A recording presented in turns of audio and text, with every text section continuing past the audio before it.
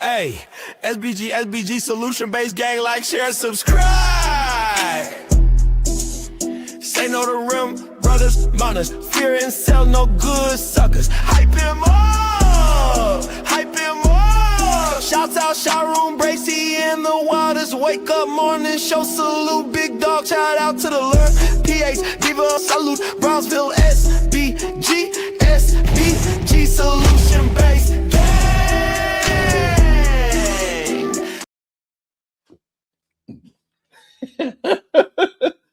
There you go. Let me get one more. Let me get one more water. Oh, we live. Let's go. Good day, everyone. How are we doing today? What up, Miss J? Good day to you. Thank you, beautiful. You got a lot of schoolwork today? Yeah. All right, we got to do a lot of schoolwork today. Good day to you, Miss J. Good day to you, Kim East. What's up with your platinum dose? What up with you? Let's go. We are wilding out on a goddamn Wednesday. And why so many people wilding out on my guys? What is going on with the internet today? Who that on the thumb there? That is no captivity with Freezy. It seems like, Johnny, everybody wants to attack no captivity with Freezy. It seems like Freezy is on the chopping block. Everywhere I go, I can't even watch the goddamn show because, we see Izzy Bands is going at no captivity. We see 2K is going at. It is so many different people going after Freezy. It seems as if the people that's actually a part of the Anton Daniels team never actually have to come outside and go ahead and scrap outside. It seems like these other people have contracts that we don't know about. Dallas? That's what it feels like to me. I don't understand it. Where are all these people and why they are, seems like, this is what it seemed like, that they are protecting the back chasers, the people that never even seen the light of day.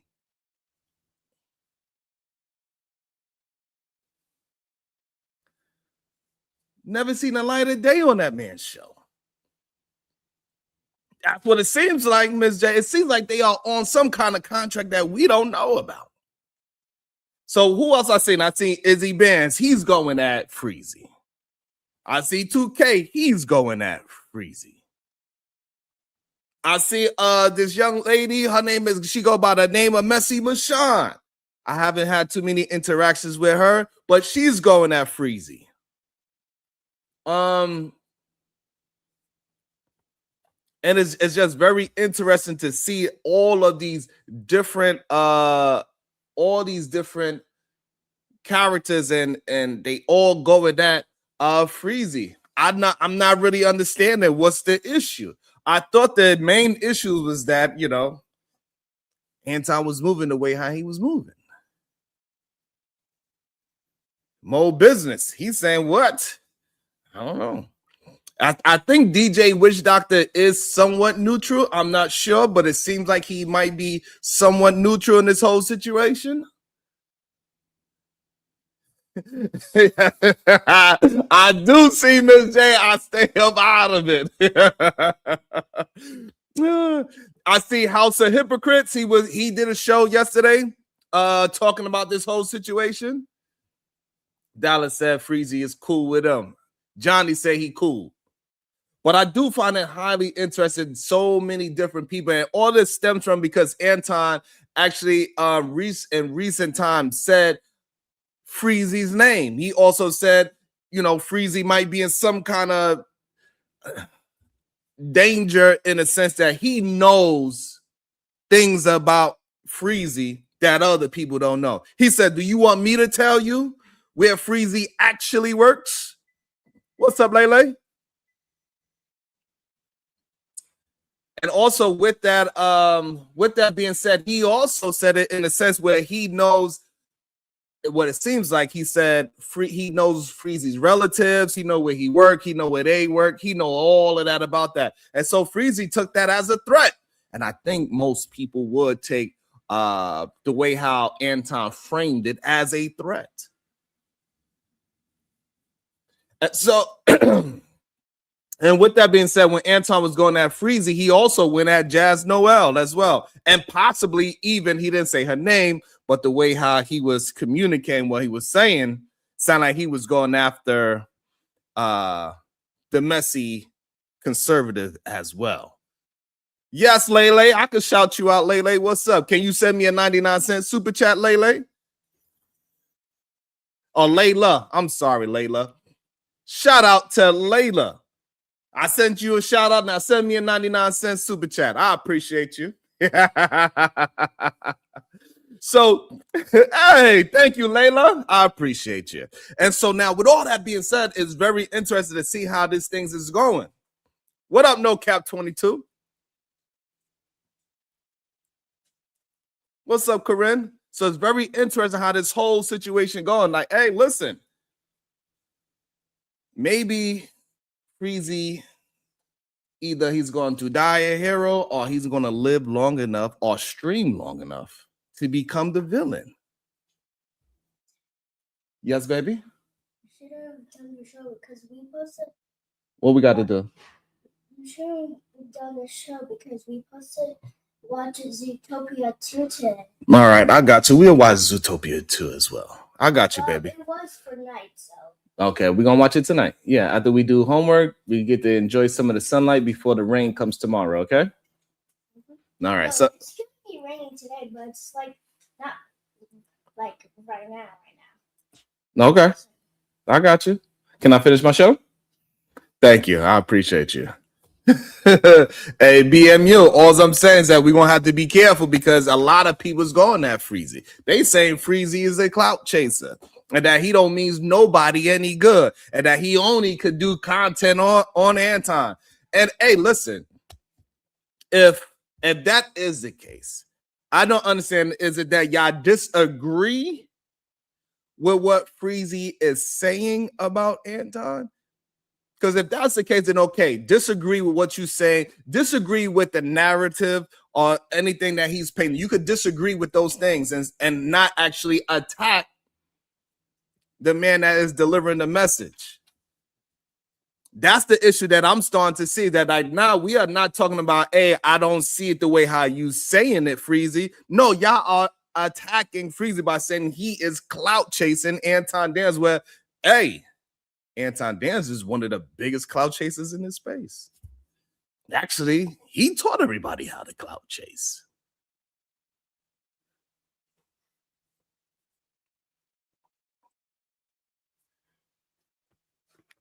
So I don't understand why we act like we don't understand that. Shiesty.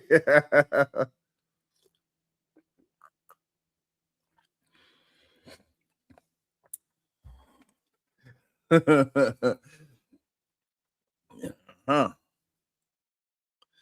And it is very interesting to see how many people are willing to attack the messenger instead of the message. And for some reason, this has been going on for a very long time. Right? Make sure y'all hitting that like and the share button. That's how we start whooping ass. I need my people. I need all of my solution-based group. We need to get better at grinding with me. I need y'all help. I need y'all help with hitting that like button. I need y'all help with hitting that share button and tag me. That's how we get deeper into the algorithm. We have to do this as a collective. All the goddamn people that they got their goddamn team. I need y'all as a team. I can't be fighting by my goddamn self. God damn it.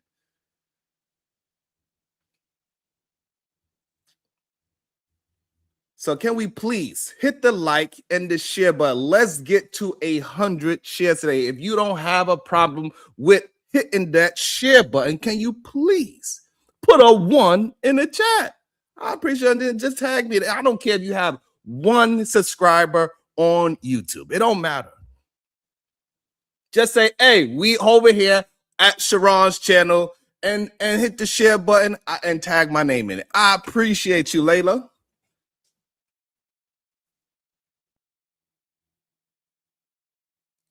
Because one thing I do know for sure, that people comes to my channel, they don't mind dropping names of other people's channels on my channel, which is very strange to me.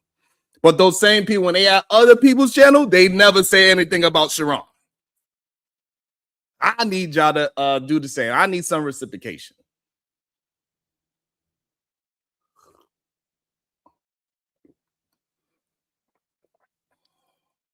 I appreciate that, Kim.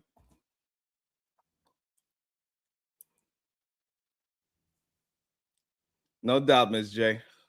So what you do is you go to share, you hit YouTube, you type in at Sharon or at whatever my tag is, and then you hit share to your YouTube audience. And that's it.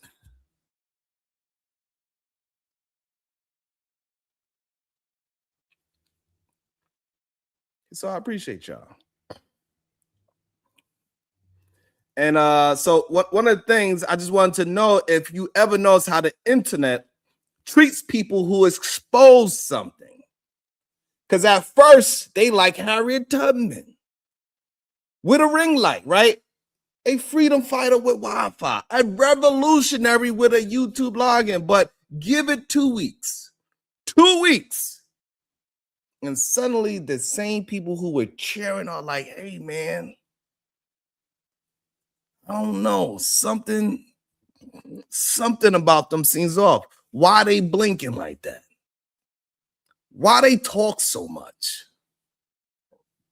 Why they got a hoodie on indoors? You know, I'm like, because they stress, Brenda. God damn it. They find the Illuminati from Motel 6.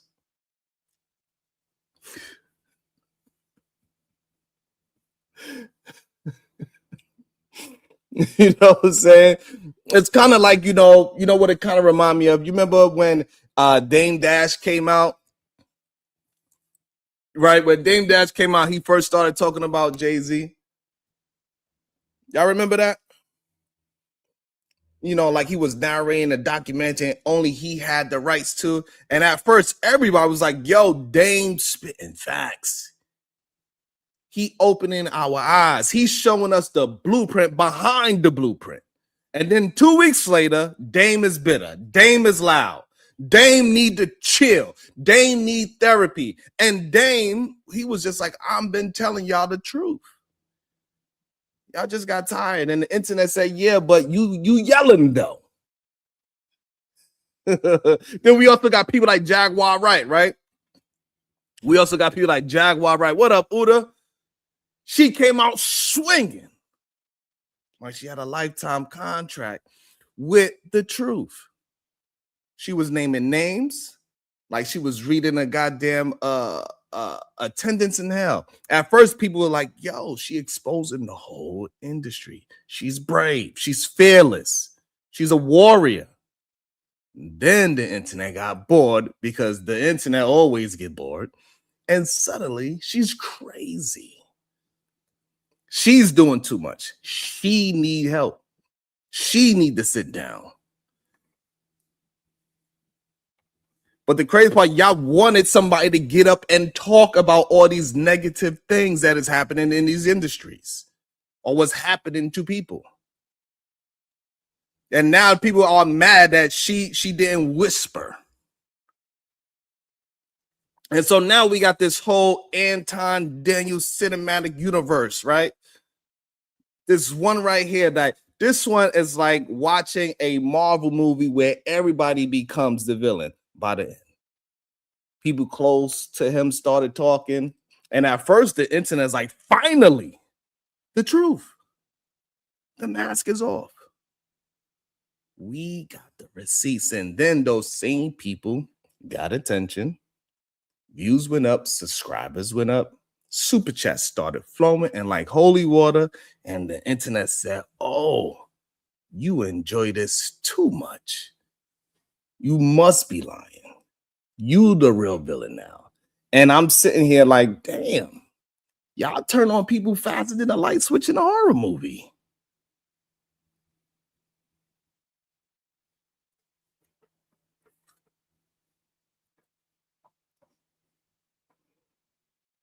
And now Freezy's the internet villain. And we know this internet villain cycle. Let me break it down, right? Someone exposes something. The internet's like, yes, truth. They get attention. Internet, we love you. They get too much attention. And internet, like, hold on. Who told you to be famous on the internet? They are the ones that are going to get critiqued now. What's up, MJ? Good day to you, beautiful. The internet. Oh, you acting funny now. Then all of a sudden now Freezy becomes the goddamn villain. The internet's like, cancel him. But the original villain of this whole Anton Daniel cinematic universe, we forgot what they did, what he did.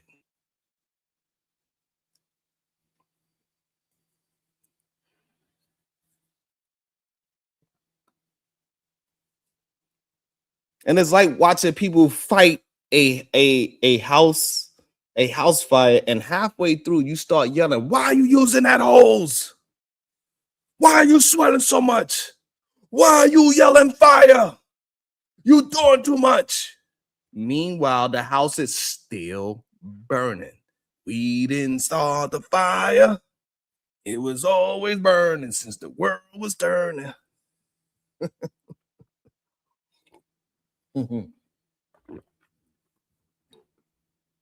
What's up, baby Bubba? Let me see where we at. I ain't even check on my damn.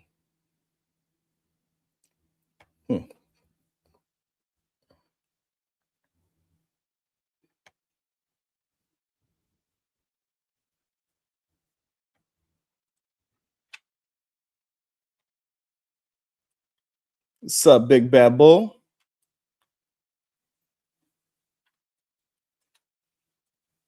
I guess maybe my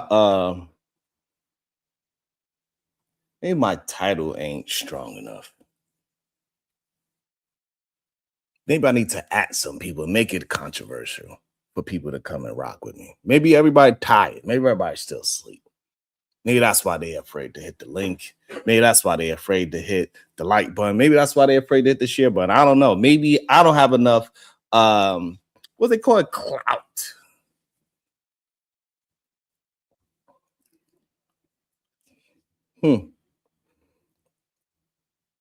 What happened with Freezy is that everybody's attacking him for some straight. They think that he's the one that's supposed to be attacked.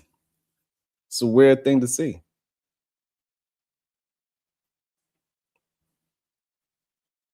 What's up, Beachy? Good day to you.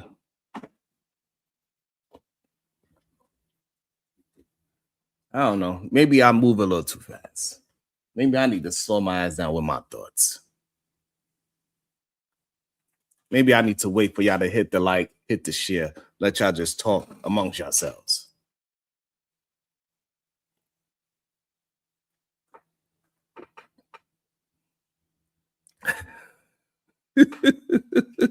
That's why I usually wear long sleeves, Natasha.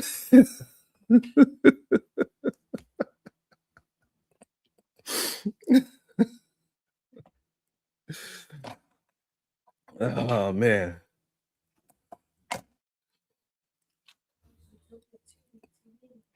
That's why I usually wear long sleeves. Let me see. Where we at? Man, this is crazy. Yeah. Maybe I need to just be more patient. I'll be up and ready to go. You know what I'm saying?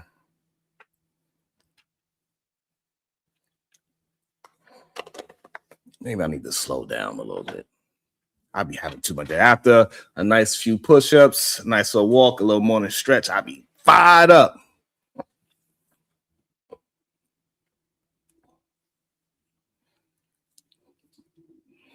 I could be able to get 20 likes. Nah. Insane. Also, I asked for likes and shares. That's it. However, we could get back into my whole thought process of this whole everybody's attacking Freezy situation. And for some reason now we don't want the truth exposed. So now we get so distracted by the messenger. Right now we are getting so distracted by the messenger. And I never really understood that. What's up, Love Wisdom? What up, Kills?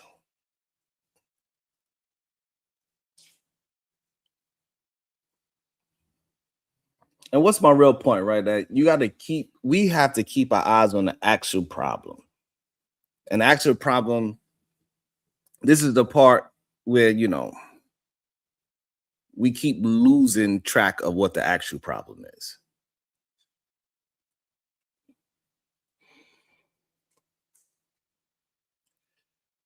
See, the problem ain't the people exposing the truth. The problem is the people who don't want the truth exposed.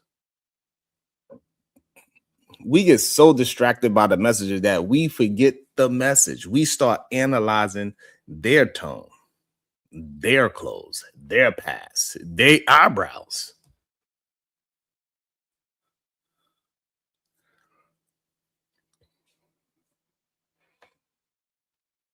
Anything to avoid dealing with the uncomfortable truth they brought to the table. It's like someone's run into the room yelling, building is on fire. And we say, why you say it like that? Why are you running? Why are you breathing on hard? Why are you wearing Crocs? I don't know what is wrong with people wearing Crocs. I don't know how you grown people be wearing Crocs.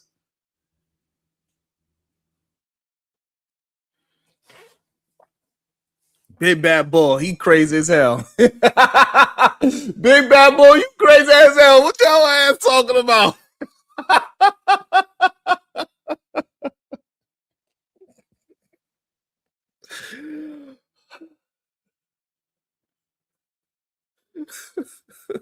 What the hell? Oh my God.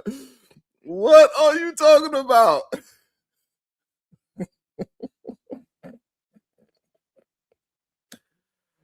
Oh my goodness. I have no idea what Big Bad Bull talking about right now. That was crazy.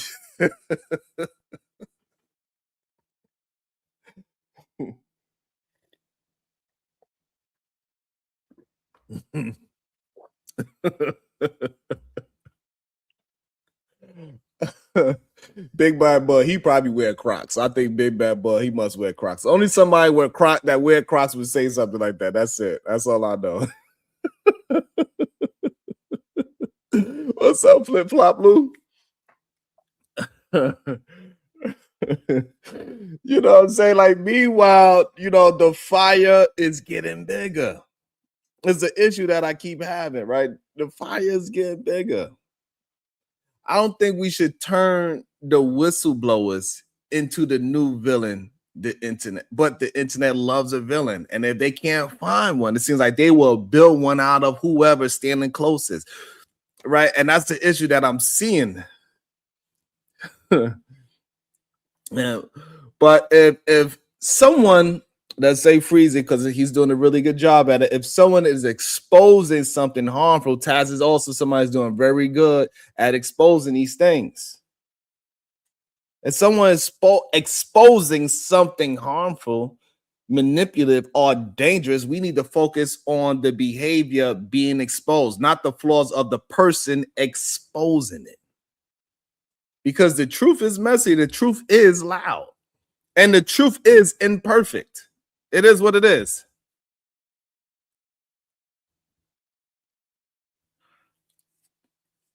And the people who carry it, usually are too.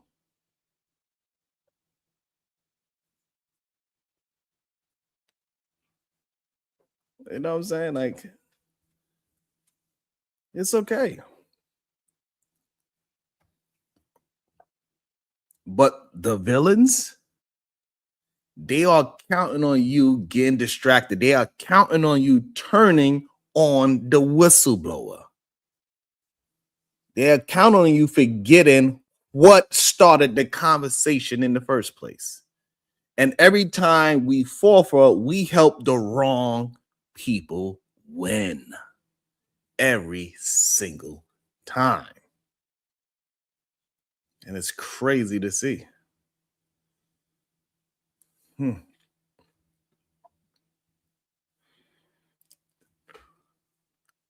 Let's do this. About to be a situation. Hey, hey, hey. Shout out to Kululasi with the father. If you attack the people that are exposing Anton, you are defending Anton. It's funny, people who are attacking Freezy have friends that are cool with Anton Daniels. Shit. Shout out to my girl, Conversation with MJ. About to be a situation. Hey, hey, hey. They are not attacking Freezy because of Anton. They know they daddy did it to let his kids eat. They attacking him because he exposed the game. Very interesting. What up, Otis? Who? And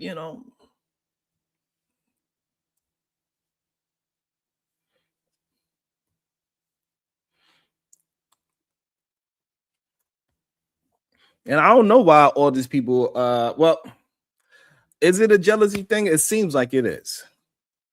Because the very thing that they really, what it seems like they have a problem with is that a person like Freezy is getting more attention on the same type of contact. Thank you so much, Johnny. And it seems like, the people that are clicking up, like, House of Hypocrites, Freezy, seem like Jazz is also a part of that as well. They clicking up together, so to speak, on this one topic at least. And they doing very well, because they was, House of Hypocrites, he was able to manipulate the situation. Shout out to the house. You know what I'm saying? And shout out to No Captivity by using his interaction with Anton Daniels and to capitalize off of the situation to expose his extensive knowledge of Anton Daniels and how Anton used that same tactics against him. And so that's why people ran to No Captivity with Freezy for all this information, because he did a show with Anton for almost a year. So they felt like he exposing these ideals and truths that it had some power to it. Thank you, Jim Task.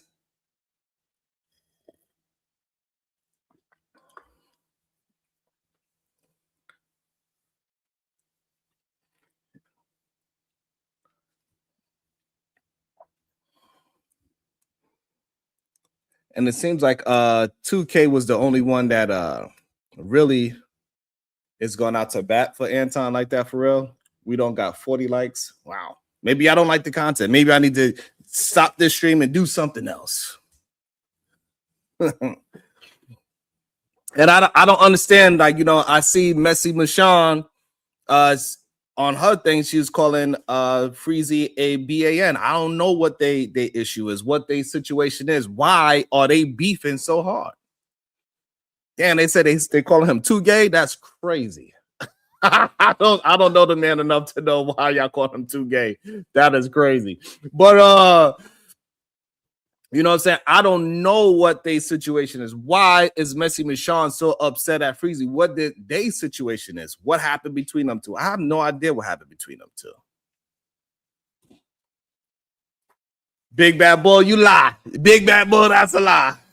I don't believe you, big bad boy. You ain't suffering for nothing. Shout out to Time Wilder to us. Sorry, late start. No worry about it.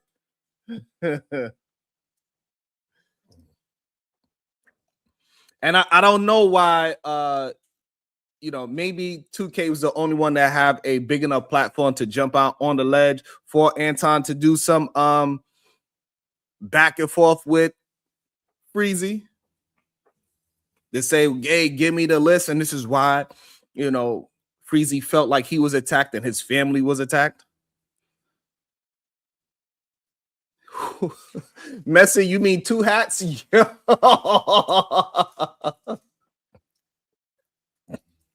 Y'all are crazy.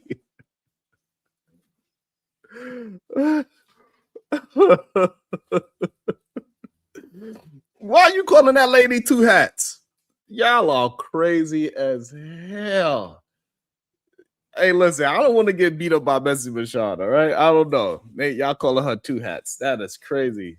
That it is funny, though. That was kind of funny. I ain't gonna lie. I don't know. They calling her two hats. I don't know what her issue is with Freezy. I don't know if they have some behind the scenes situation. I don't know why he's such a BAN. I don't know what their situation. I don't know Freezy to be a BAN.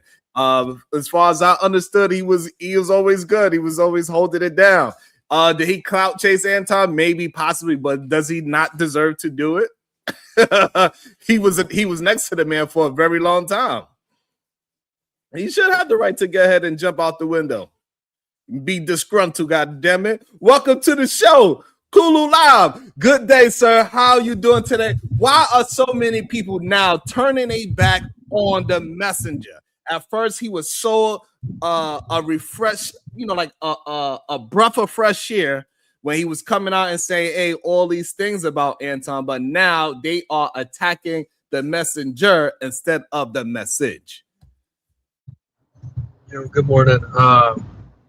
To answer your question, I think a part of it is jealousy. Damn. I think a part of it is views, content wise, and I think that the people that are attacking Freezy specifically and House of Hypocrites, they don't really have other content or good enough shows on their own. So now they have to try to create a story or a beef with Freezy or House of Hypocrites to keep their content going. And so like in my super chat, if you have friends that are cool with AD, if you have mods, you know, in similar audiences, and you're attacking the people that are exposing Anton Daniels and the whole situation, then you're compromised. You know, there's a motive and agenda that you're trying to do, and it looks like you're defending him. You know, and exposing somebody or showing how they're a hypocrite, to me, isn't clout chasing. You know what I mean? Like spreading awareness to the community about people like Anton or other people that I cover or that you cover is not clout chasing.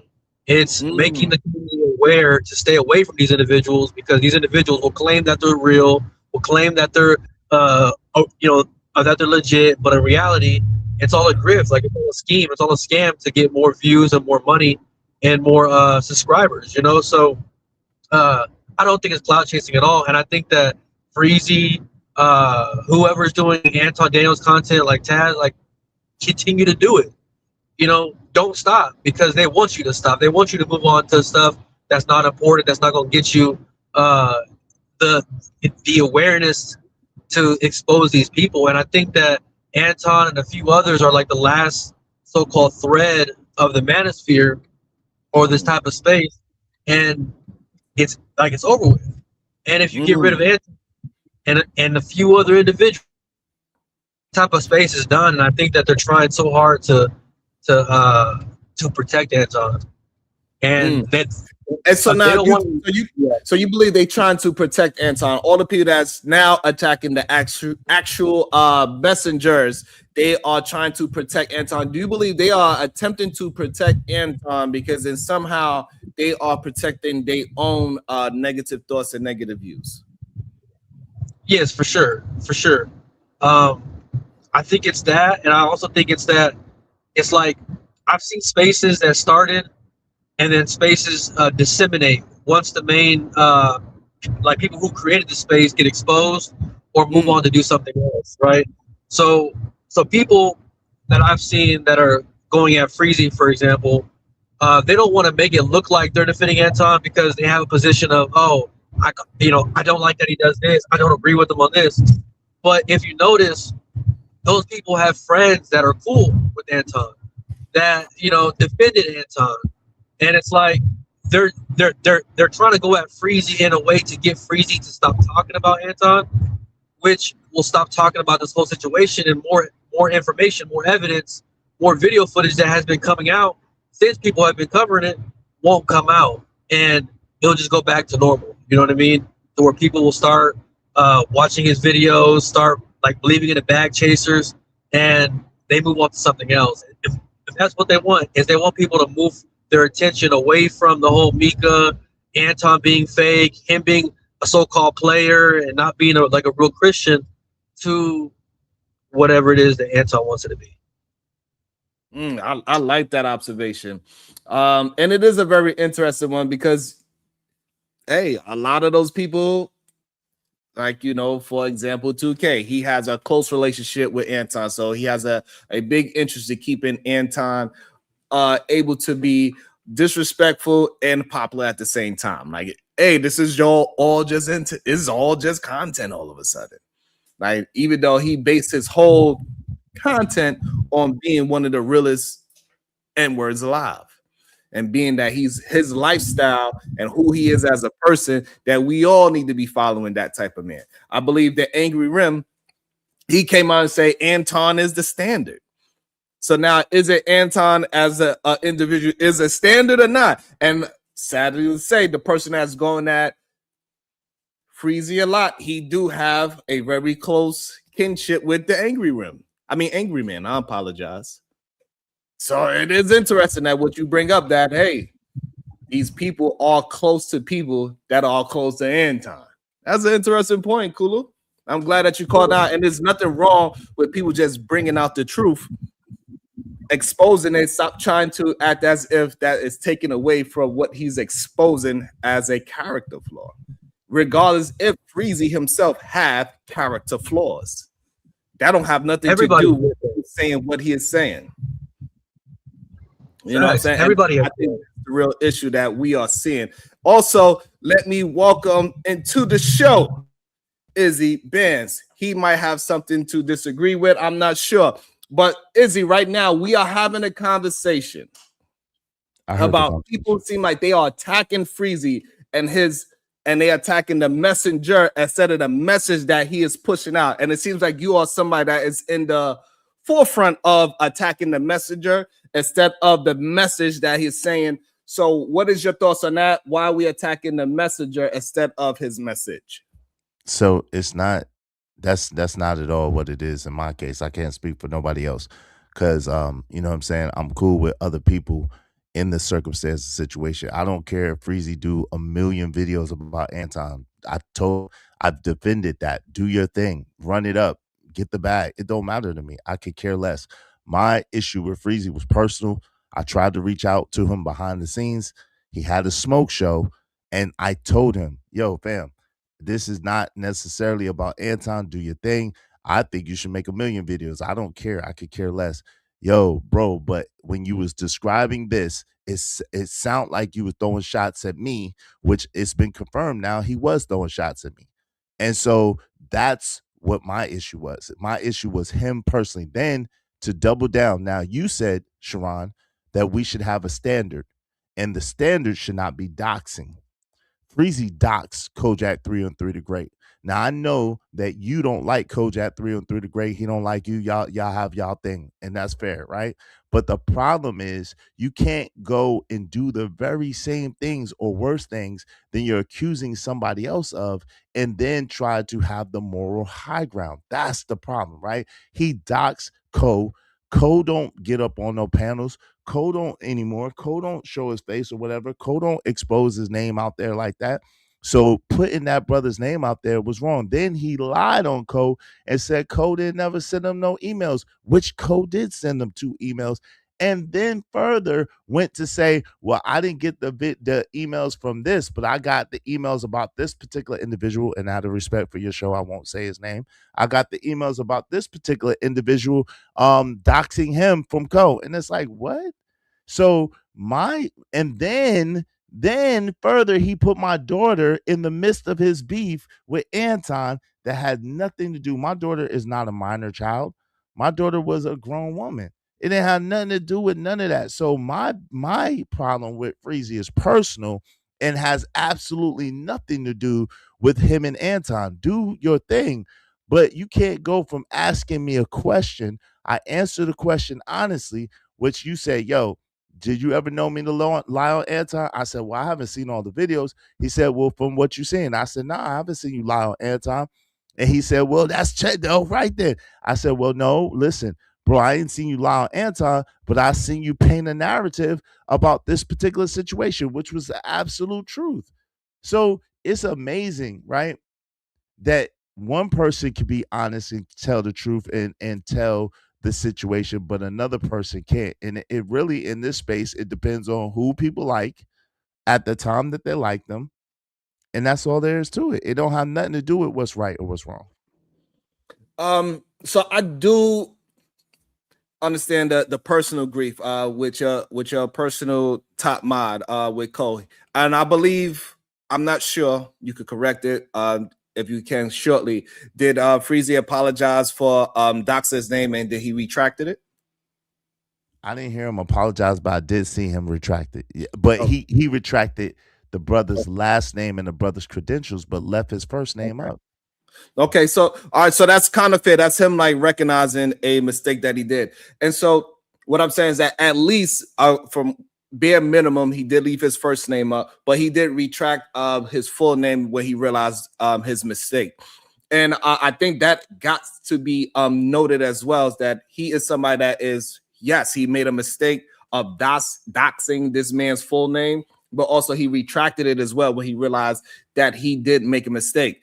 People in the chat saying that he did apologize. Maybe me and you both didn't personally hear it yet, yeah, but you know, that's neither here nor there. Hopefully he did apologize for doxing the man's full name. So that is somebody that is at least recognizing his mistakes and not allowing it to be doubled down on.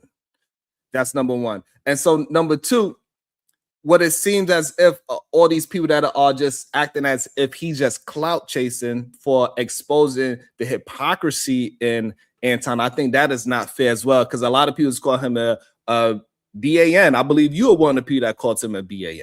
Yeah, but that has nothing to do with clout chaser, though. I called him a BAN because, again, bringing my daughter into a situation, trying to start beef with me and another content creator that I've already had beef with, that we've already decided to go our separate ways and not talk about each other, like, it's crazy. So now with that situation, right? I don't believe he was attempting to rehash y'all two beef. So what I think he was attempting to do, from my point of view of when I watched it, right? And I can understand how you have a different vested interest in it. So I'm not going to excuse that at all. But what I'm saying is that he was attempting to show an overarching point that Anton, he dives into the attack children situation, attacking wives. He's been very keen on exposing that Anton does not shy away from attacking people's children and attacking people's wives. I believe that was his overarching point. Okay, but the problem do you and before you go, do you agree with the overarching point that he was trying to? No, I don't. I think that it was Machiavellian. I think that it was a slick way to try to get your enemies to fight each other and to get them off the board. I absolutely don't, because it doesn't make sense. Because number one, Anton hasn't said a word about my daughter that I know about, like not a word, right? Laughing or whatever the case may be. But then two, this is the thing. What let me ask you a question real quick. What does my daughter, and my daughter was not a minor child, right? Mm-hmm. She was not a minor child. So that doesn't count. So what does my daughter have to do with Anton or Anton's situation or his beef with Anton? What Anton didn't do not one video against my daughter. Anton didn't do a smear campaign against my daughter. So what does that have to do? It's different than the situation with Tyranny, which I covered too. Anton said whatever about Tyranny's children. I get it. He was wrong. He was dead wrong. He said about Tyranny's children, and Tyranny's children are minors. And that's something that Anton said and did directly. What does my child that has nothing to do with this, had nothing to do with Freezy's back and forth, have to do with Anton? I think what it had to do with Anton, it shows Anton's character towards children being disrespected on a platform, because we don't know if Anton knew if your child was grown or not. But what we do understand that when Fatty said, something sexual towards your daughter, he laughed very strong. He made sure that he was seen laughing very strongly. He laughed so hard, and anybody else wasn't, that they actually put him on the big screen laughing so hard. So he was showing the character of Anton Daniels is not holding up to this whole standard of women and children are out of an argument. So you and that person, y'all was having y'all back and forth. Y'all two should have kept it between y'all two. But soon as they went out of the frame of view, and that person brought up your child, but that's what he started laughing. So that's not holding up the standard of women and children needs to stay out of a disagreement between two men. So first of all, how do you agree with that? Yo, this is the thing. Like, nah, but I can't. No, because the premise is off. No, right? no, I just want to make sure. So just no, because the premise is off. Okay. How could you possibly, right? How could you possibly sit there and make a moral argument while relitigating and rehashing? Because this is the thing. When I went up there to talk to Freezy, because I had tried to call him, I tried to get a friend of mine that is a mutual friend of his, allegedly, to reach out to him, to tell him to get in contact with me because I couldn't find his number. I tried to DM him and message him and ask him the questions that he never answered. So I went behind the scenes because I had Freezy's number at one time. So I went behind the scenes to try to get in contact with him privately to figure out what's going on. But then when he had the smoke show, when nobody else would come up, when he was saying, it was light on my end, it wasn't really heavy until he tried to play me and tried to like be disrespectful. But the point of the matter is, how in the world can you justify bringing somebody else's child in it when you said that you're for the kids? Like, and he tried to twist the narrative and say, oh, well, Izzy saw Anton laughing at his daughter. I never knew that Anton laughed at my daughter until Freezy played that video. I never knew that Anton was laughing at that situation. I never knew it. I wasn't paying attention to that. I was in the heat of the moment, in the heat of a battle, and Anton was just a little square on Aaron O's channel. I didn't pay no attention to Anton at all. I was paying attention to the battle, to the back and forth. That's it. So it's crazy that you're painting a narrative and trying to include me and trying to include Big Boy and painting narratives about us and painting narratives about this and that, but you're allegedly going at Anton. But the people that like him, y'all gonna make excuses regardless, and it's fine, no problem. But just recognize that you are doing the exact same thing that you're accusing people of doing for Anton. Just recognize that. And I could care less. I've made videos about Anton and disagreeing with how he's moving and what he's doing. I don't agree at all with what Anton did. I don't think Anton was moving right at all. It's epic. Me and AM been going back and forth about that shit because I don't agree with what Anton is doing.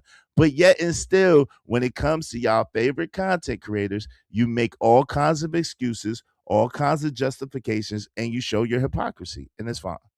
Okay, so now with that being said, is it not hypocrisy that a man that when he got his wife and children attacked, that he said, hey, women and children are supposed to be out of it?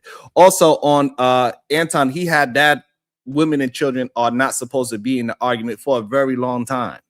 It wasn't like this is a new tenement of his character, right? This is something that Anton been saying for a very long time. Women and children should not be involved in two men and their disagreements. Now, when you and that man had your disagreement, he brought your child into it. Shouldn't a man not be laughing hysterically on camera about somebody bringing in a child into an argument? Of course they shouldn't. All right, so now that is the point of the hypocrisy No Captivity with Freezy was bringing out, that this man actually is not holding his own standard. But he didn't have fam. But you're gonna tell me so the situation with Big Boy and you, and going back and forth, and the levels that he went to with you and your family, or whatever the case may be, you're telling me that you would be okay with someone opening that file and relitigating that to try to prove a point that has absolutely nothing to do with you or your family? You're cool with that? You're okay with that? Me being cool with it is about if the person that brought it up was trying to make a different point and not focusing on me and that man's situation, and they're saying, hey, this is the person's hypocrisy, and this is what we are actually talking about, not the actual beef between the two.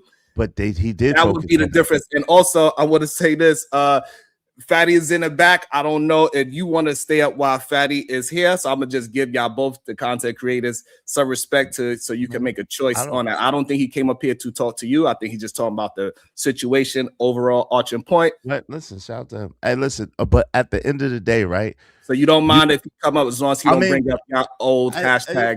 Listen, yeah, this is your show. You bring them up, bro. Like, I don't have nothing. This is your show. Like, if it get crazy, but I still want to, even though none of us here are friends, right? You, Fatty, and me, none of us are considered friends in any stretch of the imagination, right? Right. So, but I just want to still also give all the content creators at least some kind of courtesy, right? At the same time. No, all right. No need for the disclaimer. I didn't came to fight. I came again. Y'all say I'm a foreigner and Portuguese, but it seems like my understanding of the English language is a little bit better than y'all, right? Is Anton somebody's kid? Is Anton somebody's kid? No. Yes. Anton is somebody's child. Yes. Anton is somebody's child, right? Yes, like when you attack Anton, you attack his mama child, right? His mama kid, right? No. How not? Because he's a grown man, so he's not. Thank you. Okay. So if Israel is telling you that his daughter was an adult, this is the point. You are using the word wrong and say Fatty attacked your child when he's an adult. Anton is a kid of somebody too. If we're going to use your words mean something. The problem with that situation was that Corey was attacking minors. Anton attacked tyranny kids. He attacking minors. I understand why Freezy would do that. Once you bring a grown-up kid into a conversation, which is somebody kid, because you have grown-up kids, Sharon, right? Mm-hmm. Now you are mischaracterizing the situation and actually putting problems in front of people that were already solved, because you are using the word kids wrong. There's easy point. This is easy to understand. This is not about kids. These two grown men going at each other. We squashed it. There was no minor involved. You are just bringing a situation because you are mad at Freezy, because you are mad at Israel, and you have a grudge against Anton. Is it fair for you to go at Anton? Absolutely. But when you use word kids to imply that this is children involved, when everybody on the commission was adult, this is when you actually fall into some BS.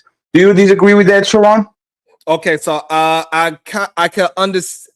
I don't know if I disagree, but I understand that gripe that he's using the context of kid wrong, because it was a grown person. So when you say women and children out of the argument, for the most part, most people look at it as minors.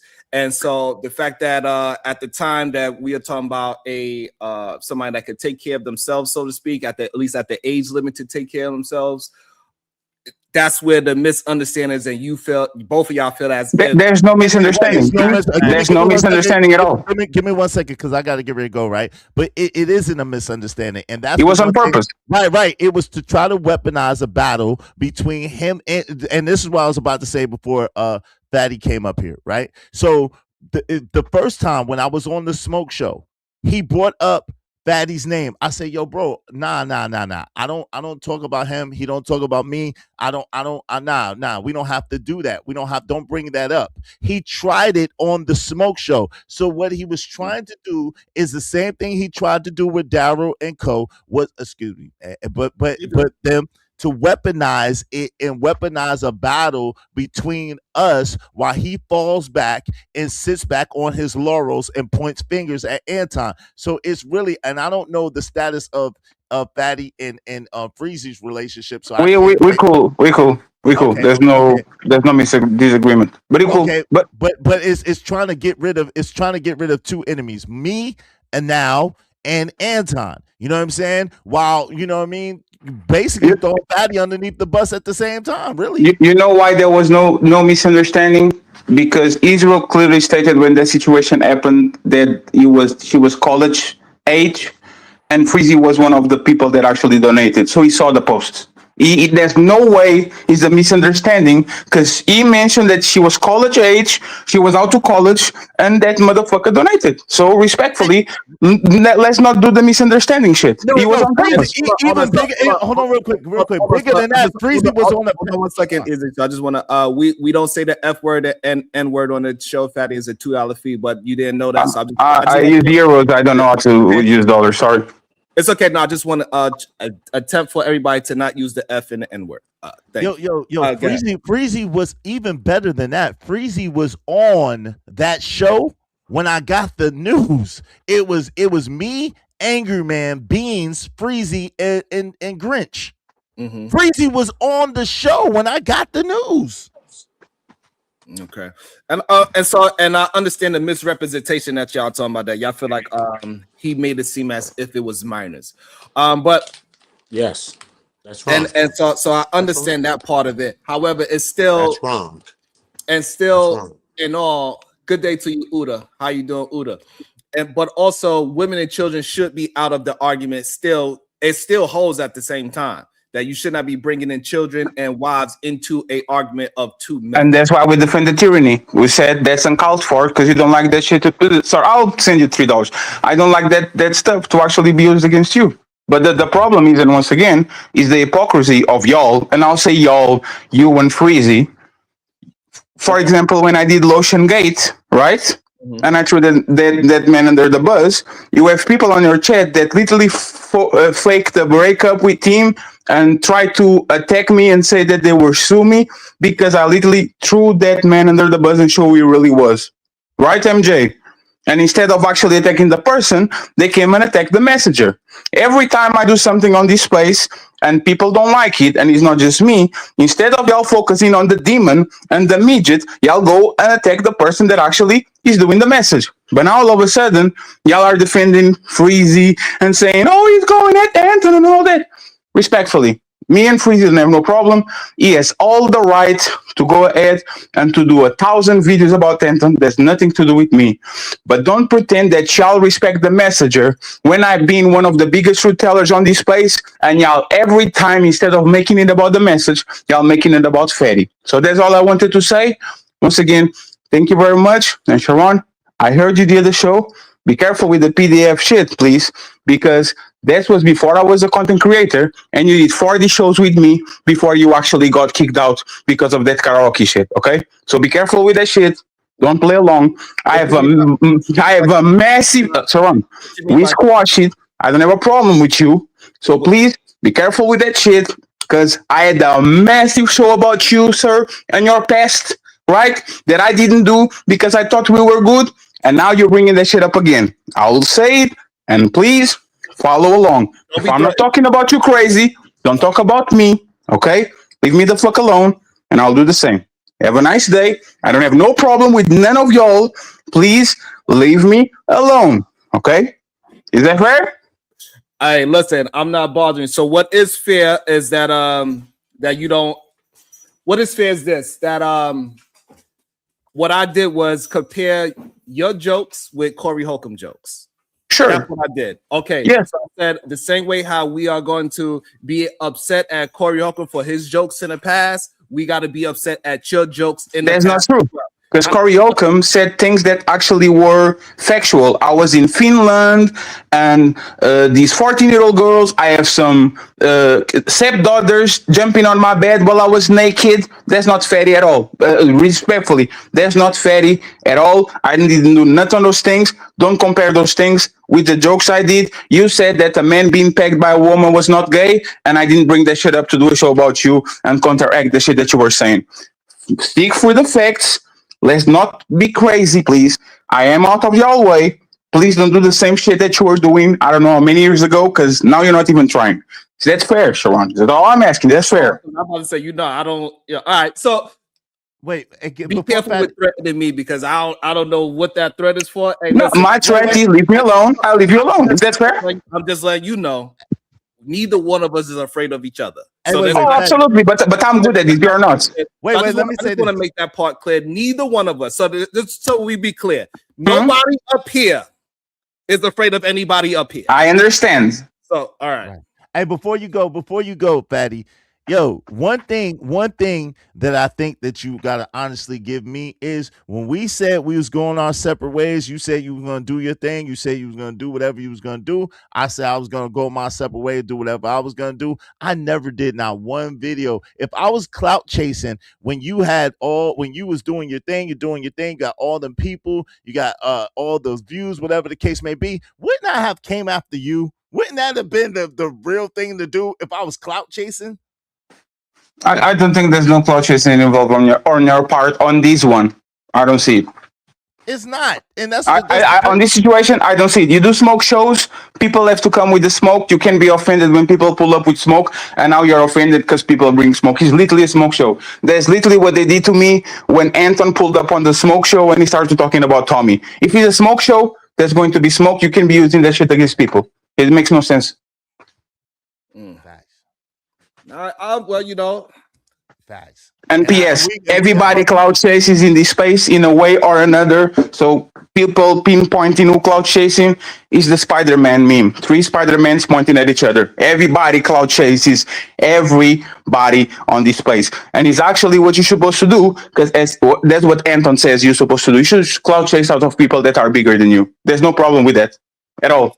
Okay, so now both of y'all do understand that Fatty and Izzy, y'all gonna have the issue is that y'all are actually kind of close to Anton. That Anton had a somewhat of a friendly. No, we're not. Anton is a piece of shit. We're not close to him at all. What are you Shut talking up. about? Like, this is so ridiculous. Israel literally went at war at Angry Man because of Anton. What the hell are you talking about? Let's just y'all like to make narratives. For what? Anton is an asshole. What's the point? The point is that for whatever reason, he's comfortable going to Fatty's show and having great words with Fatty. Because I'm better than y'all. He will also have easily go to Izzy channel where, you know. Nah, don't get mad because it's been a while. It's been a long time. Don't get mad because he don't mess with you. I'm not saying that is a narrative paint, but it ain't. It is. So let me 1 second. Hold on. It's observable. So let me explain why, Sharon. So this is the thing, right, Sharon? Yes. I am in peace with Anton being an asshole. I'm on his Patreon. I'm okay. Anton is the villain of this place. It's okay. It's fine. But you know what? He comes on my show because I'm better than y'all. I have a future in this space. Sharon Gracie doesn't. He's just a gossip queen. Matter of fact, who is more pro Anton, Israel? Me and you that come from Fight Club, and we kind of have a back and forth with Anton, but it is what it is, and we cool with it. Or Sharon Gracie that went to his meetups, introduced his wife to Rita, introduced, I think, his kids to it. Like, Sharon, you are through a back chaser. You were on the meetups. You were taking pictures, kicking and kakaing and do all these things. Only when he stomped you out, when you said, oh no, I'm against him, just because he stomped you out. If you wanted on his nuts, you would be on his nuts. So always the back chaser. Wait, and you mad? Hold on. And you mad that he didn't come on the show? Let's keep it real. That's what you're mad about. Hold on, Israel Mills. Hold on. So again, that is narrative pain at its finest. Also, you didn't went to the meetups? Right, I went to the meetup. You didn't shake his hand? And you're not mad that you introduced your wife to his wife? Hold on, let me answer all these questions. Oh, damn. Wait, you ain't mad that he ain't come on your show? That's really what this is about, because you keep mentioning it. If Anton was to pull up in your audience right now and come up on your show, you'd be like a giddy little schoolgirl. Stop. Like he does with Tommy, like he does with the white people. Sharon is a fake op. As soon as these ops pull up, he smiles and he says, what you have to say, Tommy? Talk with us. And so look, again, y'all painted narratives that y'all have no proof of, right? What? But we got absolute proof of it. Y'all actually do it. You get giddy. Fatty gets giddy when somebody big comes to his show. Anton offered me a contract on the 3rd week, sir. Hold on. And it is okay that you get giddy. I'm not like you, Sharon. recognizing you, right? So that's why you want to try to paint me against you. But guess No, what? you take blood money. I don't. Hold on. I'll let you talk. Even though you're talking negative about me, I'll let you Sure. talk. So, and again, y'all be the one that is giddy. You are still in that man's Patreon. You still want that handshake from him. You want him to come to your show. You are the one that is somewhat fighting for your life for that man. You don't actually give a damn about prove it. situations.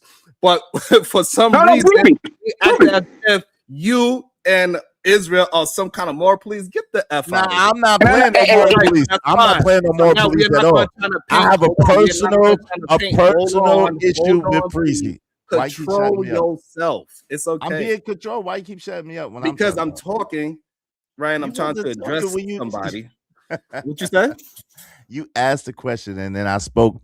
You asked the question. I'm answering your question, the statement that you made, and yeah, now but while I'm talking talking is the problem, right? I do not interrupt y'all.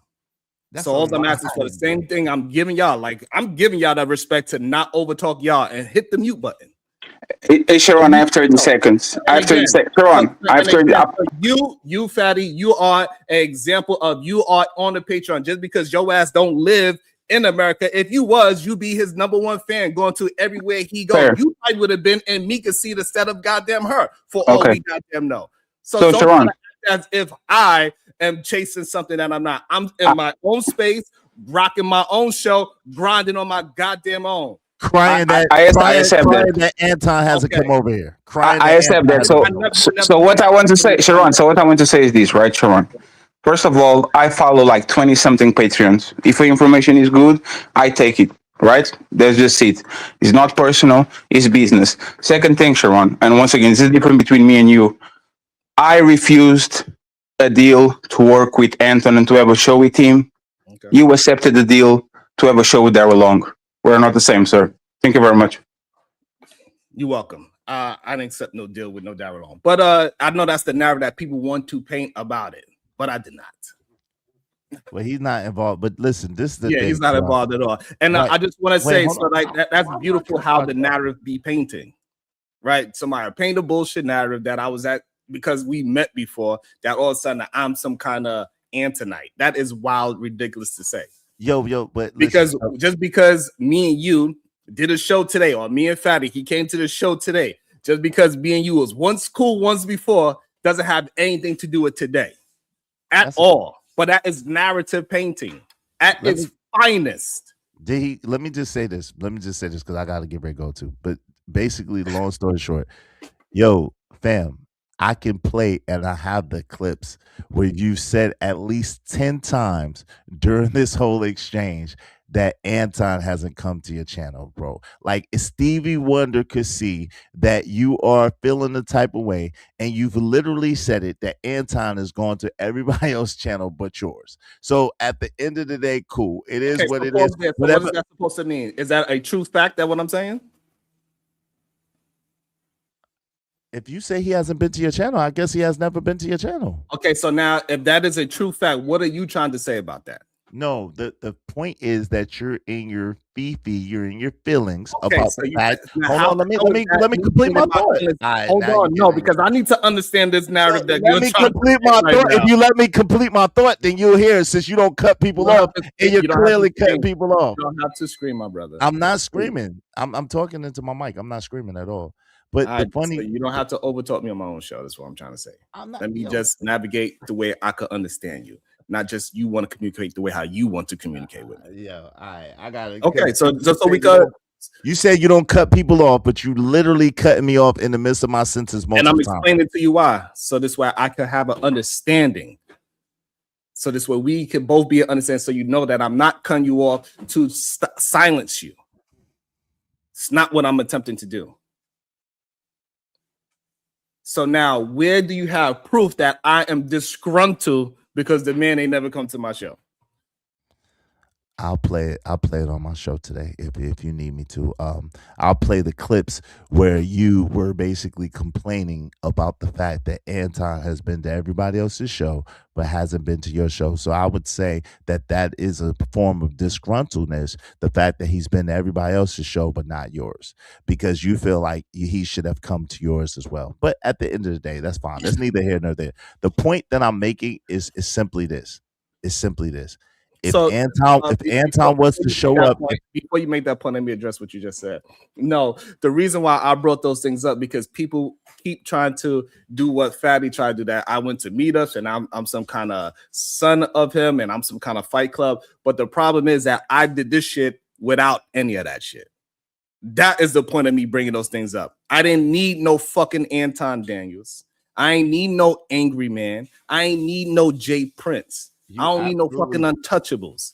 I don't need none of you niggas. That is the point that I'm trying to say. That I don't. What I'm trying to say, so that I can finish it, and you could go to your other point, is that I don't need none of y'all. You're a liar. And I never needed none of y'all. You're a liar.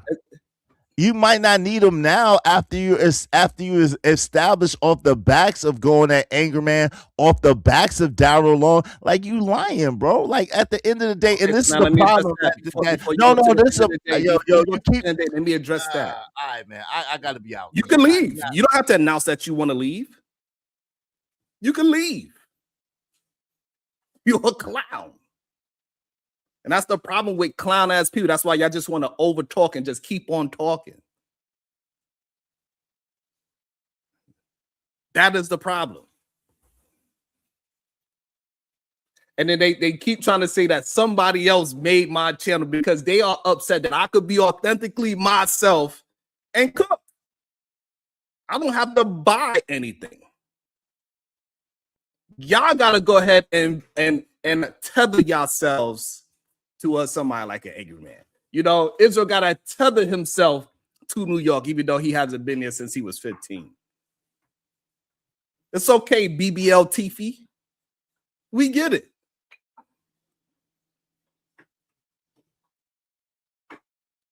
We understand that, you know, y'all gotta have all this theatrics to have a conversation. I don't need none of that. I grind on my own. Y'all got cooked, BBL TV. It's all right. And this it also shows that y'all cannot stay on the message. Y'all want to argue against the messenger. So yes, once upon a time, I went to a meetup. But guess what? I didn't need Anton to build up my channel at all. No need whatsoever. Y'all need that. Y'all need cosigns. Because before I got to the internet, I was who I was. All of these old beats that happened from 5-10 years ago, y'all got to keep bringing that up from other channels. Y'all got to talk about all the beats that y'all had on Fight Club, and y'all have proof of jokes that happened on other people's channels. I wasn't a part of that. The same thing when you and Fatty and Israel, all of a sudden, when y'all was having y'all problems, that was on somebody else's show. I wasn't a part of that. A lot of the nonsense that y'all was a part of that people bringing up from 4 or 5 years ago, I wasn't there. All this Fight Club footage that people say they know me from, where am I at? Y'all need that shit. And that midget that you're talking about, he begged me to be a part of my show, a part of my motion. And he said that on BBL Tiffy's channel. He was going to whatever school he was going to. He couldn't really maintain and keep up with his show. So he wanted to be on the show so he could still do his streaming while he was going to school. And I said, okay, fine. But we never had no business anything. The same way how you hit the link, he had to hit the same link. He didn't have no personal link. He couldn't just pull himself up. I don't have to make no fake ass breakup to get some engagement. Is Ilkan Lee untouchable or is he touchable? I don't know. I ain't have to make him no goddamn fake ass breakup.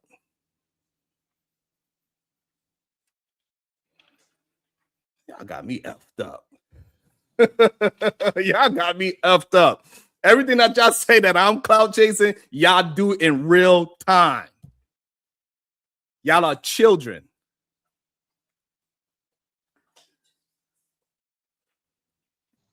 Let me read some of these goddamn super chats. Hold on. Let me also. I got too caught up. I'm sorry, PH Diva.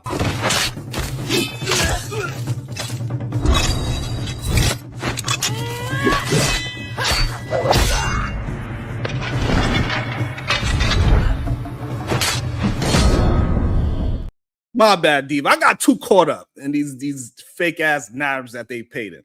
I'm not sure. It's all good. All right. Corinne Mackey, $2. Oh, I got $1. The Real Prism XO, $10. Team No Captivity with Freezy. Jealousy is a hell of a drug. Big Bad Bull, $10. I applaud Izzy's love for Kojak. All these years in support I have given, no content creator has ever spoke out on other folks' channels. Channels in defense of me. Clearly, I can hold my own, and Kojak can as well. The Real Prism XO, $10. Wah! Crybaby. I can't stand a weak male jealous over someone being great. Boo-hoo. Big Bad Bull, $5. What's hilarious to me is how much effort y'all have to hate watch to even give commentary on content creators you supposedly don't fuck with. Hypocrisy. The Real Prism XO, $10. Out here running his conquered mouth with those neon flippers as if he is he is innocent. Hashtag Wildest Wake Up Show and Team No Cap. Shadow the Titan Wasps, $2. Language. Be better, sir. What's up, Jabba? $2. Untouchable Empire support. Otis Who Network, the Handsy Grabber, $2. Great content. No means no. Kim East, $2. For Fatty. See you. All right. The Real Prism XO, $10. We are glad that Swap Meet Rick Ross isn't over here. Damn. Y'all are so desperate for Anton attention. Mika is going to pull up on him. Shadow the Titan Wasp, $10. Sharon, fine. Thank you. I appreciate that, Shadow. The Real Prism XO, $5. Oh, and let me correct a lie. Freezy is married. I spoke to him and his beautiful wife. Y'all just be lying. Damn. It's kind of crazy to see people try to paint a false narrative in real time. That's crazy. Welcome to the show. Shout out to Time Wobbs. Good day, sir. What's your thoughts? Miss Diva, that language was not my language. Other people were cussing on the show. I was just trying to be better, ma'am. I take your advice. And you're gonna have to show your own language before the show over. So cut it out. I guarantee it. No, I guarantee it. You're not wrong. And I just said that wasn't for me. Oh, okay. It's called trying to learn, ma'am. And I think it's hilarious, Diva, that but I appreciate it. They really show how much they really admire me. That, Fatty came up here and said, Sharon, you just mad because you don't got enough. What? You don't sit your stupid ass down. Who the hell you think you is? All that clout chasing you did. And it's fine. Like, I don't even give a damn that you clout chasing. But don't try to act as if you built that channel off of your talent. That is not how you built that channel. You built that channel off of other people's so-called YouTube celebrities coming to your channel. It's crazy to me. And I don't understand why you think we don't see it. We see it, and it's fine. That's how you did it. That's how you did it. I ain't never said nothing about it. But for Izzy and Fatty to act as if because they got the fact that they using the fact that Anton came to their channel and not mine's as a way to push their argument shows who got integrity, who don't. You want to try again, bring up something from 5-10 years ago. I don't give a damn. I'm not the one that said a woman or a man, I should say, that have a BBL body looks better than 90% of all women. You said that. You could get fooled by that, not me. It is what it is. So as long as that man has a BBL, you willing to go. Hey, it is what it is. I'm not willing to go. You know, maybe I should bring up Malik Yoba, because you know, maybe Malik Yoba and Fatty has a lot in common with each other. And they don't understand the difference. You know, long as that man have a BBL and it looks better than 90% of all women, hey, he's willing to pull that bra strap. As long as he hit it from the bike. That's how you say it, Diva? From the bike. And the funny part about it, they think that he threatened me about exposing something old is going to actually put some harm to me. All it's going to show is that I've been holding my same integrity for all these years. I've been the same person every single day. Well, at least they pulled up, at least. I don't think they got what they think they got out of it. They believe that they, because both of them are very good narrative painters, and they are somebody that could just throw in some words, and they believe that people could just run with that. So it's very interesting to me. I don't know. Welcome to the show, The Random Gentleman. Good day, sir. What is your thoughts? Yeah. All right. So are we back on the topic, Sharon? Yes, sir. Okay. Cool. I'll be quick. Good day to you too. I would say at this point, on my end, from what I'm seeing, I don't think Freezy's becoming necessarily the villain more so than just. I mean, it's becoming a nuisance at this. You know, my whole thing is once we saw and heard that his wife is totally down with the whole play, what really is there to talk about the dude? Now, about which dude? Anton. About his hypocrisy, about how he is not holding to his own standard, his own words. Yeah, I mean, I get that part. All right, okay, that part, the hypocrisy part, I can get you on that part. But like, I mean, is he really still standing on all of that after this has come out? Like he still does like try to preach he's such a Christian and everything else? Because from what I've seen, he's kind of chilled out on that, and he's really been on quote unquote demon time more so, if you want to give it for lack of better words. I ain't been hearing them talk nothing about no family stuff or anything as of late, ever since that Corey Holcomb show. I have not. I've heard nothing for real. Okay, so you're saying that he's holding to what people are saying, and now he's holding himself accountable. You saying? Yeah. I think he's leaning into it.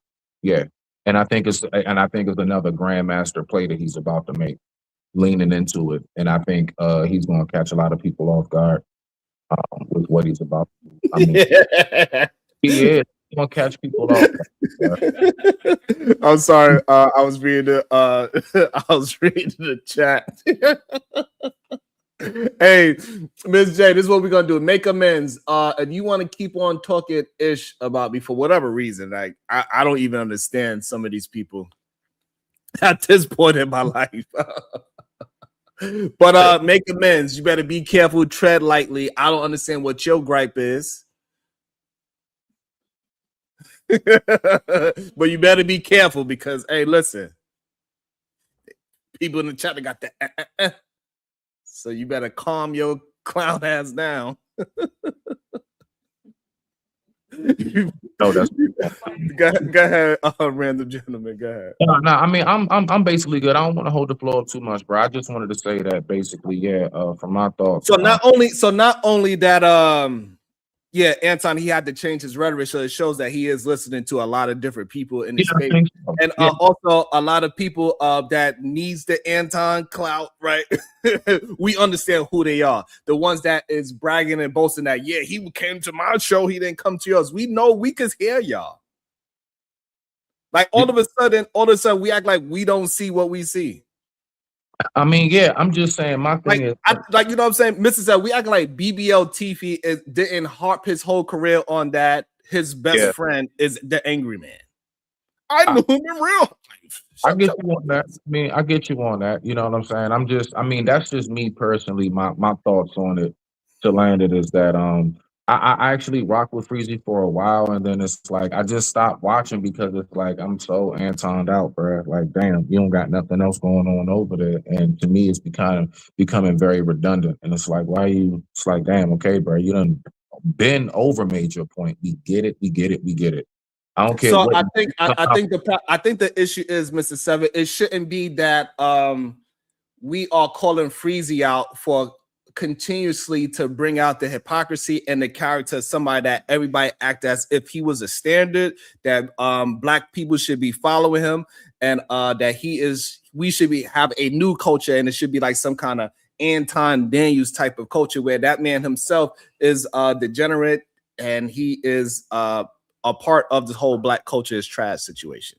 If that really was to work, Sharon, the only way that possibly can work is if he truly had a cult following of just absolutely brainless individuals, folks who do not think for themselves. Because anybody who knows, you think BBL Tiffy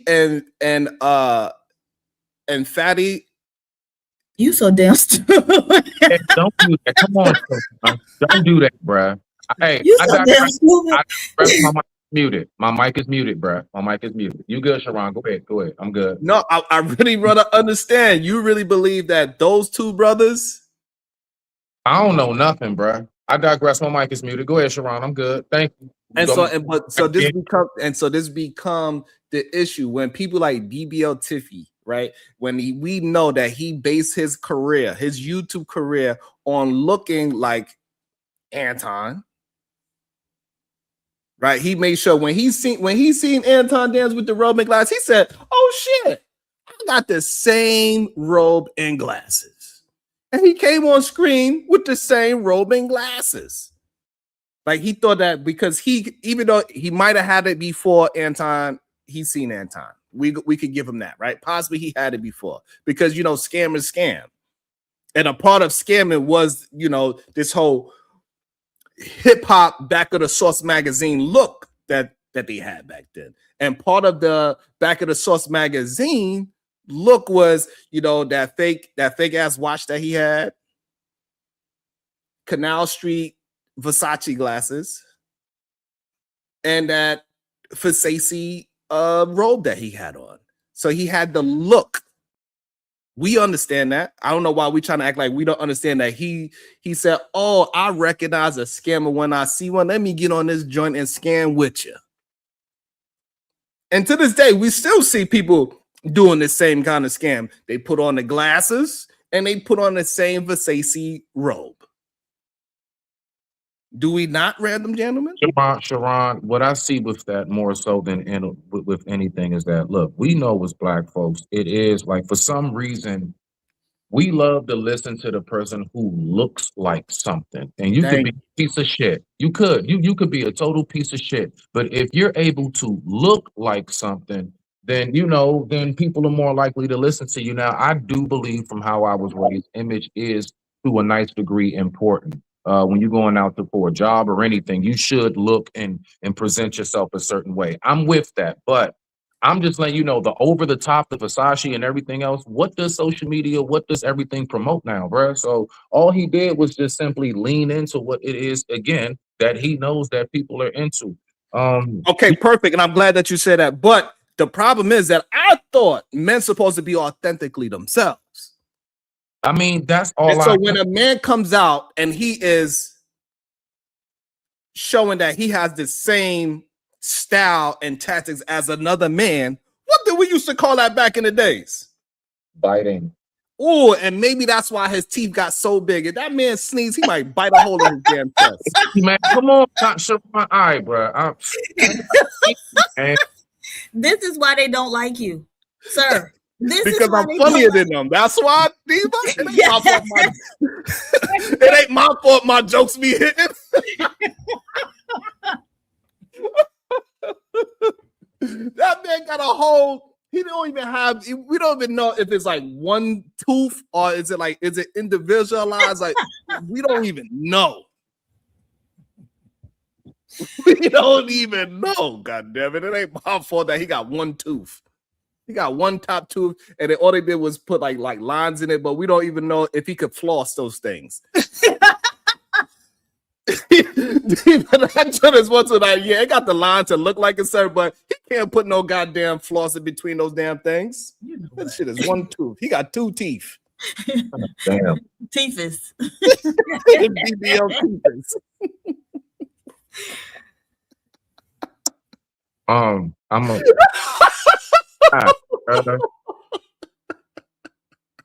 You be doing the most, Mo. You be doing the most, bro. Shit. I'm up here thinking I'm answering a random ass question. This nigga, you got me on that one, bro. You got me. And this is why when you go out, you come back to the house all scraped and stuffed up. This is why they turn you every which way but loose when they get you somewhere else. Yo. Oh my goodness. That shit is man. Because it's not a prohibited word, Sharon, you ain't shit. I hope you know that. Hey, listen, they could talk it like they are some independent men, but they not. They depend on other men to push them through the algorithm. I don't. Literally. Literally. Team Fatty got big off of the man that he cried about. I don't know what's up with Team Fatty and men crying on that man's shoulder. I don't know what's up with that. But somehow the men that is around Fatty, they tend to cry on each other's shoulders. I don't know why. Maybe, I don't know. Go ahead. Yeah, that I think the main reason is that your content isn't just dating content. You know, you do like politics, culture stuff. You do some dating like some dating content, like true crime when we talk about it.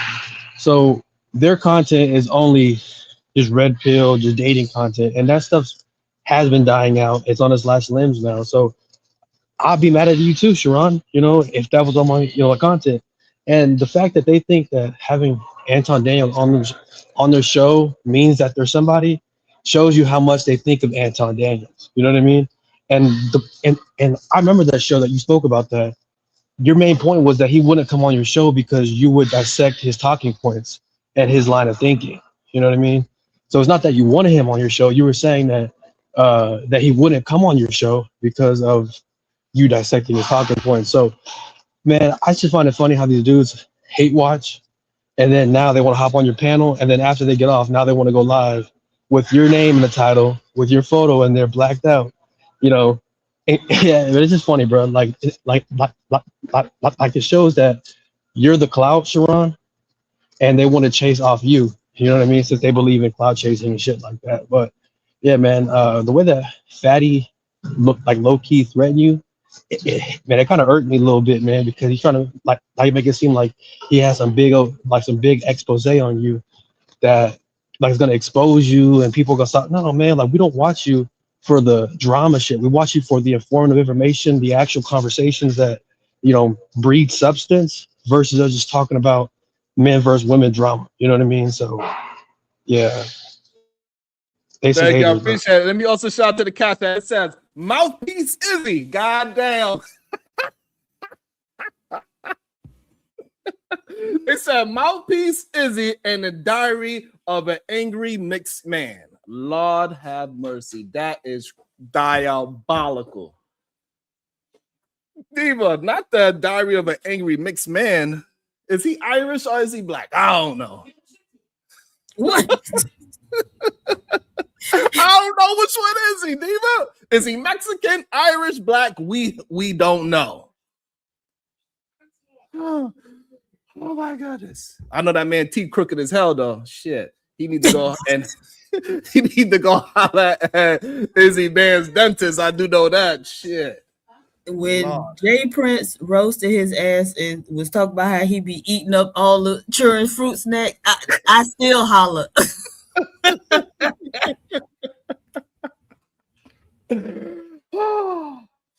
God damn. Too funny. Go ahead, Shadow. What's your I see you made a couple of faces. Go ahead, Shadow. I'm going at my target's a Kulu again. Because look, Kulu, I'm sorry, but at some point you gotta let bias slip and get off the bullshit, bro. Because get this, whether people want to admit it or not, Anton has a enormous fan base. I don't care who you are, what language you speak, it is what it is. The man being on a channel does not necessarily mean that that channel is going to grow, but it's indicative that it could, and it does help people go from step to step. And to pretend like that's not a thing is being one, disingenuous, and two, kind of ridiculous. I don't care what the man's got to say. He's not my business. He's not really my cup of tea. It is what it is. But the way you're glazing what's Anton, up, bro. Like, no, you can't. Like, that's how you know you're on bullshit, because that's what you're talking. No, hold on. No, because bro, you cut me off. YouTubers, that's why right? we're in this. Just real quick, because we're YouTubers, right? So when you have 1 million subs, your videos should be doing at least 500,000, if not 750,000 per video. Like if you're really popping. Like if you're only doing 20K, 30K with 1 million subs, you're not really popping, bro. Like you're not really popping like you're playing. So like there are dudes who got 1 million subs that go live, they got 30K people in their chat. You know what I mean? 40K people in their chat. He's not doing that. So he's really not popping like how you think he's popping. He's just popping in this space because, you know, of the people that came from his show. Like for example, like at Sharon's channel, right? Channel has what, 7,000 subscribers? Most of his shows do 4 or 5K, if not 3.5K on average. That means half of his subscriber base is watching his channel, right? So he's not really popping like that, bro. Wait, hold on. Like the way that you're trying to say that he is. Oh my God. So I just want to make this point because look, I fuck with Sharon. What you're saying, even right now, there's 200 people here? Like, bro, you're not even being realistic about the number. Right. So the thing is that what Kulu is trying to point out, right, is that if you have 1 million, you should be somewhere in the 10,000s, not 800 to 1,000, right? That's less than like, you know, I don't know what percentage is that. What percentage is that? You have 1 million subs. Yeah, that's like 0.8%, right? It's like 1%, right? That's like 0.8 or something like that. I think 800. And but so that's what Kulu point is. Right, but again, now we're talking about people who watch live versus video, people who watch, you know, content videos, short clips, whatever the case may be. Right. So again, okay, so Shadow. So even with that, so now if you have 1 million subs, what are you saying, and you don't have 500,000 on your views, right? What is that saying about the people that you got some dead subscribers? Yeah. Okay. You got people who aren't actually who subscribe just for the sake of subscribing, but aren't subscribed to everything. Again, now we're talking social media business. That is what it is. Like my point is the fact that Kulu's making a point that is, you know, Rashis is at best. Like it's not realistic. We're talking about shit that doesn't really add up. Yeah, when he shows up, shit goes down. That is what it is. You didn't need it. But to say that, oh, well, if he did come up, it wouldn't do anything is nonsense. Even if people don't like him, they will watch it just because they don't like him. Hell, Kulu will watch that stream, and he despises the man. So that's what I'm saying. Like, at least be realistic about what we're doing when we're talking about social media. True. If Anton came on Sharon's panel, I'm going to watch it because I support Sharon. If Anton goes on anybody else's panel, I don't watch that shit. He's not in my world like that, bro. Like, he's not in my mind like that. You know what I mean? So, bro, like, that's just not true. And you got to understand YouTube, bro. If I got friends, and Sharon knows, I mean, I'm in a whole different sector. I got friends that got 300,000 subscribers, bro. that got 20K live viewers every time they go live, bro. But I don't be flying and flexing that shit, and I don't be trying to, you know what I mean, say that these people are big because I understand the bigger universe of YouTube, bro. Like Anton is not that big like you claim. He's big to you, Shadow. He's big to Izzy and Fatty because they came from there. They built their channels off there. But in reality of YouTube, they're like he's nothing. And So he's had way again, more views you can for his sub. have that conversation. Fine. But get this. I'm speaking from what I actually understand right now. I get you saying, well, you got friends that are bigger, yada, yada, yada. Bro, I'm telling you, I understand where you're coming from, but you're saying the dude ain't shit. And clearly he's got a real world following. Again, we can have this conversation and be realistic about it. I don't have to like the nigga to understand his accomplishments. And I'll send the money because you know the deal. What accomplishments? Like, keep the book. Actually done in the real world. The man literally has the nigga really has real life meetups. What the fuck are you talking about, bro? Like he's not just on the fucking computer. No. Bro, he has actual 10 to 15 people coming to meet is not nothing. Bro, every time I start a goddamn sentence, you cut me off. So if you want me to explain myself, let me fucking explain myself. Like real shit. We're better than that. Let's not play that. Oh damn, my bad. I didn't even know I was muted that whole time. I was cussing your ass out just now, Shadow. Why? Cussing me outside. I'll finish your full thought. Go ahead. Yeah, so like I'm saying, like I understand. I'm not saying that what he's even saying is relevant. It's not relevant to my life at all. You're not gonna catch me at a meetup because I don't fuck with Anton like that. Like I barely, but there's a lot of shit that he says that I can see where he's coming from because I'm also conservative. But most of the shit he says when he's talking about culture, yeah, I don't listen to that shit because I don't believe it. But again, I can separate apples from bananas. You're saying, oh, well, this nigga's just trash. No, bro, you're glazing the opposite direction. Like you're just fitting shit. All right, hold on. If you just like the man, hold on. With your damn, go ahead and swing the damn garbage cans around, goddammit. So the problem that you are missing, Shadow, is that he's bigger. He's the biggest in this section of YouTube, is what Kulu is trying to say. He's not big on YouTube itself. So, and that's the difference, because if he was big on YouTube, his live count and his channel numbers would be more compatible to that. And yes, he is doing very well because he put out a lot of content and people do rock with it. The people that he do have, and he's making a lot of money. So nobody's negating that part. However, to Fatty and Izzy, we understand that they want to be where he's at, and that is fine. There's nothing wrong to aspire to make the money that he's making. Fine. But but in the sense of YouTube, he's still very small. That's why he got to go to somebody and be so happy that he made it to Tasha K. And not the other way around. Because she's bigger than him. That's the difference. Exactly. And just because Anton has 20 people that meet up at different locations, it's not like bro. Like for example, right? Still 20 people. Still 20 people more than what most people are doing. But not really though, because so for example, right? I don't know what's your argument, Shao, that he is doing better than what? Than Izzy and Fatty? And yeah, we agree with you. I guess, yeah. Okay, so we agree that he's doing better than Fatty and Izzy. And yeah, I guess he's doing better than a lot of people on YouTube, but that's neither here or there, I guess. Like again, I don't give a fuck about Daniel, like real shit. But I understand. My thing is, I understand how sensationalism works. I understand that certain things generate certain reactions, and those certain reactions are what bring the hype, bring the numbers, bring a subscriber here and there. Like I get what y'all are saying, but here's what I don't like. It's the same thing we have this conversation about Trump. Yeah, y'all can not like the man, but then not dump all his accomplishments. Anton's the same. There's certain shit that he's just not good at. People. Yeah, but like telling the truth. No, he's not good at telling the truth. Even better. Let's go to that. He's not good at holding his own standard of what a man's supposed to be or what a Christian's supposed to be. He's also not good at that as well. But get this. So I can swallow. Hold up. Wait. I can swallow that. I can swallow that pill. But get this. I do like what he says a good man should be. Even if I don't care that he doesn't practice it, I like the fact that he can at least preach it. He can at least talk about it.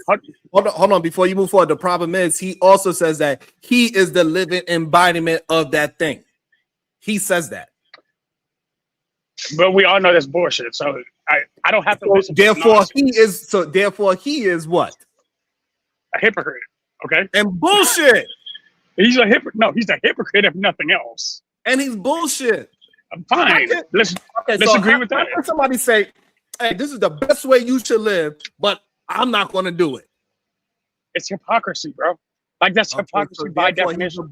So therefore, he's a bullshit artist, and anybody else that put on those glasses and that same Versace robe was a bullshit artist as well. And that's why they put on that robe. That's why they put those glasses on, and that's why they put those goddamn fake teeth on. That's why they like women or man with a BBL. It doesn't matter. Because they like bullshit. So therefore, a man that likes another man that has a BBL, hey, we understand what that is, but we try to act like we blind to it. Okay. Hold on. You and that BBL teeth thing is BBL causing me to pause. Look, I get it. He can't even. Here's the shadow. That man can't even floss his teeth. He got one teeth on the top. He can't even put a dental floss between that Jones. Cephas. It's just shadow. Like, you're not a content creator, so you don't really understand like what's really going on. Hold on, wait, reset that sentence because again, you don't know. But I've been in the social media YouTube world for 15 years. Please don't mistake those two things. Oh no, I do but now. do you have a channel? No, I have a new channel now. But do you make content? Hold on. Again, bro, my entire job. Anyway, we'll have yes or no? No, yes. I'm not saying that you're not a nobody or anything like that. No, that's not what I'm saying. Yes. Okay, fine. Deal. Cool. Okay, so let me know what I'm saying, right? Your point. Thank you. So people with Anton Daniels talking points when it comes to Manosphere, right? Women, right? They always have to subsidize the rest of their followers via white supremacist talking points or MAGA movement.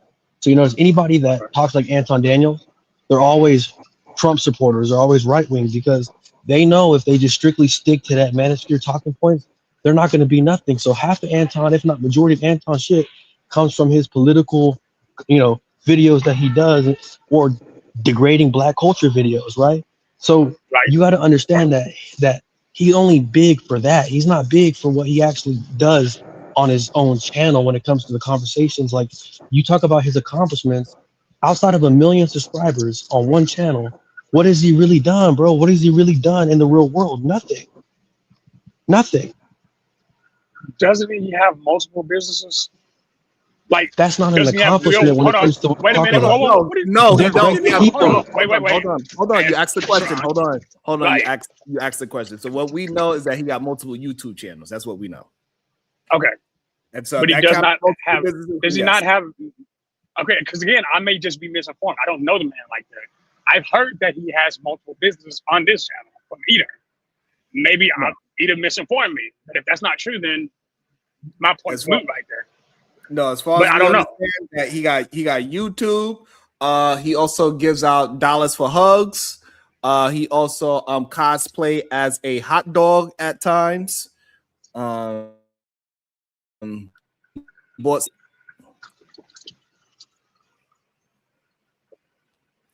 You know what I'm saying? So, Can you still hear me? Like, for example, right? Yes. Barely. Okay. I'm just. So did you get that? He also cosplay as a hot dog. If he actually has any real business. Did you I heard all of that. Yeah. What part did you didn't hear me at? You heard me at? No, I heard it all. Sir, I don't talk about cosplay with you. Me and you fight about that. And, we're going to have to throw blows. So I got you. No, I'm just saying, he cosplay as a hot dog, you know what I'm saying? So, To be fair, I've also seen somebody cosplay as an inflatable dinosaur. I mean, hell, last weekend we were at a club in Dallas, and look, people choose some interesting things nowadays. Right. So all we say is that be a unicorn horn. All we say is that that man is very good as playing a character on YouTube, and he was able to move traction, and also he able to play into the weakness of Black brothers out here and go into that conservative lane, and he's able to garner viewership off of the remedial rhetoric of being a MAGA supporter, a Republican, and Black people as trash as a Black person. And we know he's not the only one that's able to get some traction as being a Black person talking down on Black people, especially Black women and Black culture, especially when you focus strictly on Black women and Black culture. So he's not the only one that got this kind of clout at the same level, because he's talking down on Black women and Black culture and being a MAGA supporter. We hear them all the time. And because I didn't want to completely keep talking long, I actually just Google searched the man. Yeah, he apparently does have legitimate real estate businesses. He has real world, free world businesses. So I guess that's the thing. Yeah, but it happened. So the problem is that I didn't see the timelines. So yeah, you go.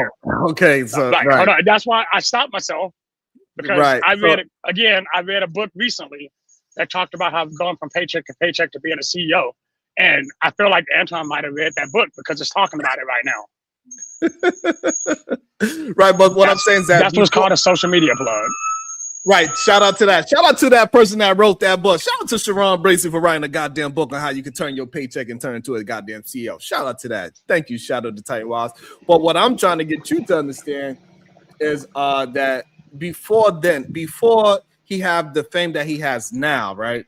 We was all hoodwinked. We was fooled. We was bamboozled before, because he didn't have those things beforehand. That's the problem. He started a Millionaire Morning Show before he was a millionaire. Right.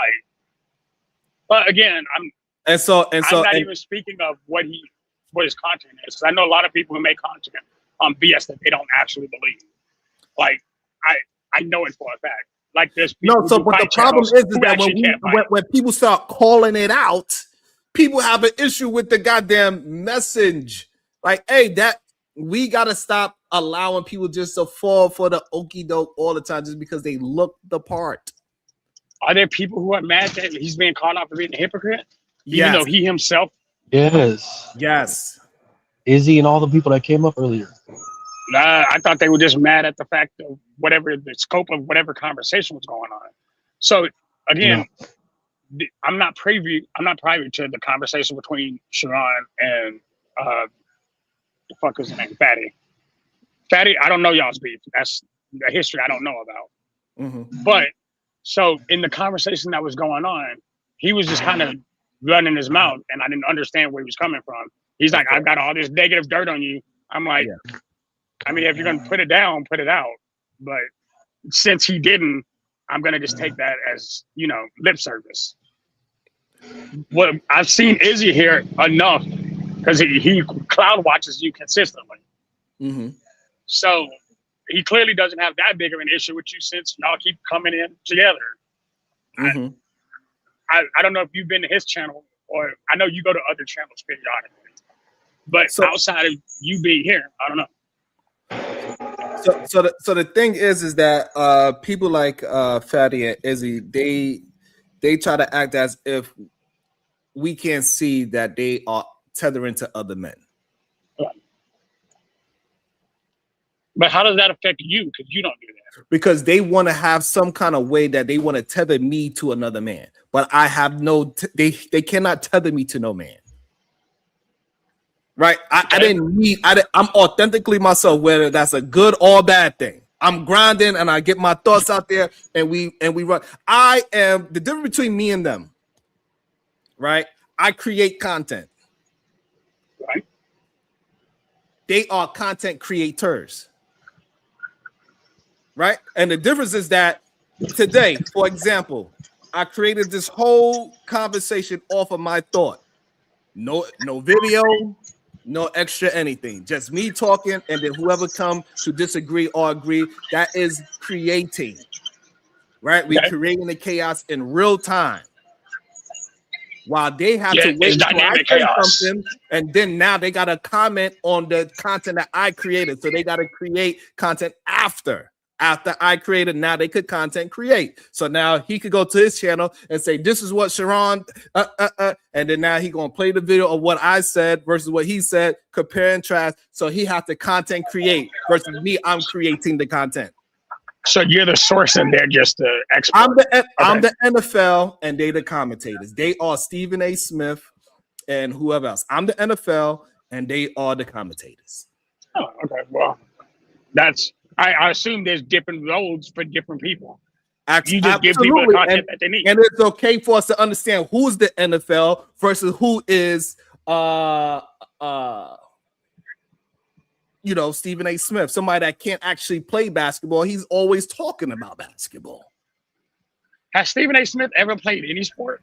He played the New York City streets the same way how other non-professionals did, that he couldn't make it. So since he can't make it on his own, he had to talk about the people that can. Okay. Stephen A. Smith. Yeah, I don't know shit about him either. Yeah, he also played some college ball at Winston-Salem. Okay. Welcome to the show. Welcome to the show, NT. God damn it. Let me introduce you at least, god damn it. Go ahead. Welcome. No, I just wanted to know, but he also, I think he averaged like 1.5 points or something like that. Right. Yeah, it wasn't much. He was on the bench. He made 1 3-point shot. Yeah. Go ahead, NT. What's up with you, I appreciate you. No, what I was going to say is, look, it's levels to the thing when we talk about just businesses.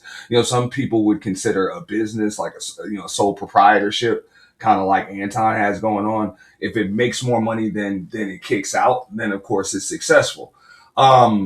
Most businesses in America, probably 85% of them, really don't do anything but make a living for the owner. When you factor in overhead, that being payroll, operating expenses, taxes, all of that stuff. There's like 80% of the revenue generated, 85%, sometimes more than 100% of it. Like they end up acquiring debt. That's most businesses in America, right? So what's left is just a living for the owner. And then when you factor in the cars and the clothes and the lifestyle that owner needs just to be able to come in and look like the boss, that's when you see him operating as a loss. So like I say, it's levels to that. You got a lot of people that have businesses like that from the outside looking in. It looks like it's successful. And then other people believe that, hey, a successful business is the one that you don't even have to be at every day for it to run. So when you see things like, AntonDaniels.com and the Anton Daniels Show and all of that stuff, hey, it's cool. Nothing wrong with that as far as the sub count goes. Yeah, bro, you're successful. You're doing your social media influence thing. Cool. But do you really have a business as far as that's concerned? Because if you cease to exist tomorrow, you have no more business. It's over. You can't pass that down to your daughters, your wife, to your daughter, your wife. You can't sell that. It's worthless without you there. Like, it's worthless. You understand what I'm saying? Like, the colonel could pass away, but KFC chicken will continue to be sold. And Auntie, you know why it's a good point? Because we can see that the people that he so-called put on that is a part of his team that got contracts, they cannot go on their own and recreate that same kind of star power, like how he is so-called created. So that's a very good point. I mean, I'm just saying, I've been there. I know what it is to make a lot of money with a business that I ran into the ground. Because I didn't know, I wasn't good at business. I just had a business that made a bunch of money before I get cooked every day because I do not want to be involved in a business that I have to physically be at every single day for it to run, and I'm running myself into the ground for it to be successful, right? I.e. the construction world. If I'm not physically doing it all the time, when I step away from it, I have a lot of issues that I got to do, and I'm attempting to handle them via like this, but it's very difficult. And I don't even know if it, you know what I'm saying? And I'm trying to transition myself from out that construction world into this world. So I know for a fact. And also with this being said, we don't know or believe that this show would probably do good without me personally as well, right? So I'm still substituting one that I need to physically be there for, another one that I physically gotta be there. But if I could create a network and I don't have to physically be there, now I could be ESPN. That's a whole different story. No, and that's what I'm saying. It doesn't mean that he's not. I'm not going to say that he's not successful or whatever. I'm just not going to call a hobby or just a decent paying job, because that's really all it is. I'm not going to call it a business. You know what I'm saying? Like a business is like an engine. It's its own mechanism that's kind of supposed to really run on its own because of the formula. But if it's your face that sells everything, that's not a business. Let's keep it real. Hey, I disagree with that. No, it is because that's the difference between like creating content and content creation, right? It's very they go hand in hand. So yes, it is a business technically. Auntie agrees with that. Mm-hmm. However, once you take yourself out of it, it ain't a business no more, is what Auntie is saying. But if it was, for example, Coca-Cola, regardless of who owns it, Coca-Cola is going to be moving because it got his own engine, is what he's saying. Mm-hmm. That's all. Yeah, I'm not going to take away from his success and the profitability and all of that other stuff. You know, I'm sure it is that, but it's levels to it. That's all I'm saying. So when everybody makes it seem like, oh, it's just the top of the game and all of that other stuff, like, bro, your business model, plug and play, like, let's keep it real. That really only works. You know, like Auntie, like for example, the real estate business. A lot of people have builders where they have a couple of people that's renting out to them, but they really only make what $200 to $300 a month off of that business, that real estate business, right? But that's still a successful one at the end of the day. But they try to act as if they are some big mogul real estate business. You know, like, hey, like it's levels to the shit. Like you own the house and you getting that whole $3,000 a month. Hey, okay, that's a little different. But majority of people that's in the real estate business, they making $100 to $300 flip.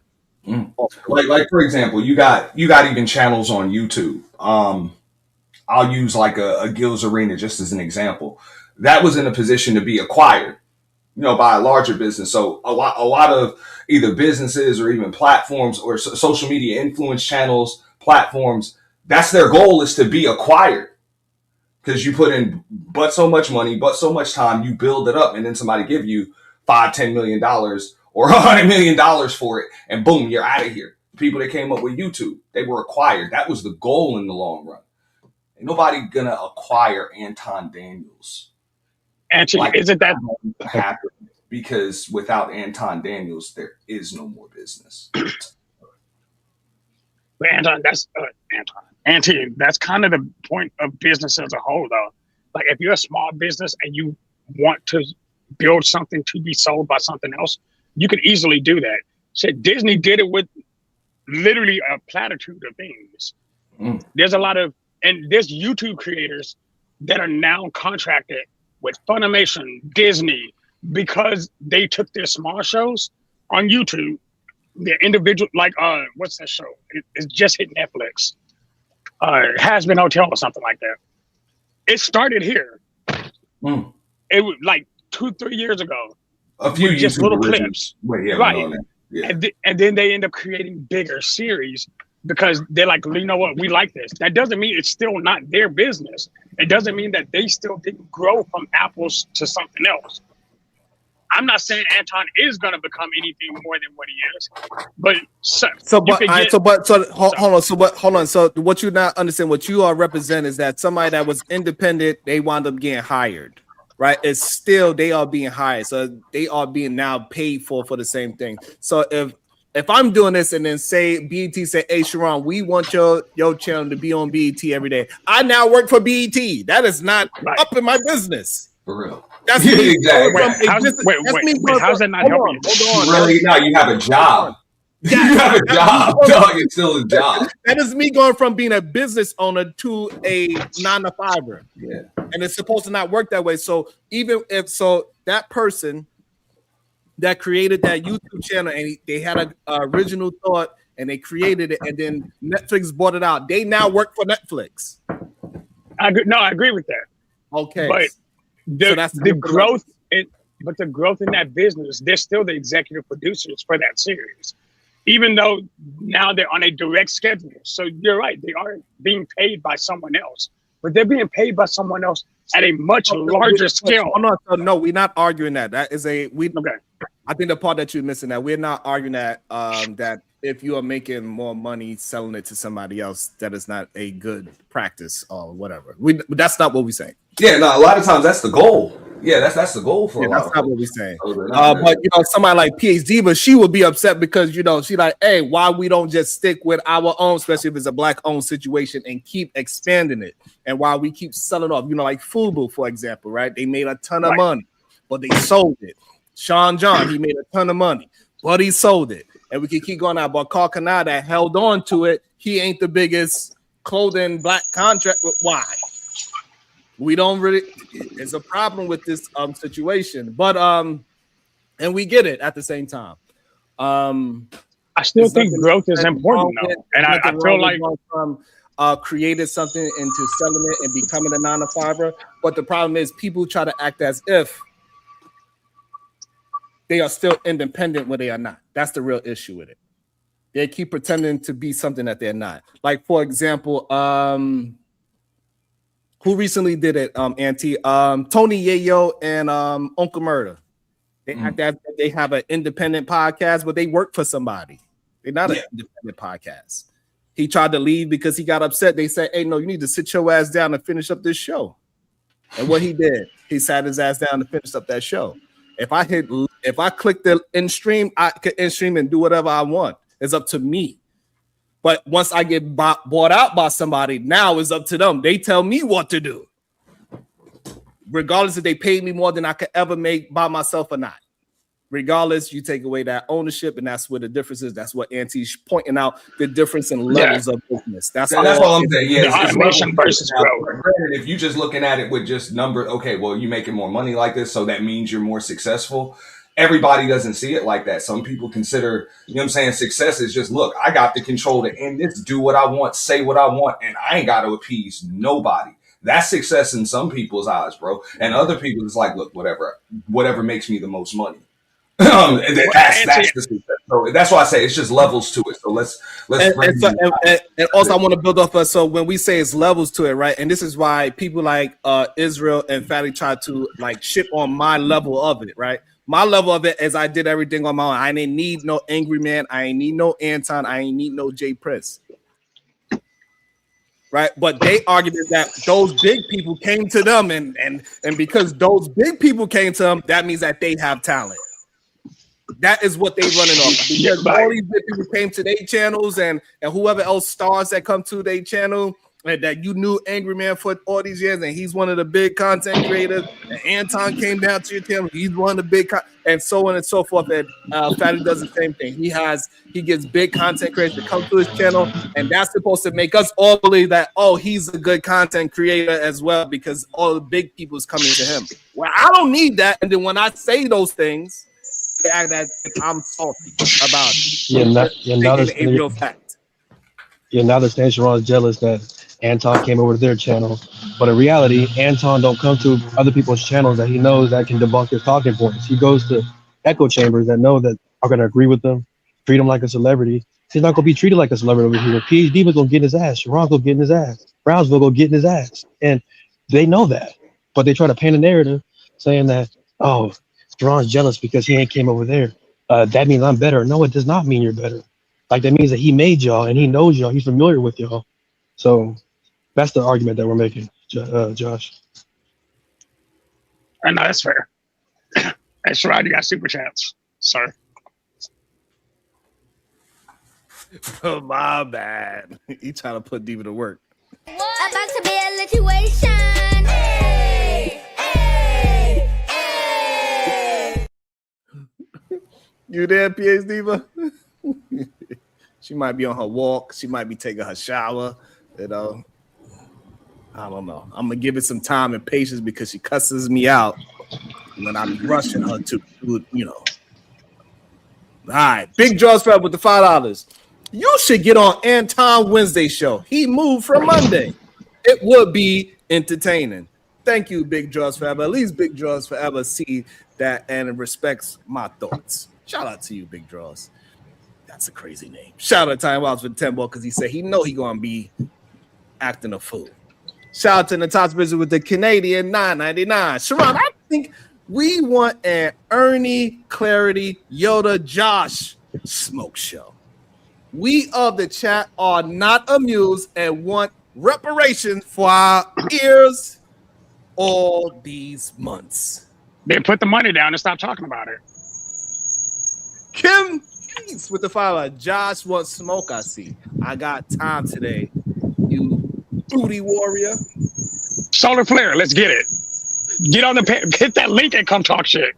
Fuck everything else. With MJ with the 20 bar. Not me catching strays unwanted again. Shake my head.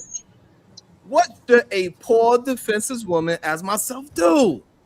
The obsession, shaking my head. I fear for my life. The emotional distress, shaking my head. Shout out to the confessions, though. Did somebody shoot a shot at MJ? Yeah, Fatty shot a shot at MJ. I mean, his opinion doesn't really matter, so. You know, and it's kind of interesting that when we do have these conversations, Auntie, that they don't want to necessarily really move forward for real. Because at this point, all of the people that is saying that we need to have a male standard and Anton is the male standard, they don't even show that standard on their own platform. They will find the excuse to continuously to push out somebody that is a negative for their own channel. It's a weird thing to see, in my opinion. And I really don't understand it, Auntie. Maybe you have an understanding of why people want to keep on pushing out somebody that is constantly getting his own channel struck because of the negative things that he do to people and to what he do to women and children. Because it bumps up the numbers. That's a weird. That's what people look at. You know, they look at the numbers rather than the content and the substance. So that's the game, bro. And don't get me wrong, it's a different game than a lot of other folks are playing, but it's the game that a lot of folks are playing. So I get it. And I just think that it's weird that anybody that is still running with he didn't do it to me. Hey, I don't even know what to say about it at this point. You know what I'm saying? Like, hey, it's only a matter of time, clearly, right? Because everybody said that same thing. We all start off believing in the goody two-shoe part of it because he was good at acting that part out. I said, no, I'm just doing it because I'm getting attacked. And we kind of like, oh, that kind of makes sense. Yeah, you got attacked, so you went to hell because they went to a certain place. But at some point, we got to say, hey, this is now your MO, and it ain't about you getting attacked or not. That's But I mean, even still, again, he can be a hypocrite, but his message can still be a good message. No, you not can't. anymore. No. So once, if a crackhead is going around saying that don't smoke crack, at some point we got to stop listening to that crackhead. I mean, am I going to start smoking crack because I see him smoking crack? Or is what he's saying, don't smoke crack, still a good message? No, it's not a good message. Right, so it's not a good message coming from a crackhead anymore once you continue to do crack. If you say, hey, I once was a crackhead, and I'm telling that you shouldn't get involved in crack because of all the things that it turned me into, right? That is fine. But once you say those things that I think being crack is whack and you should not do it, and you continuously do crack, we cannot listen to you anymore. That is wild work. That's not even how math works. Sharon, let me get this straight. If you told me it's not a good idea to go and slap random people, and I, who enjoy slapping random people, say, you know what, you should probably not go around slapping random people, but we're giving the same message, I'm just not following it. Then, yeah, but that doesn't change. Right, so that doesn't change the fact that the message is still right. No, it does change it. How so? Because the message do count. That's silly. It's not silly because the reason why the message counts, right? And so, all right. So let me. I need to send you some money real quick. Hold on. Let me put it to you in a different way. Are you going to listen to the devil, being that you're a Christian? I mean, sometimes, because I know what they're saying. If the message is still right. If the devil's still telling me, no, if the devil, hold up, again, because being able to discern good information, even from bad sources, is a part of discernment, which is something that God gave us to work with. So misread That that. is insanity to me. Hey, but That's hey, what. that's why That's I'm the not really, definition of discernment.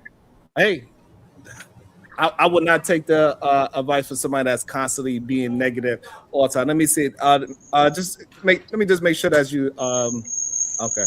So let me just make sure it's him. Welcome back to the show, Fatty. Good day, sir. What's your thought? Okay, so two things. This is why you are terrible at doing your job, right? Damn. First of all, you just contradicted yourself.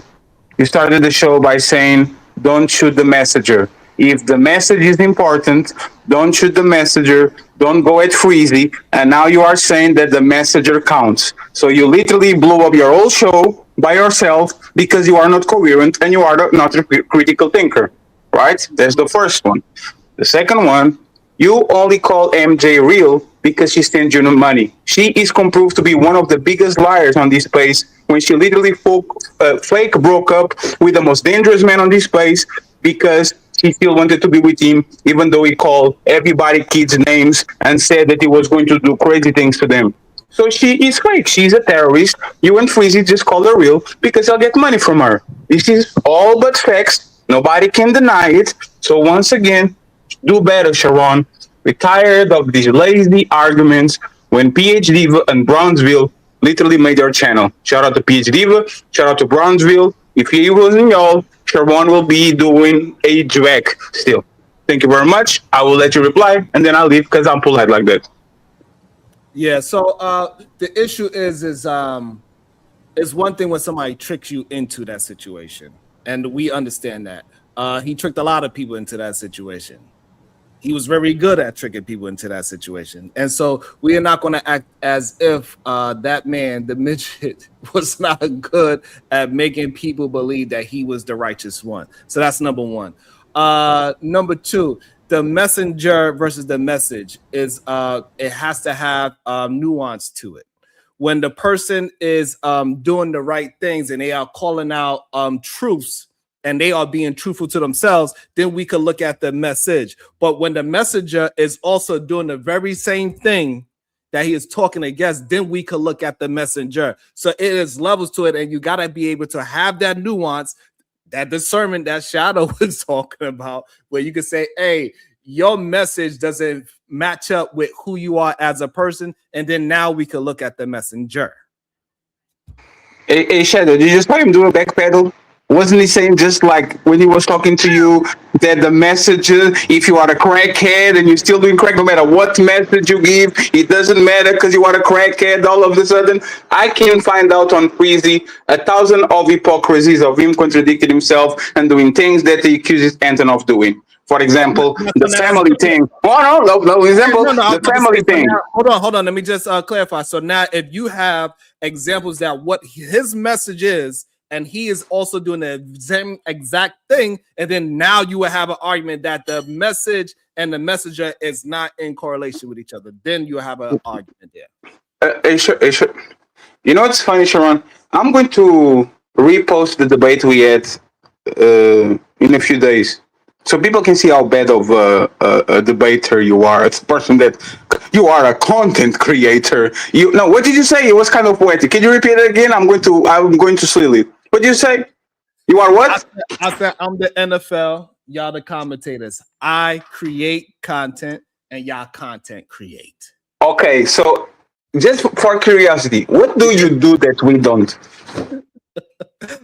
Just for clarity, that's a great quote. There's a slogan. Yeah, we are content creators. You do content.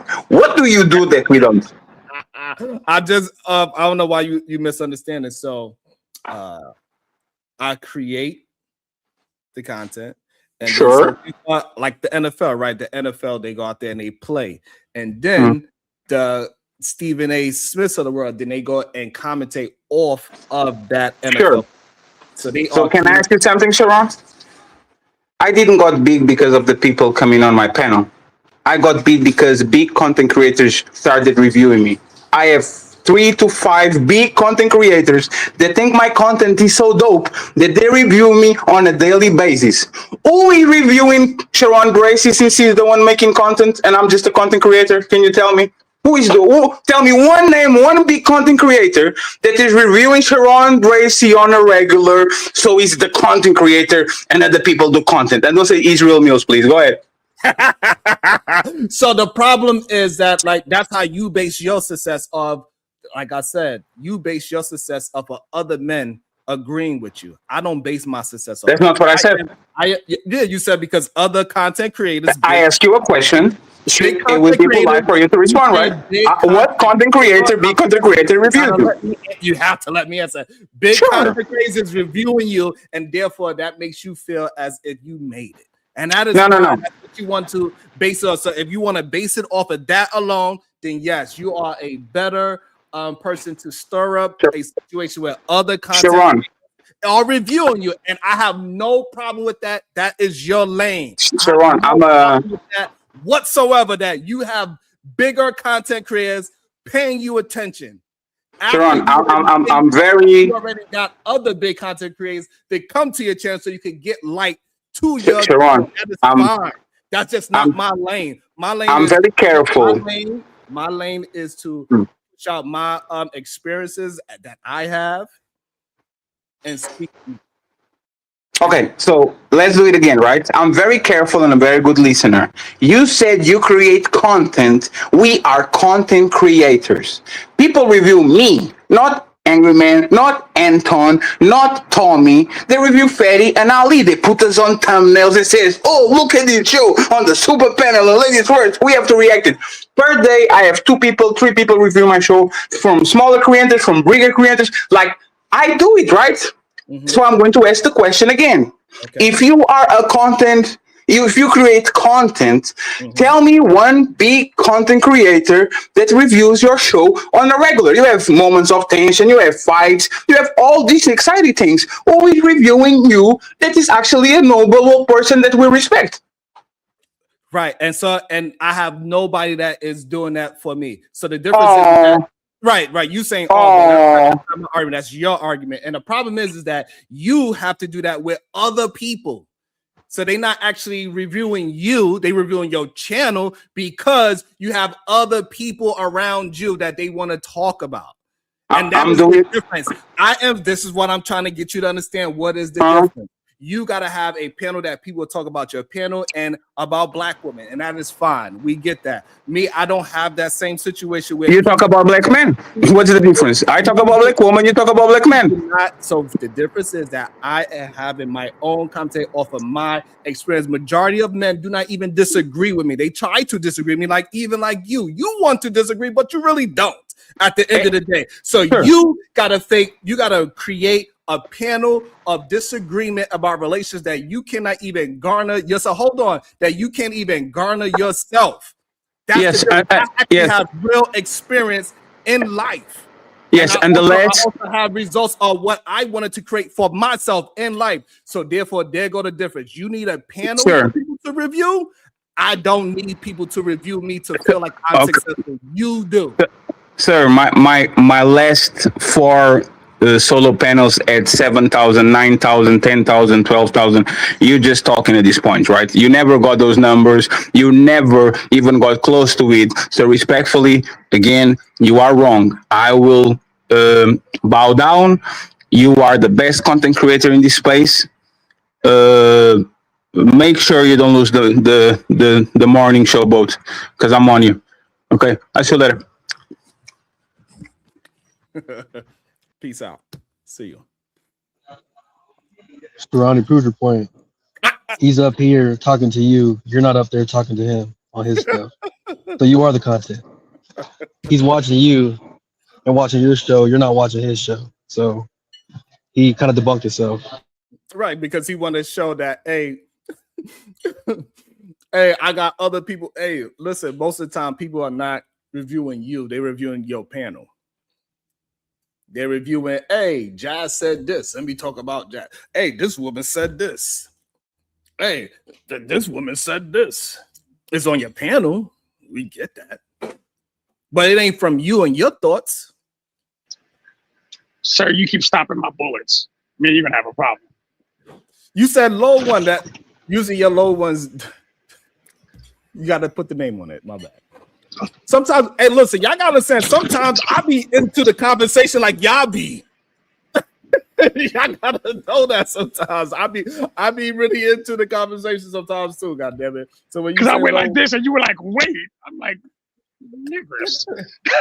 Strong. If you got to use pearly things and fake breakups to have people come to your show, like that's not creating content, bro. That's just fake shit.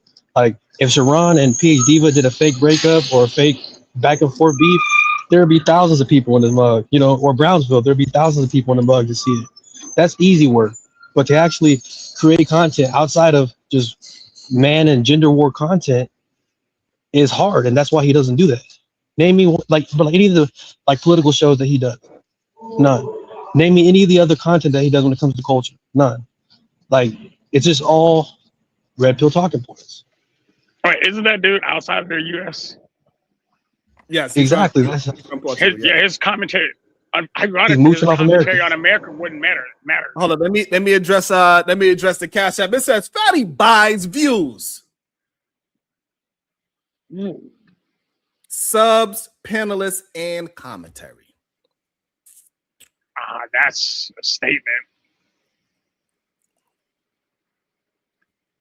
So, and again, the real reason why these so-called bigger content creators, they try to act as if they don't pay attention to what I say or what I do. That's why they don't jump out the clouds, right? But when I go somewhere else, what happened on Saturday when I went somewhere else?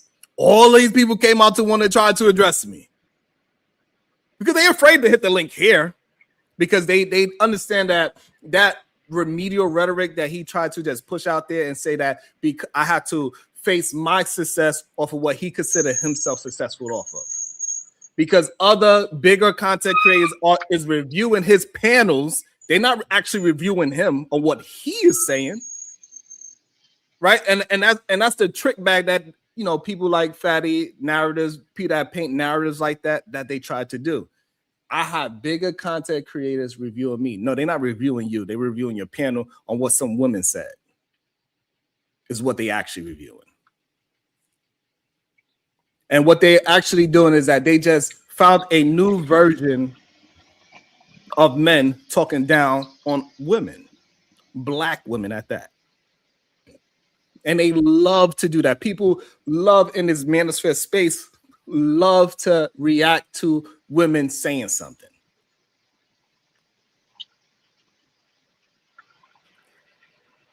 You think I can't make fake narratives? I just don't deal in falsities. I don't do that. And even the same way how he tried to make it seem like I was being a hypocrite about the message versus the messenger, he didn't realize that how stupid he sound, right? Because I said if the messenger and the message are not in alignment, then therefore you should not listen to the messenger anymore. Isn't that what I said, Shadow? Look, Shadow's deep into the goddamn to the chat now. I am. It's because Kim East is a joke. Now you know how Kim East is a bad joke. Hold on. Yeah, so what she's I'm a bad saying joke. is, hold on. So what I'm saying is this. So even though he thought he caught me in a contradiction, what he didn't realize is that I'm separated. That if the messenger is saying a good message, but he's constantly doing the very thing against his own message, that's the messenger I need to kick out. And I specifically said that. But Sharon, I made a point, like in that comment. It's if I tell you, hey, if you pimp, you will get 15 to life fucking with the fans, right? Because I've done it. I'm giving you advice to keep you from choosing to make the same mistake. That doesn't make my advice any, because keep in mind, it's people who don't do it that tell you should. So you see what I'm saying? That's why sometimes right. So what I'm saying you is can that get the wrong message. So what? Okay. So now what I'm saying is that it comes to a point when you got to start not having a crackhead a part of your circle giving you goddamn advice. Hey, that's fair. Don't smoke crack. If you see him smoking crack, I ain't fucking with you no more. No matter how good. That's where the nuance come in. And for some reason, somebody that do not have life experience would try to think that is being a hypocrite. Like, for example, I can easily say I'm a non-violent person. But if somebody was to hit me, I would get violent with that person. That does not make me a hypocrite because I'm willing to defend myself. And for some reason, somebody like Fatty, he cannot understand that nuance. He thought I was being a hypocrite on myself. Because I said, if the message, you're supposed to attack the message, not the messenger. But once the messenger is going against his own message, then now you can attack the messenger. But he will probably take a small clip of that and make it seem as if I'm a contradiction or walking contradiction. Fine.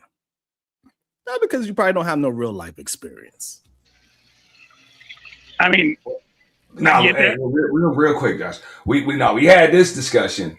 It is a contradiction when you preach stoicism and then, you know what I'm saying, you kind of break that just to defend yourself when you preach in stoicism all of the Perfect. time. I don't preach stoicism. Okay. Now, we had this conversation before. That's why I'm going to bring it up. Okay. You know what I'm saying? Y'all I was like, I just called that out. I'm like, yo. Yeah, because Browns was the one that do the stoicism, right? I don't blame nobody for defending themselves. Sometimes you do need to ignore it. Sometimes you got to turn the hell up. But don't tell me I'm supposed to be stoic all the time. And you ain't stoic all the time. And who the hell should be? Sometimes it's time to turn the fuck up. Yeah, but go ahead. And I agree. Anthony, what was your thoughts on what Fatty tried to bring up this fake contradiction that I just did? Do you agree with the contradiction, or did I break down the nuance of when you can attach the messenger to the message? Is the language. Yeah. All right. So right there, I'm kind of indifferent to that because y'all are having different conversations because you have two different channels and two different ways of creating content. He was absolutely right about the way that, you know what I'm saying, he's been able to grow. Larger content creators are able to review it because of who he has up there, the disagreements, the back and forth. It's kind of designed, for that. Understandable. So if y'all are doing different things, like it's like comparing a football player to a basketball player. You know what I'm saying? Like you're both athletes, but you're not playing the same game. So it's hard to compare who's more athletic because exactly. So that's why I say I'm kind of, you know what I'm saying, indifferent to it. But hey, that's between y'all. Like that's what makes these panels pretty cool is, you know what I'm saying, the contrast in styles, and everybody can kind of defend their shit on the same playing field. So see what happens. Right, and it also goes to show and you know what also it goes to shows that who is dealing in drama versus who's dealing with who they are as a person, right? So he brought up that he has 700 in a box. Why did you have 700 in a box? Is it because of you or because you created this idea that it was some drama going around and everybody was intrigued and interested in you breaking up with your boo? I mean, your best friend. My apologies. I mean, right? It could be a combination of all of that because I mean he had 700 or 1,000 or whatever before he said, right? He said he had 700 in there when it was just him, and he's talking about drama that he made fake. He turned it into WWE literally. He turned it into a wrestling moment where it was The Rock and Stone Cold Steve Austin going to fight WrestleMania, and then everybody found out that The Rock and Stone Cold is not fighting. What everybody did. They left the stands. Yeah, he lost a bunch of he lost a bunch of viewers. Right, so that's what happened. So you created something that was not real, and you created a spectacle for everybody to watch, and hey, it worked. Nobody's denying that. So now, the only way I could understand that it worked, did the next show have 700 when you didn't have drama? What you think, Auntie? I mean, come on, the drama is always going to bump up the numbers. Okay. But not only that, but it was fake drama, Auntie. It was WWE drama. But what I'm trying to get to understand, so he has 700 in a box. That's what he tried to push out there on the show just now.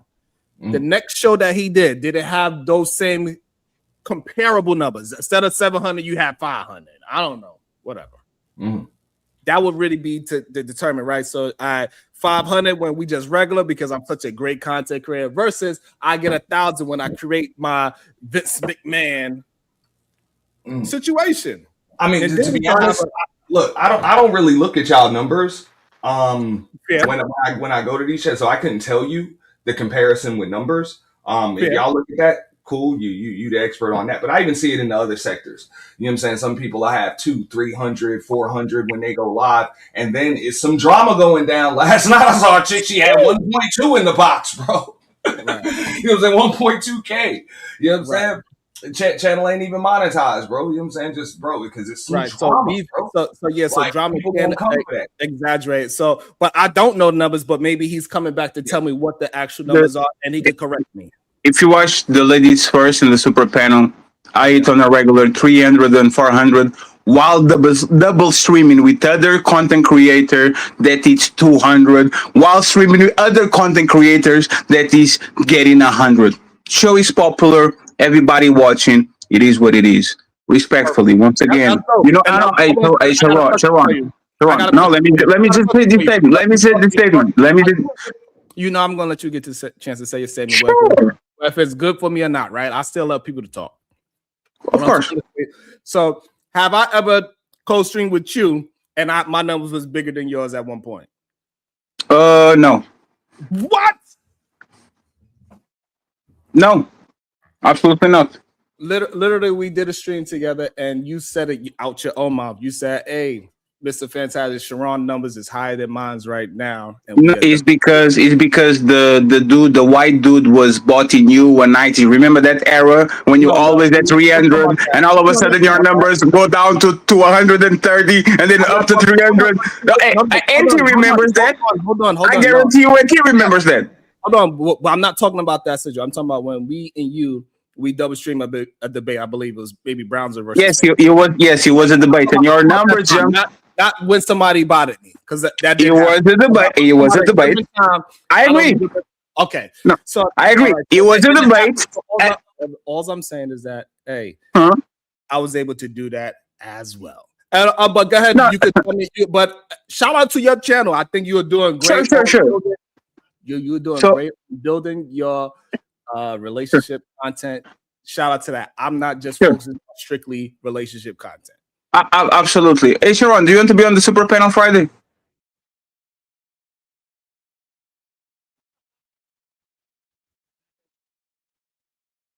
That is hilarious.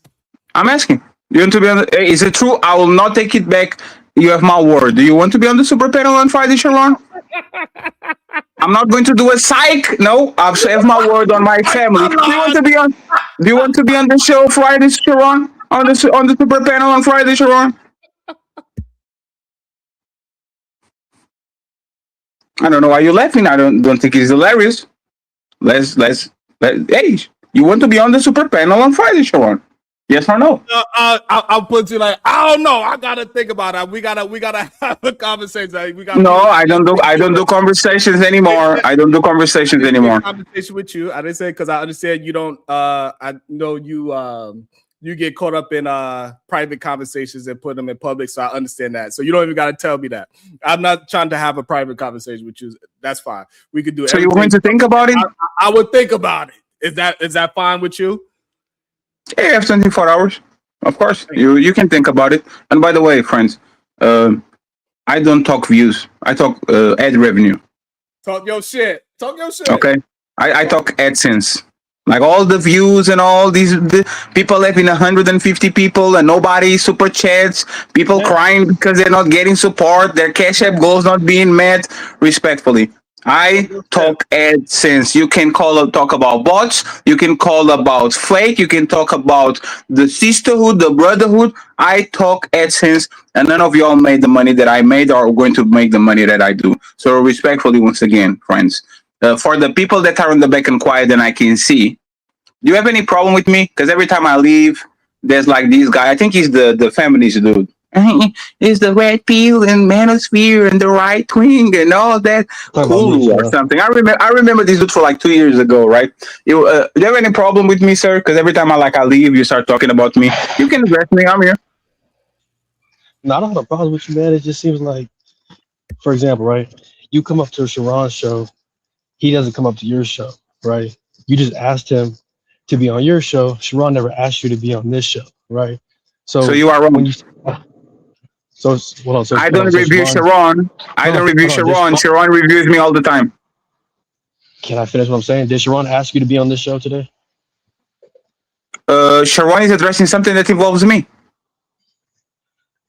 Did he ask you to be on this show? Sharon is reviewing something that involves me.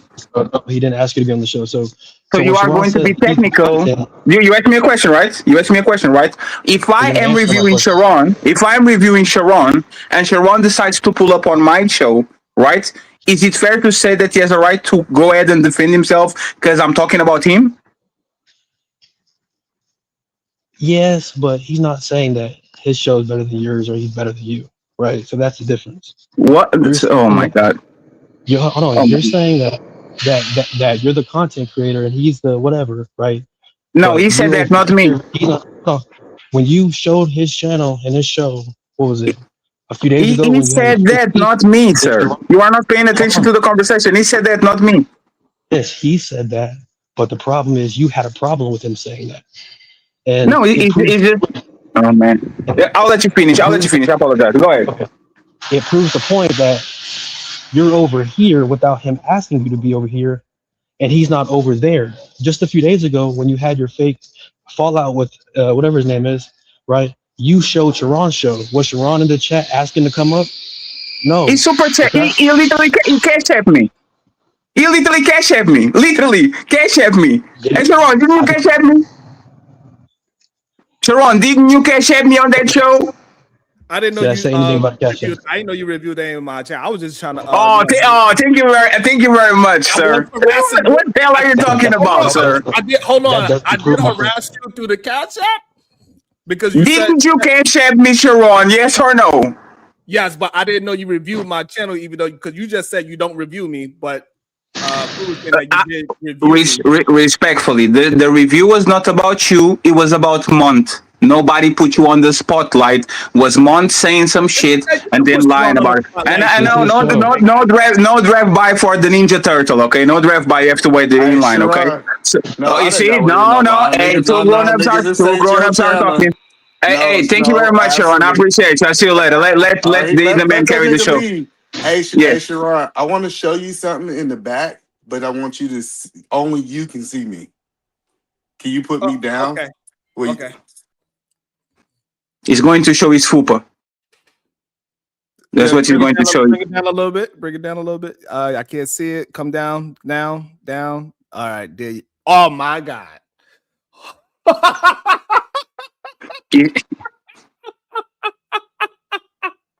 It don't got nothing to do with you at all, Fatty. No, it's not the problem. Is that this man was lying about me on another new channel, and it's kind of funny. Yes. Oh, okay. Yeah, see, I had something else going on. All right. But I do find it interesting that because people said, hey, Sherrod, they mentioned your name, so I went over there and I went to harass you. But I didn't know that because you just said you don't review me, but Kulu saying that you did review some part of I guess when Mont came up. It was when Mont came up, and once again. Hey, look, I have a content creator that is bigger than me reviewing me. Go by the name of Fatty. That was not a review. That was not a review. That was a live show. That was a live show when there was not a review. Any more problem, Mr. Kulu? Nah, man. You're just proving our point. I wasn't gonna say nothing about that. Teenage Mutant Ninja Turtles. Teenage Mutant Ninja Turtles. I wasn't gonna say nothing. Turn the power. Sherrod, Fatty literally said, I invite people up here for controversy, so we have a different opinion. Either man, you balding already? Damn, what the hell is happening with your life? That's crazy. Fatty knows that he be 33. lying. He be lying. Listen, Fatty said it himself. Either man, you 33 and balding? That's crazy. Look at Fatty. See, listen, I learned with Fatty. Oh no. Fatty strongly, honestly, 33. he gotta overtalk you when he be lying. Hey, hey, Donatello, I'll let you talk. No, I'll be quiet, Donatello. Let me mute myself. This is why all the jokes gotta come out. Fatty on this other channel, since he brought it up, because I thought that was over, right? But obviously he want to talk about it, right? No, no, your airline Fatty, is no, actually no, go to Turkey. listen, who brought it? Call This on Ali and me. get the Hey, Turkey flight. Sharon, I left. Call I was Ali gonna and get talk the about it. Turkey flight. You He need some want to plugs, talk about buddy. it. So since he want to How talk you about it, let's talk 34 and about it. you look See, 40? That's he crazy. gotta listen. He gotta talk How fast you and make 34 and all you look these jokes crazy, because Ninja Turtle? he don't want to How you address that he's fat? a How liar. you fat and balding He said and this on ugly? the show. He said, I don't bring people up here for controversies. I said Fatty is part of his business model. He bring people up, quote unquote, that he don't like or they have past beef with, aka like Mutt. He bring those people up. I didn't have beef with him. Well, okay, so he And didn't I have didn't beef brought with him him. on the panel. He came through Ali. He didn't came through me. So you're lying. Hold on. Listen. He said, now you know what I'm saying. Now the untouchables want to separate. You know what I'm saying? It wasn't me. It was another untouchable. Listen to what they say. It was another untouchable did this, Sharon. So this is what I'm saying is. They said this out of their own mouth. Hey, we got past beef with Mutt. We had past beef with No, Mutt. no, we didn't. There's a lie. There's a lie. There's a lie. They platform Mutt, and they was waiting for a gotcha moment. There's a lie. They got the got you moment, and then they said, we always knew Mutt was this person. There's we got a lie. history. Hold on. They said, we got history that Mutt did XYZ. And I said, hey guys, this is what he do. He typically bring up people with opposite points of view, and he typically tried to prove that his point is right. That's part of his business model. He said, then he was like, oh, Eden Man Williams lying on me. We don't create controversy on the audience. Hold on. Listen, let me tell you what he said. That's not what you said, sir. He said, we don't create controversy and make relationships so we can beef. And I said, then he said, even though we did it with Turney, even though we did it with Jay Prince, even though we did it with all these people, quote unquote, that he done did it with, Sharon. Now you gonna say, hey, you know what? I know the optics look this way, but that's not the optics. That's not what we looking for. So like I said, listen, I have no problem with people liking controversy. They like to be on the opposing side. They like to argue, but just stand on it. Don't act like you trying to do something pure. Fatty ain't pure in this space. Come on. Sir, I'm not pure, sir. You just lying. You said that I was doing shit to get money. And I said, let me finish, please.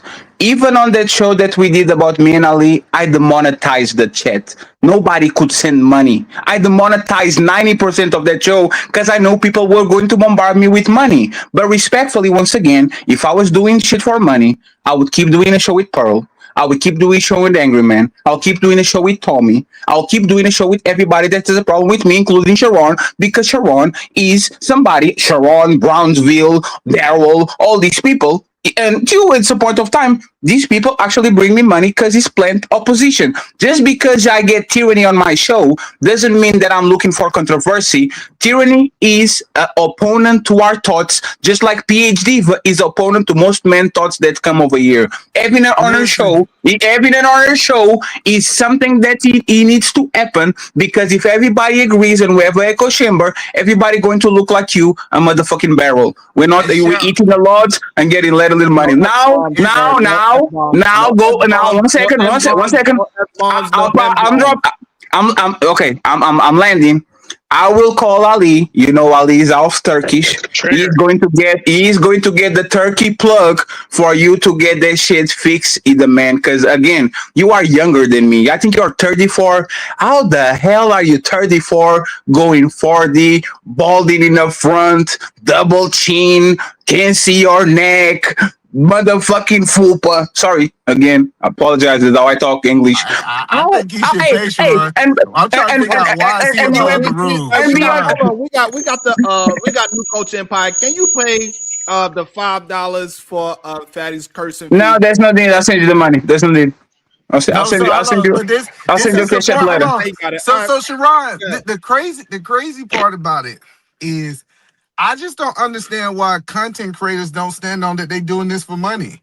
Like they try to pay. I'm doing definitely for money. How long? They try to paint this picture like, oh, I'm not doing this, or like we see the type of quote unquote reactions that people do, and I truthfully and honestly think it has something to do with the money. So Oh no, I admit. when I give my take, hold on, Fatty, I'm gonna let you go back to doing all your jokes. When I give my take, I say, hey, a lot of ways that Fatty move is because Fatty understand. I think he understands YouTube. I think he understands how to be able to monetize it and to entertain the chat. He does it for the money. Am I saying that he do everything for the money? No, I think it's some things that he might be right. The one show that he wanted to have a genuine conversation and he demonetized it and all that kind of stuff, cool. Let me give him that show he didn't want to do it for money. But his agenda on this YouTube is to make money. And if he try to tell y'all anything else, he is being a liar. So I'm glad that we agree. I do this for money, but not every money is good money. That's why I barely stream during the week, and I do it by the end of the week because I have to meet the weather bills. And let me remind you of something, either man. You were the original Anton Daniels Jr. You were the original Backchaser Jr. Everything Anton said, you said that. So remember when you had the glasses and you looked like an accountant and shit before you did this revamped image of the cool dude and all that? You were on Anton nuts more than everybody else. Everything that Anton said, you said, yeah, Anton, let's go. I was here 4 years ago. So forgive me. Oh no, let me finish. You asked me to let you finish. You asked me to let you finish. I just want to land it here, right? So I admit I am here for money. I'm not doing shit for free, absolutely. But I at least have the track record of denying big opportunities and money because I don't think it's a good money, because I think it's bad money. Do you? You said, do I have a history? Yes. What did you refuse? Who invited you for things that you denied doing? I refused the whole YouTube. No, you were a terrible YouTuber. You had 3 people watching. Hold on. Let's talk about it since you want to talk about it. I had a moment that I could have ran when you and Jay Prince. I was the first to review that I said, hey man, check this out. Jay Prince is from in the back. I had the moment, I had the thing, and I said, you know what? I don't want to be known in this light. That's why I stopped. You weren't monetized. So listen, this whole point that he keep trying to say, oh, like everybody have these moments that they can literally take and run with. And I said, I can make money in the real world. Do I want to be this quote unquote content creator that's doing these things? So this idea that you was the only one had the moment because that was when you took your moment, bro. I decided the same thing. You weren't monetized. You were monetized. It's very easy to say no when you're not monetized. No, you don't understand. You're not monetized. Why you say yes? There's no money involved. Once I did that review, I had the subscribers, I had everything. I literally just had to click the button, and I refused it. How many subscribers did you have at that point? At that time, I think I had like right at over 500 and something. They had just changed it. Damn, 500. Hey, the man. Let's do this, right?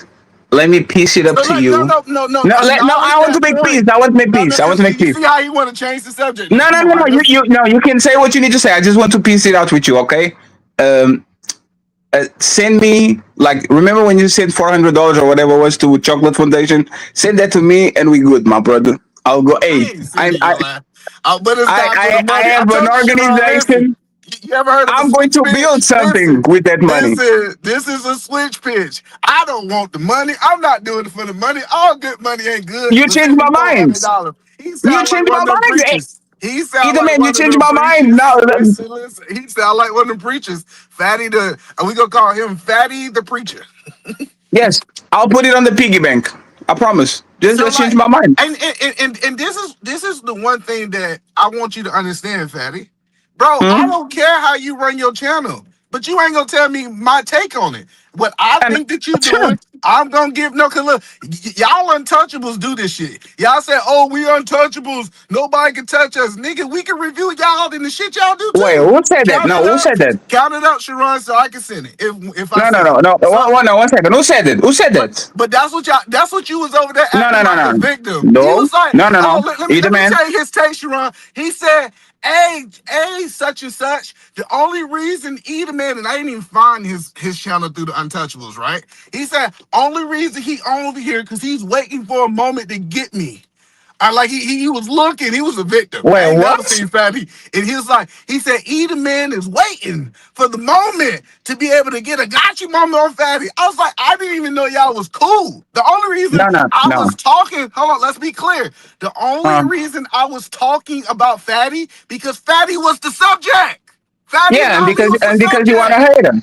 And because you are a hater, because No, that's the I'm thing. a hater. Listen, No. Let me go. Let me actually say. Hey, let me tell you I'm this. a Right? hater because I'm talking about the subject. So Nobody let no calling no. him up. So let me prove this. Right? Again, everybody has the right to their opinion, and I have the right to smack y'all back in the face for y'all having a shitty opinion. This is facts. I don't stop nobody from having an opinion. You just then when I pull up, you better motherfucking turn up because I will fuck you up. There's the second one. Sorry, Sharon. So now. Edelman You Williams. better spend that money. Oh no. Let's Hey, do this. Sherrod, I want Let's a do this. screenshot that he said that money Let, because let Fatty be talking about he don't spend money he let's do don't this. see it. Edelman. Go Let's do ahead. this. Edelman. Let's do this. The Sharon does a lot of BS for money, way more than Fatty. Does he do that? Actually, no. I think Sharon wouldn't ask for money if I went up here. Most of the No. time, So Sharon you say, hey, people, let me tell you what Sharon say. Sharon say, hey, people naturally gonna support the stuff they do. I'm like, no, forget that, Sharon. Hey, send that money. I'm usually the one over here that's telling people to support Sharon. Now, am I saying that Sharon is doing this for free? Absolutely not. But Sharon is actually just doing this because he genuinely think this is good content. So when Sharon led the other white woman he had on this channel just a couple of days ago come in and say black women are jealous of me because at least I know my daddy. I And he didn't was see that weak. show. And he was, oh, you were here. And he was weeks I of was this. here. Yeah, because I reviewed that video. You were here. There So was yeah, weeks it was of a the white woman. Hold on, we want to make sure. Hold there on, was weeks. we Hey, gotta no, get the 1 second, the context. man. Hold on. We want to The get the man. context. Let me give you the context. There was weeks of the Torps or whatever, the daughter and the father coming on That the was 2 years show, ago. That wasn't like 4 weeks ago. going That on was 2 years racist ago. tirades, and Sharon used to do no justice, no peace. Me, I don't know what's going on, right? So you are telling me once again, that And the I was on man that that panel. Hold on, lets I want you to stand on it. I was on that panel for 2 weeks. you know what, either That was man. 2 years ago. No, Hold on, I'll take 1 second. hold on. Maybe you misspoke. That was 2 years ago, not 2 weeks ago. Out there was none. So they were on your. So you were on a panel with them a couple of days ago, but this was 2 years ago, right? Okay. So what we're A going to do couple is days this. ago. So No, no, couple No, I, no, days. no. I, No, hold on. it's the same people. I'm No, it's just the trying to same get the people. story right. I'm No, gonna it's correct the it so same you people. understand. It's the same Hold on, people. I'm gonna correct this so you understand. So I was interviewed, and yes, Ben and Grace showed up to the interview to try to disagree with me, And I but was there. so No, that's that's not. what but That's not thing there. happened between Grace and PhD, but that was 2 years ago.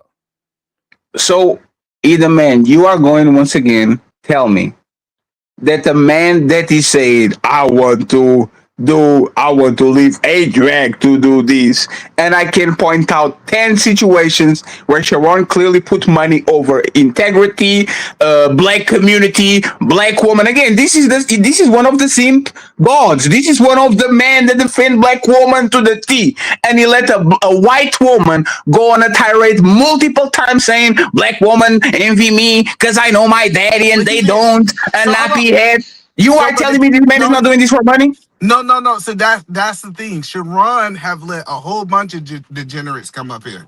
He let them come up because he says, I'm trying to have the conversation so we can be able to combat it in real time. And now you talking about something 2 years So ago, what's the right? difference? So like, hold on, hold on. Checkmate. Checkmate. Hold on. No. You saying 2 years ago. I want to make sure I hear what you're saying. So you said Checkmate. 2 years. No, because you keep saying checkmate. That don't mean it's a checkmate. So There's the whole point I'm asking, you said 2 years ago, sure. Sharon chose to let a woman up that he did not know, and he didn't know how she was gonna react. Now He he know it. saw. Now he know it. Hold Now on, he know hold on. it. I Let let me you correct talk. you. See, Let me listen. correct you. Hold on, He let knew me it. no, Let me correct no. you. He knew it. You are He making. let You that are woman wasting up. our Hold time. on, see, listen. This is what he did. He let that woman up. It's He a man. saw You that are she was wasting a our time. degenerate, and for the last 2 years, he wouldn't let her up. These people It literally come up in the back and they say, "Let me up," and Sharon say, "Nope, I understand your you are. agenda now. I am not letting them people up." And then he got, however, to an interview, and they show up where him at. Just because somebody You show up where they at doesn't mean that he's trying to do business with them You are for wasting money. our time, and you can ask Venus because No, she was on the chat. The first time, like they came to the show 3 days in a row, 2 days in a row. Sharon knew exactly who these people were. Venus went crazy at Sharon. Was the first big fight they had because Sharon let black woman be embarrassed by the two racists, and you just checkmated yourself. You see, no, listen to I what you're did saying not. right now. Let me explain you again. Y'all not better at this than me, respectfully. Y'all No, need a you're lot not. to You're grow. not really Yeah. doing a good Let me job that let you me think let you're me doing. let me explain why you checkmated yourself, No, right? because you said that Let he met some people, he realized that they was dysfunction, and he never let them up again. let me once Compared again to you, explain. you Let you me fall out with them. We see them on your panel 2 months later and but, 3 months that's later, and we see that's them. not true. Hold on, no, Lacey, That's because not I want true. to show you apples to apples. I remember What you is said the races that are platform? I never have Trinity out there no more, whatever her name is. And guess what? I seen her over there What? not too long ago. Y'all No, fell who? out. No, no, You no, no, said you no. were gonna Well, have that woman over there, and you no, said sir. y'all My didn't fall channel is out. my sir. My channel is Did my y'all channel. fall out? Sir, Trinity never was on my channel ever. Not what's the girl name you just said? Tyranny. Trinity, Tyranny. sir, tyranny once again is not my ops. Oh, She's on now her she ain't her feelings. ops. Right, You respectfully, you said that she was respect, your ops. You said on that sir, other channel, you said my ops sir. is this, and Can that. you So you stop listed talking? her as an ops. Can you stop You talking? called me Can you as your stop ops. talking? I was Can you like, stop hey talking? Sharon, Can you I was stop like, talking? I'm the ops Can, now. I ain't can even you know stop I was the talking? ops. Can Oh, you because I stop got an talking? opinion. He don't like people No, who have you opinions. have to stop talking because you checkmated yourself. Respectfully, me and Tyranny have a personal relationship. I threw baby showers for Tyranny. I threw birthday parties for Tyranny, and Tyranny doesn't talk crazy about black women. Tyranny might be racist, but he's on the opposite side. So now he's the man. Do You you now let talk me crazy finish. about black women? Let me finish. Let me finish. You checkmated yourself because you Okay. started the show by saying that Fatty allows Tyranny on the show to bring controversy and all these things, right? And now you turn around and you I say didn't that say that. Sharon, Like you're literally misquoting me in real okay, so time. correct, okay, I so correct me. started the show. No, no, no, Listen, correct listen. me, No, I sir, started correct the show. me. Hold Stop on. I'm screaming, about to correct me. correct you in real time. I Sure, started the show saying, "Hey, Sharon, I got something to show you in the back." I correct showed it. me. Hold on, listen. I showed it and went my way. I pressed play. Fatty was like, "Oh, he I was know it's my fault. lying on me." No, no, no, no. We're gonna talk about what happened It's because my fault. I started it. No, you I paint started it. He's no, the man. you I paint. started it. Hold on, no, you paint these narratives of He's the man. lies, I and we started need it. to. You don't have to We explain that to listen, people. I and started it. Shit. we was literally here, and I said, Oh man, "Oh, you want to have this conversation?" I let it I go. I started am one that of the shit. It's most. my fault. Listen, I am one of the most forgiving people, and I say, you know what? I forgive Fatty. I started I that thought we shit. was It's my past it. fault.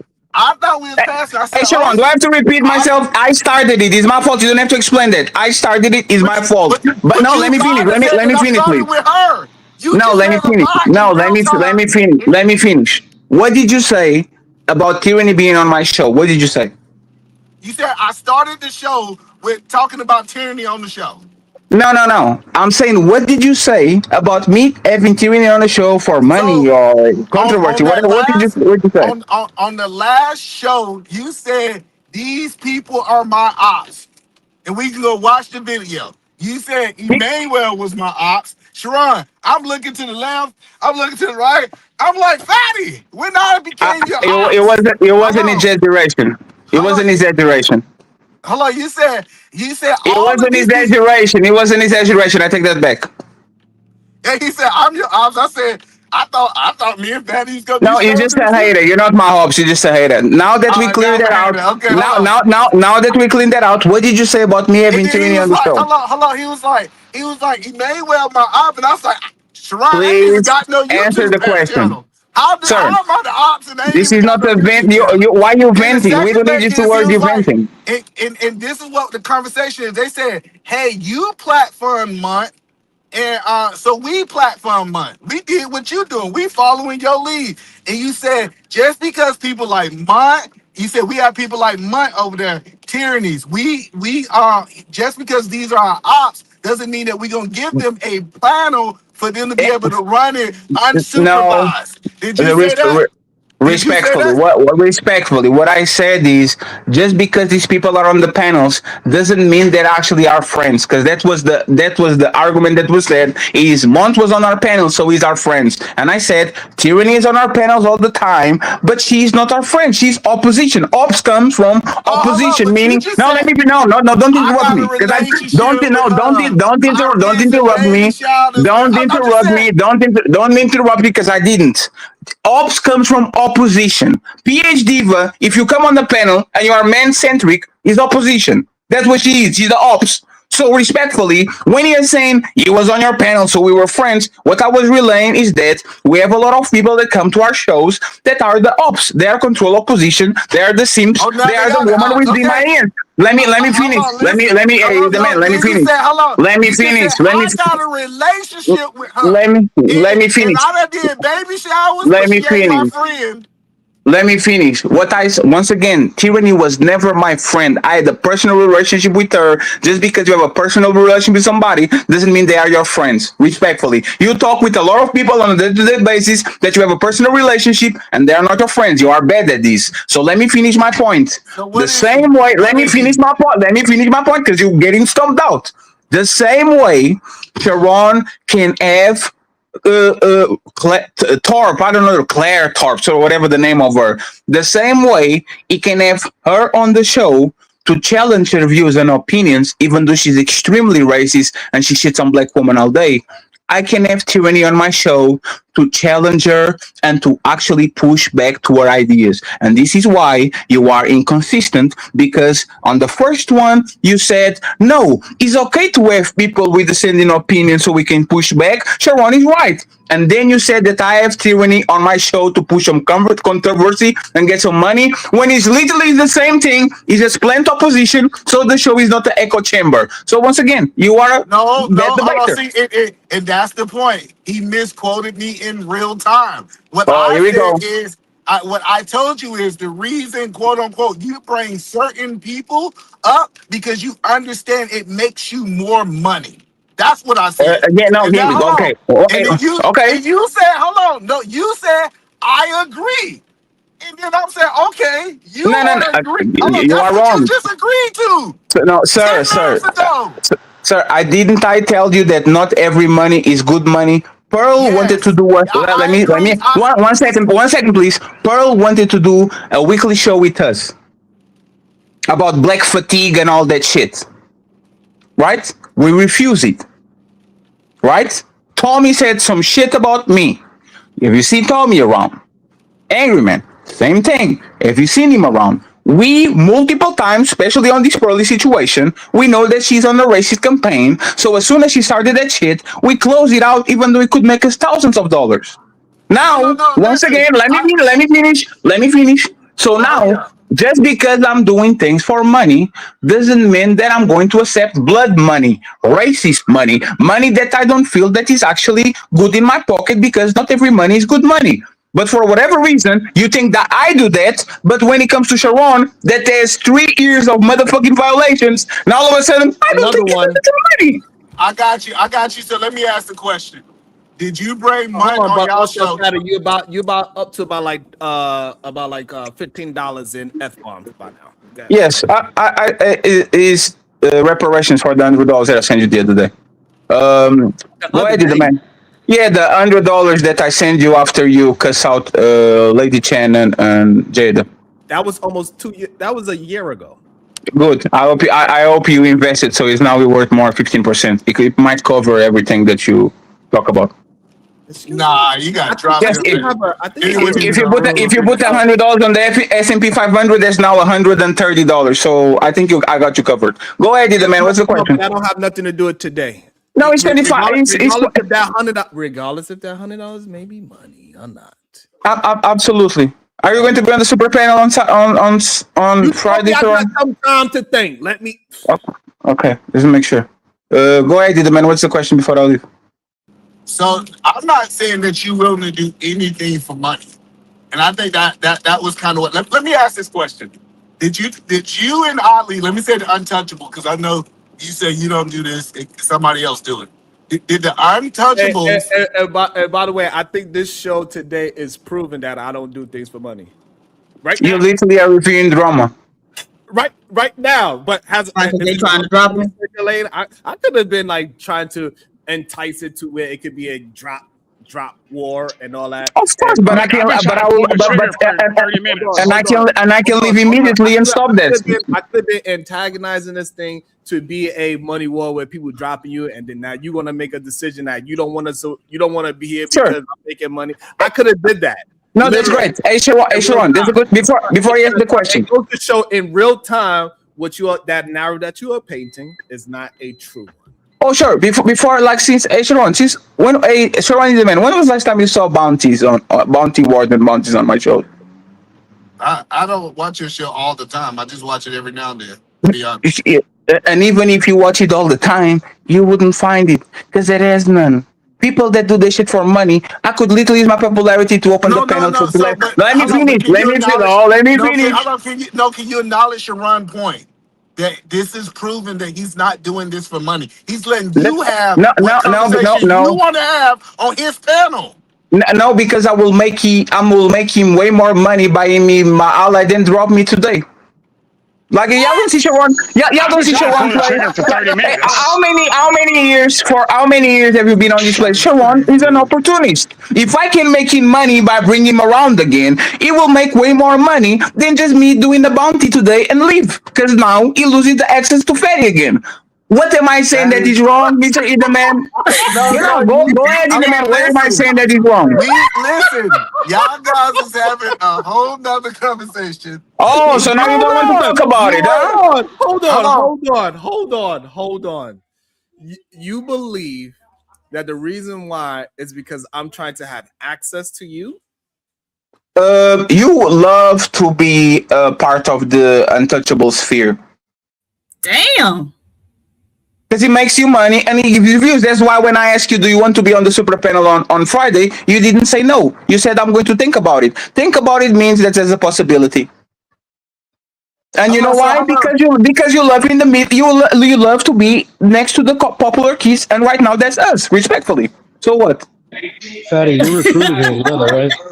Like you recruited his run. If I'm lying, correct me. If I'm lying, correct me. You can correct me. The delusion is crazy. This is why you have this misunderstanding of what happened 2 years ago and what happened 1 year ago. The delusion is wild. So you are not going to try to take advantage of coming on the show? Listen, what I'm trying to get you to understand.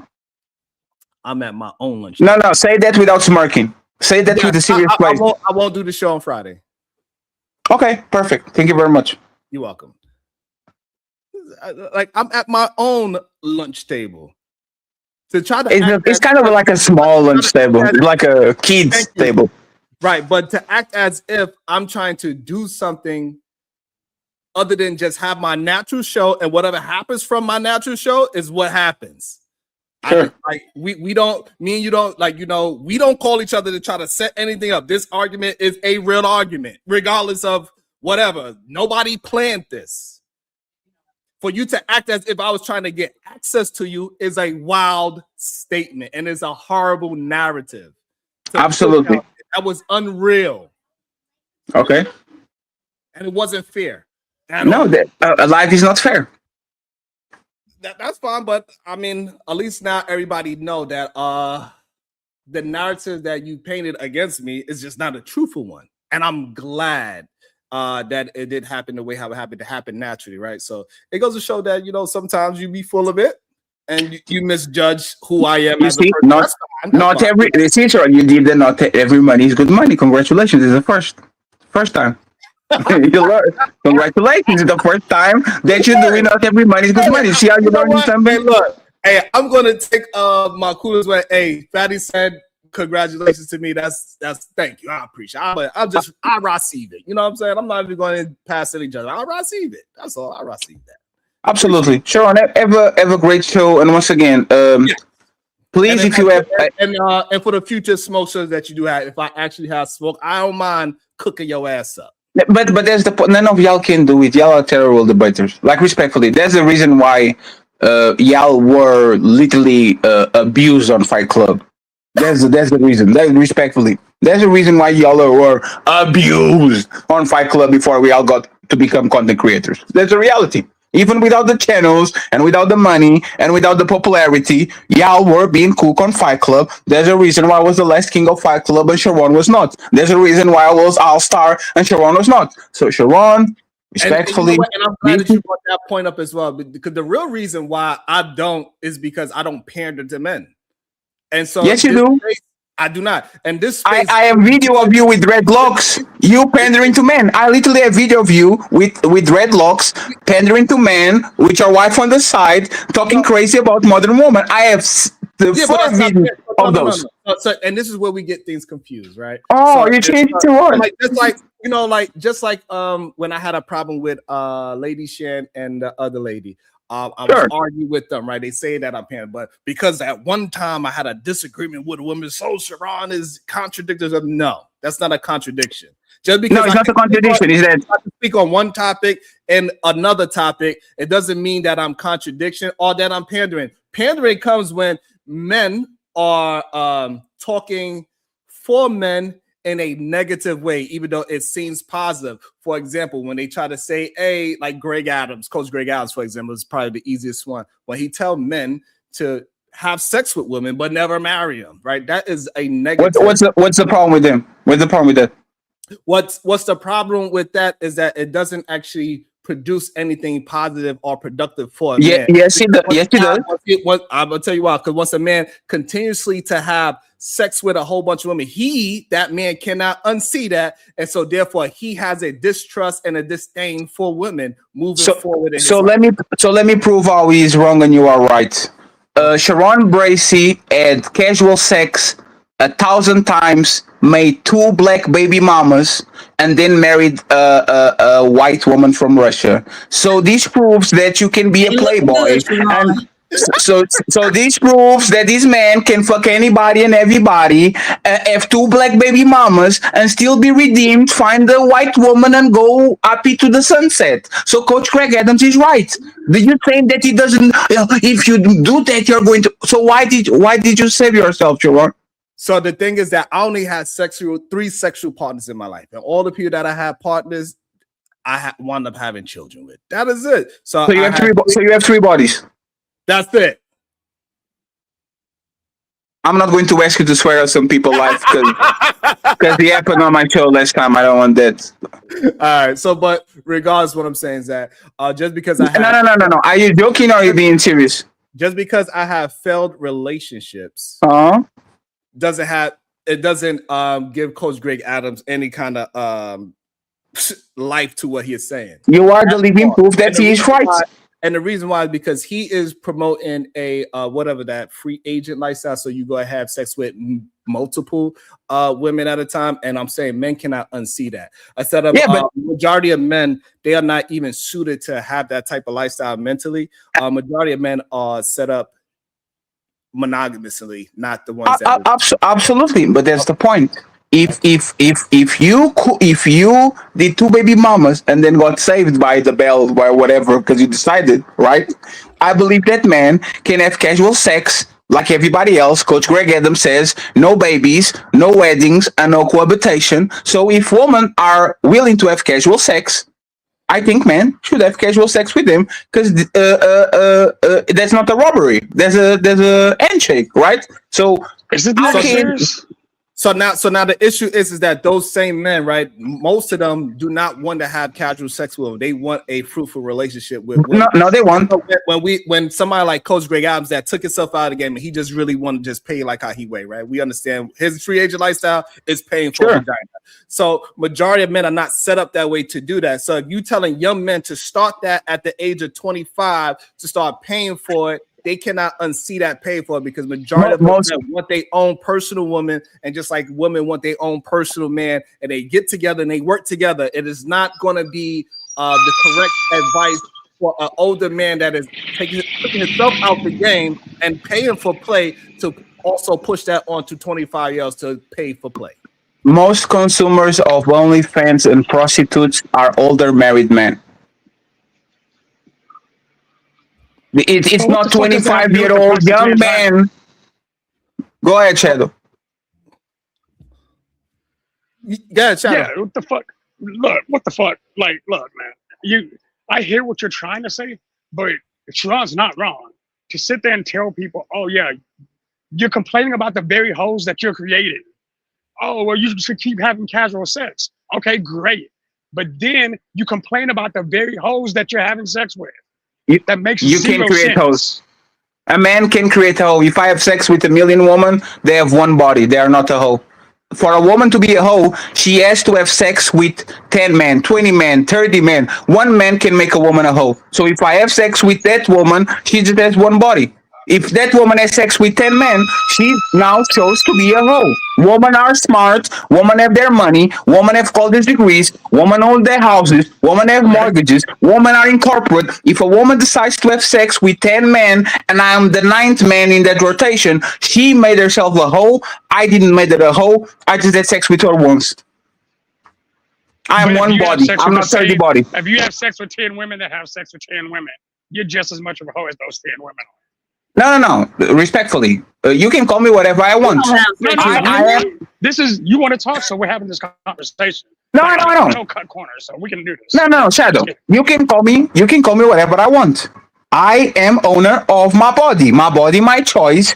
If I am promiscuous, you can put whatever name you want on me. Oh, homemaker, whatever. What I'm telling you is that if woman is their body, their choice, and they are the smartest and the most empowered woman that we ever saw on the face of the planet, is their body, their choice. Nobody can make them hosts. They decide to be hosts because they decide to engage on promiscuous behavior. What's the point? How do you disagree with that? I can even swallow that. I can even accept that to be a fact. But pause. Because men, yeah, said I can swallow that. I didn't offer any type of continuation. Even taking that pill alone, when you sit there and have the conversation saying, well, if men would, because men are supposed to be leading the relationships based on a conversation that I know y'all have. And no, not me. Woman lead relationships, not me. Me and Coach Greg Adams believe that most relationships are led by woman. A woman decide who gets married. A woman decide who gets divorced. A woman decide who has kids. A woman decide everything because these women are leaving these men. These women are engagement queens. Most of these men are working from a position of scarcity. Most women are actually working from a position of abundance. So that's not my talking point at all. I don't want to take women's votes. I don't want to put them back in the kitchen. So respectfully, you're not talking to me. That's not my talking point. I'm not defending that. All right, and let me jump in real quick before you go, Josh, because I heard you say they're complaining about women. I think Sharon was kind of alluding to that too. I'm like, somebody like Greg Adams that preaches free agent lifestyle or whatever. That's more of advice to men on how to deal with it. I don't necessarily agree with that advice. I don't know. It really doesn't matter if you agree with it or not, but I don't see how that's complaining about women, just giving advice to men. He's talking about reality, and if people don't want to accept, it's like me saying, these men want you for your body, girl. Oh, why are you complaining about men? No, this is a reality. Most men want women for their body, so I will let anybody and everybody discuss that because most men want you for your coochie. If you don't have coochie, nobody talks to you. So I believe. Wait, Sharon, the man with 3 baby mamas is saying that woman didn't want women for their body. You clearly enjoying having sex. So what you talking about? Right. So me clearly me being clearly enjoying having sex doesn't mean that I just want my wife for her vagina. So why didn't you cover the first two? So majority of men, when they try to have this BS argument that they just want to have them for a vagina and a baby maker, that's when it becomes a problem. Majority of men want to hang out, rock out with their wives. That is the people that have fruitful relationship. People that. So why didn't you do it? relationships, they're usually cool with their wife. They enjoy So why? that intelligent. So why didn't you do it with the two first ones?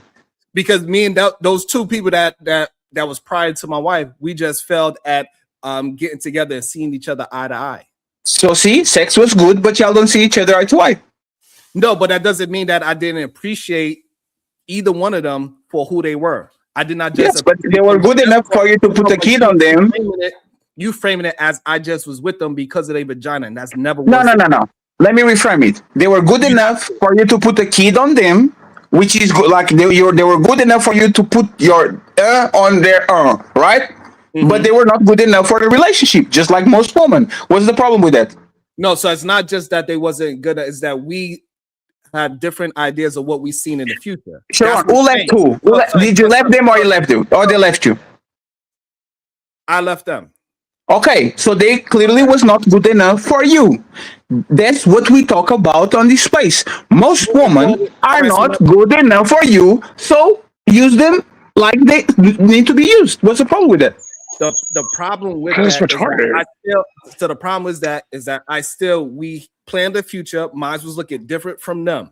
And that's why we have to separate ways. So I did not look at them as just vagina, like how Coach Greg Adams is looking at women just as vagina, saying that, hey, you just pay for it until you can't pay for that person anymore. That is the difference, because majority of men are not mentally equipped to deal with so many women sexually and unsee those things. It's going to be a bad look for them as they move older in life. Totally fine. And if you're not about that life, if you're not about that life, don't listen to him. If you are not about that life, because being like doing how it does, you have to be about that life. You can be attached to women just because they mount on you. If you are not about that life, you should listen to Coach Greg Adams. I agree with that. Okay, and so the problem is that he do get people enticed into his rhetoric that is not a part of that lifestyle, that do not have that mental capacity or financial capacity to do the thing that he is doing. And it's not good advice for the general population as men. It's only good advice for older men, like how you said, the older men that's buying these OnlyFans, the ones that are whatever's going on in a relationship, is good for those men that are pretty much taking themselves out the game. His advice is good for them. Sure, but nothing is good advice for the majority of population. The good advice. My advice is good for the majority of population. No, okay. So your advice? Do you advise people to marry before they carried? Yes. Are most women marrying before they carried? I don't think so. Are most women, the average age of marriage is 29 for women on the United States. In Portugal and Europe is 30. Are these women saving themselves for their husband at 30? No. So if they not, why should men go ahead and do whatever Sharon is telling them to do and wait until that day to consume marriage when women clearly are not about that life? Why should men not actually be realistic and react to the market instead of doing this idealistic world where everybody close their legs before they get married? How does your advice work when it's not based on reality? Because first of all, my rhetoric is not based on virginity. That's number one. So it's based on what? My rhetoric is based on men need to take off the mask, take lust and degeneracy from the top of their value system, and actually understand the person that's in front of them and get to understand that person's character and see if those two characters work with each other to move forward in life, and have an understanding. Don't wait until things just happen. Say, hey, we went on a date 10 times, and then now you're at my house, and then we have sex a bunch of times. Then, okay, I guess we're going to move in. Okay, then I guess we might as well get married. Okay, then I guess we have kids. Stop having this guessing game with relationship and have intent. Take that mask off, be exactly who you are, and you need to lessen your sexual market value. You should not be a diner. You should be fine dining. You need to be a 5-star restaurant. 5-star restaurants, for example, they have a very small, limited menu. A diner, they have a whole goddamn book that you need to read. And this is why men need to take lust and degeneracy from the top of their value system and replace that with some other things like honor, respect. Not saying that lust is not a part of us as men, but it needs to be something. You literally just said, Sharon, that most men are not about that life. That most men are not about a free agent and just paying. You literally said that. Most men want attachments and relationships. So once again, you are talking about men that might look at fresh and fit and say, you are these and you are that to these OnlyFans models, but then they go on the back and they subscribe. But as soon, like Coach Greg Adams is saying, that is completely true. Men are one blowjob away from the plantation. Is a describer that is true. Most of men are going to boycott women until they find the woman they love, and all of a sudden they are back on the plantation. So once again, while he is describing reality, you are talking about platitudes that have no sense right now in 2026 because anybody is having sex with anybody, right? Again, he's right, you are wrong because you just talk about idealism while he talks about reality. Correct me now. Break my bullet down. Break my bullet down. I need to dig in this. That's just crazy. He, again, Greg Adams is talking about a fantasy. How? Because majority of men are not going to be able to move like a 50 to 60-year-old man. And majority of men will not reproduce. Only 40% of men reproduce. So majority of men are going to end up their lineage no matter what, right? But my argument is that men need to take away lust and degeneracy from the top of their asses. Look at Sharon, right? Sharon, So talk with me. So what I'm saying is that what Greg is trying to promote is that you need to go ahead and play a game. No, Sharon, talk with me. I agree. Talk with me, Sharon. Okay. Only 40%. Let's take it off of his ideology now. Just only 40% of men reproduced in the history of mankind. You have 3 baby mamas, which you are probably 1% of the male population. You are literally taking women that are available in the market with other people, and you are you reproduce way more than the average human on this planet with different mates.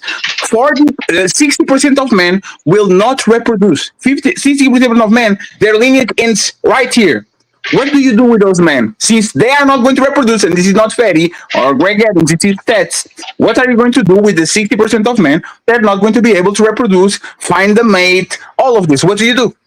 So those men that cannot find a mate, I believe the issue that they have, number one, I don't think you have to reproduce, right? I think that's a fallacy that we're going to have to start changing with that rhetoric. You don't need to. Damn, you don't? No, men and women do not have to reproduce to be. So why 80% of women reproduce? And number two, because that's what we believe is correct for society. But I don't think that makes you a good or bad person or productive or unproductive person in society, in my opinion, right? Number two, we need to get men to understand they need to focus on themselves first, because once they focus on themselves and build their own character, they can find a woman that has that same similar characteristics instead of looking at these goddamn the numbers don't match. The untouchable woman, and that we don't, and that's the problem that I have. That the numbers don't match. The numbers don't match. The men are looking for the numbers to match, and they don't need to look for it. No, Sharon. 40% of men, only 40% of men reproduce. 60% of men are going not to reproduce. 80% of women reproduce. So it's a 20% of available women and 60% of available men. What are those 60% of men are going to do? Right? Since they are not going to follow Greg Adams, which is be a free agent, have fun, don't impregnate this woman, don't cohabitate with them, just go ahead, build whatever you have going on. What are these men doing on Sharon Perfect World? Right. So those 60% of men, they don't need to look at women that have children before them as some kind of net negative all the time. Some of them are going to be a net negative, and some are just going to be they grew up. Whatever the case is, you need to find out why that woman had that child, why that man is not in her life anymore, and then you make a discernment from there. So not everybody is going to be able to have a woman that didn't reproduce. So I agree with you there. That is a so go ahead and have fun, right? Okay, so we agree there. Go ahead. So go ahead and have fun with the woman that wants to have fun, right? I don't believe that is conducive for men to go ahead and have fun as a whole in general, because most men are not capable of seeing those type of women in his lifestyle, because those women are not made for him. So what do they do? There's the point. What does a man that doesn't want to live a free agent lifestyle but can get a woman, what should he do? Right. He needs to work on himself so he can find a woman that is out there that is just like him. It is plenty of women out there that is just as prudish as him. the problem is way too many men are attempting to be something that they are not. And when these men pretend to be something that they are not, they want to be in a relationship that they should not be in, and then they go ahead and create children that they should have never created in the first place. And now there goes the percentage disparity. Men are out there chasing vagina and they creating children because they don't have no mental fortitude to understand what they are actually doing. And that whole situation of men that is being like example for you, getting vasectomy and taking control of who they creating babies with versus people that do not have no real leadership and just out there. So Sharon, you are actually 40, right? It's not look like 40 like the man. You are actually 40 years old, right? I'm more closer to 50 than 40, but yes. Okay. Like the man is 33, looks like 40. You are actually closer to 50 than to 40. Looking at your experience, Sharon, how many years do you think it actually takes for a man to become a man? Like a solid man. Like how many years? Like give me like an average age. To be honest with you, for me personally, that come to a moment for me, it took me about 2 years to actually work on myself and become a positive and productive. No. That's not what I ask. Is from being born until actually you see this man is a solid man. He's a man of character. He's a man that built himself. All these things. Like, could you give me an age that man actually become man of responsibility, man of like what will be the average age for a man to build himself? I think between the age of 22 and 25, you start to really understand the attributes that is productive for you as a man. And that's when you become a man, or is just like that depends on one's upbringing, not one's upbringing and the examples of manhood that you've had around you. Because some dudes never get it. Some dudes, because they didn't have fathers, grandfathers, uncles, or that just example, they had to go through it. Some don't get there until they mid-30s, late 40s, whatever. It really depends, bro. And NT, that's to me is my opinion. Most men actually become man, not young adults, not men because they are males. They become men 35, 40, 45. It takes a lot of time to build a man. It takes a lot of time. Like Sharon, at this age, compared with his 25-year-old, there's no competition. The 25-year-old version couldn't compete with him. It takes time for you to become a man. And the problem is, these men, you are telling these men to build themselves, right? They're going to build themselves. They're going to work hard and be promoted. Like, for example, Shadow is doing his hard worker. He's doing his thing. He's working and all that. Just so he can wait and be 35 so he can become a man and then get woman that Sharon impregnated and that was outside as leftovers. No, so this is what's going to happen to most men. They're going to work hard just to get your own leftovers because he didn't want them at 20, but now I have to get him because I'm 35. Hold on, Shadow. It's not a shout at you, Shadow. He just referenced you as a working man. So what I'm trying to get you to understand. So if we could get young men to start recognizing these characteristics earlier in time, they will also recognize a woman that is built for their character, what they are trying to build in time as well, instead of waiting until we are 35 and go through all these different life. You can't. If we can, if we start. I can prove it right now. So hold on, we can if we start moving. If more men that's in a productive way and then want better families and communities start to speak up and say, "Hey, this is where I went wrong," and this way younger men could do it 10 years before they did. And Sharon, this is why it's great to have Chiki on this place. Chiki is very kind and stupendous individual that saved his virginity until he's 30, and now he's looking at the market, and all the women that are his age are ran through. They are literally he waited all this time to be to 30 to be a good man and a responsible man and work on himself and become a stupendous person, just to go around and look around the rest of the 30-year-olds, 29-year-olds, 30, 27-year-olds, and all of them run through. So he saved himself for nothing. He saved himself to get a woman that Sharon had sex 19, 20, 21, 22, 23, 24, 25, 26, 27. And now, here we go, Chiki. Here's Sharon leftovers. Be happy. They're not choosing to be virgins. They're be happy. I think the problem that is that like virgin doesn't mean that necessarily means that the person is no good or not.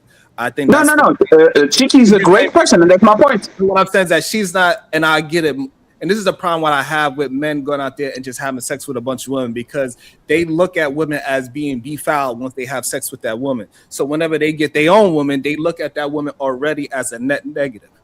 And no, Sharon, what is this counterpart? Sharon, what is this counterpart? And the reason why I'm saying that is because you even saying it right now that those women, because they had sex, that they are a net negative for Cheeky.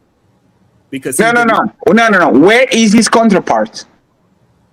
Even if he gets a woman, right, or he has a woman, where is this counterpart in society in mass? The woman that knows the average age of marriage is 29, so she's going to college, work on herself, get a PhD, get some traveling and all that shit, while closing her legs so she can find their counterpart, Cheeky, that is virgin, did all these things so they can get together. Where are these people in society?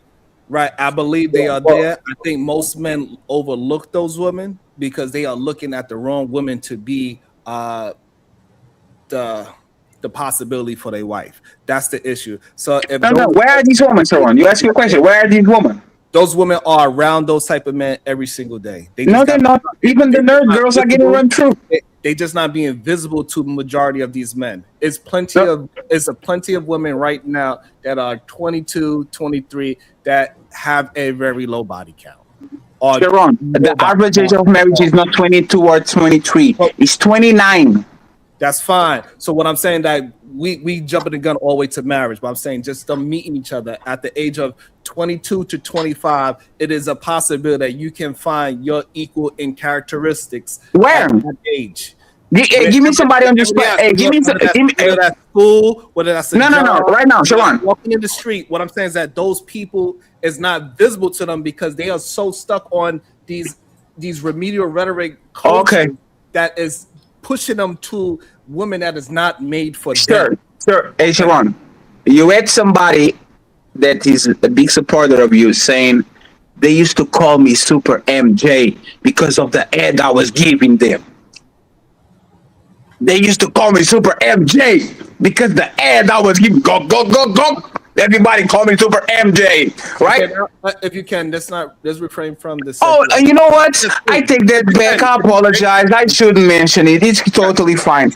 Right, more woman. No, she's not here to defend herself. She's not here to defend herself. I apologize. Okay, I apologize.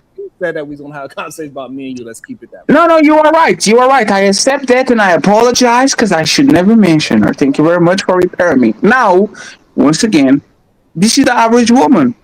The average woman is not going to get to Mr. Shadow, a very hard worker, okay, because she's going to be having fun with whatever, and she's going to having fun. And then when she gets closer to 30, then she's to 20, like you are closer to 50, then you are to 40, she's going to pick a sucker so she can be with him and all that. Coach Greg Adams tells you, be careful with that.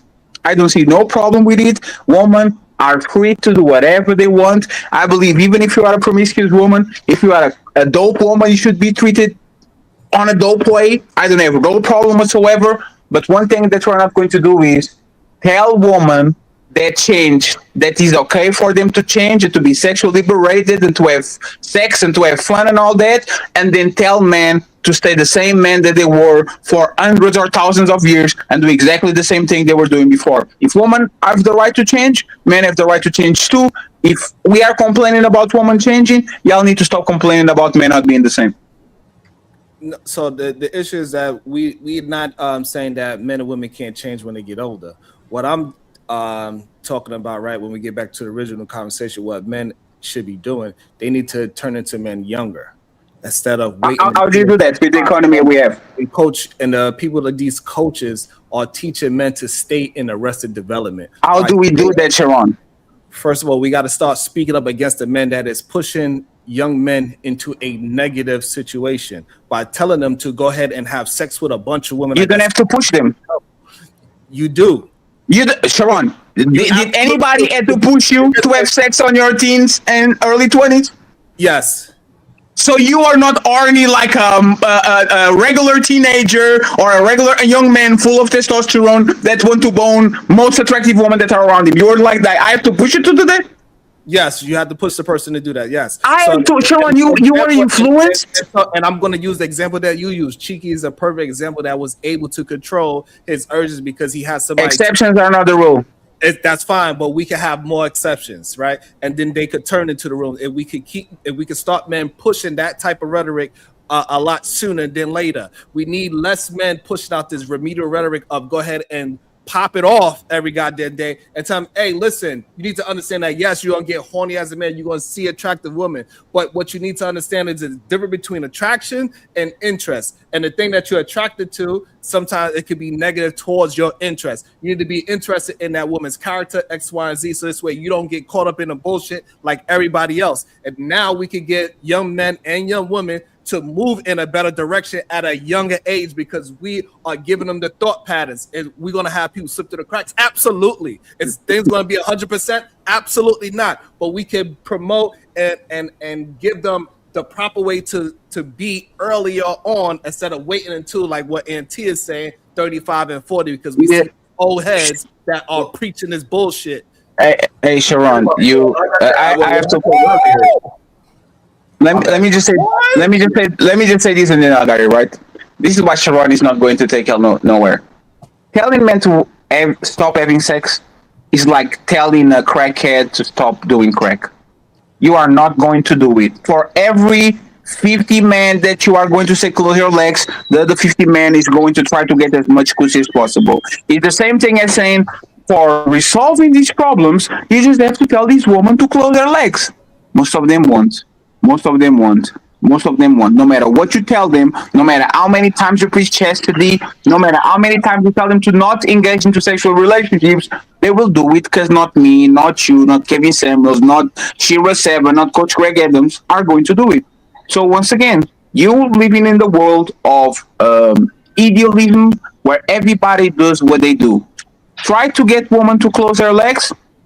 Try to get women to pull up their zippers, and I'll give you credit. But stopping people from fucking from 18 years old to 30-something years old is something that nobody at this time could able to actually do it in the West. So I doubt that Sharon Brace is the one that is going to do it. But you know what? I'm wrong. Y'all got it. Shout out once again to Sharon Bracy and all the fucking he was doing before he got his rights. Is the living embodiment that you can be a dog and still get it at and end up with the bone. I see you later. All right. Now, hey, what I was saying earlier, it doesn't necessarily mean that it comes at 35. Some men, it's going to. Like, manhood, believe it or not, is just like any other job, profession, skill, whatever. If you're not taught how to do it and you don't have the examples, you know what I'm saying, at a young age and all of that stuff, you're going to have to learn on the job. Like, that's what it is. So if you got boys, you know what I'm saying, young men that don't have an example of a man, they're not taught how to do it, they're not raised in a household or just in an environment where they see how responsible men move, not just men in general, but responsible men move, you're not going to learn how to be a responsible man until you probably make a few damn mistakes.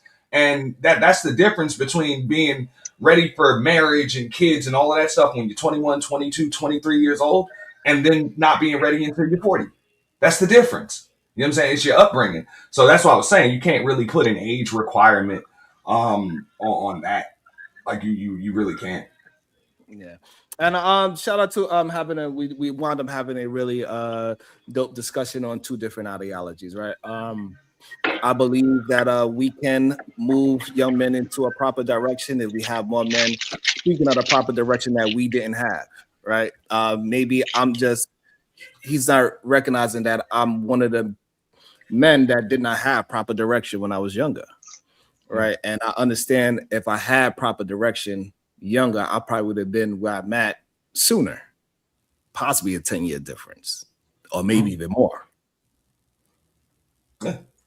And it's important, and not just fatherhood alone, and fathers are important, but just the right examples of fathers. You have a baby daddy, you got 6, 7 baby mamas, and all that other shit. That's not necessarily the best example neither. So it's more to it. It's levels. But I know Fatty had brought up cheeky or whatever. I get it. You know what I'm saying? But if he says he's a 30-year-old virgin, Like, understand he's the exception to the rule. So chances are any woman he gets with is going to be the exception to the rule too, and should be. So as far as what most women are doing, that shouldn't even concern a 30-year-old virgin, because bro, you an exception. So your woman gonna have to be exceptional. Understand that. But I think that's a good thing. That's not like people. A lot of people talk about that shit like it's bad. Oh well, most women are not marriageable, bro. That makes it easier for you to find your potential. You know what I'm saying? Your till death do us part spouse, whatever, because most women ain't for you. Like that makes it really, really easy. If you narrow the playing field, down to now you don't have 10 prospects, you only got 1 or 2. Yeah. That should make it really a lot easier to choose. And we can start chipping away at it with different ideologies. And I want to shout out to all the people. We have over 200 people watching, and don't allow whatever excuses you was giving yourself not to show some love to the show by hitting the Cash App, Super Chat, PayPal, and all these things. Don't give yourself excuses not to donate, because plenty of people always find ways to not donate. It is what it is. Not to hit the like button. It doesn't make no sense that we have over 200 people. We don't have 150 likes. All right. We don't have over 150 shares. This whole time, 3 hours and 48 minutes. Guess what? Nobody was talking about donations, money, cash apps, likes, and shares, right? Because we want y'all to just support productive conversations. You've been here for over 10 minutes, 15 minutes, 20 minutes, some of y'all. Some of you been here for an hour. Just showed up, hit the like, hit the share. If you have 99 cents, send that. If you have more, it's much appreciated. And it's okay. Don't look for excuses to not donate. Is all I'm saying. You should be looking for excuses to donate. What I was saying, so there's the reason you didn't let me pull the bullet. Nah, because I got an appointment. Is there a reason you didn't let me pull my trigger? Oh shit, my bad. Right. For the conversation. Now, just real quick, like the glass ain't always half empty. Just because you know what I'm saying, the dating pool isn't just for like everybody ain't marriageable and none of that. Like I said, it's simple, but it may not be easy. Doesn't necessarily make it easy. Maybe you do have to be alone, but exceptions made for the exception. I just want to real quick. I know you're in it, but again, like, so we don't need people that say they support the channel find ways not to support the channel again. Like you voicing the reason why you don't support the channel. I don't know. You can keep that to yourself. You don't need to voice out the reason why you don't support, because it's plenty times when this wasn't the case and you didn't support as well. Whoever the person is.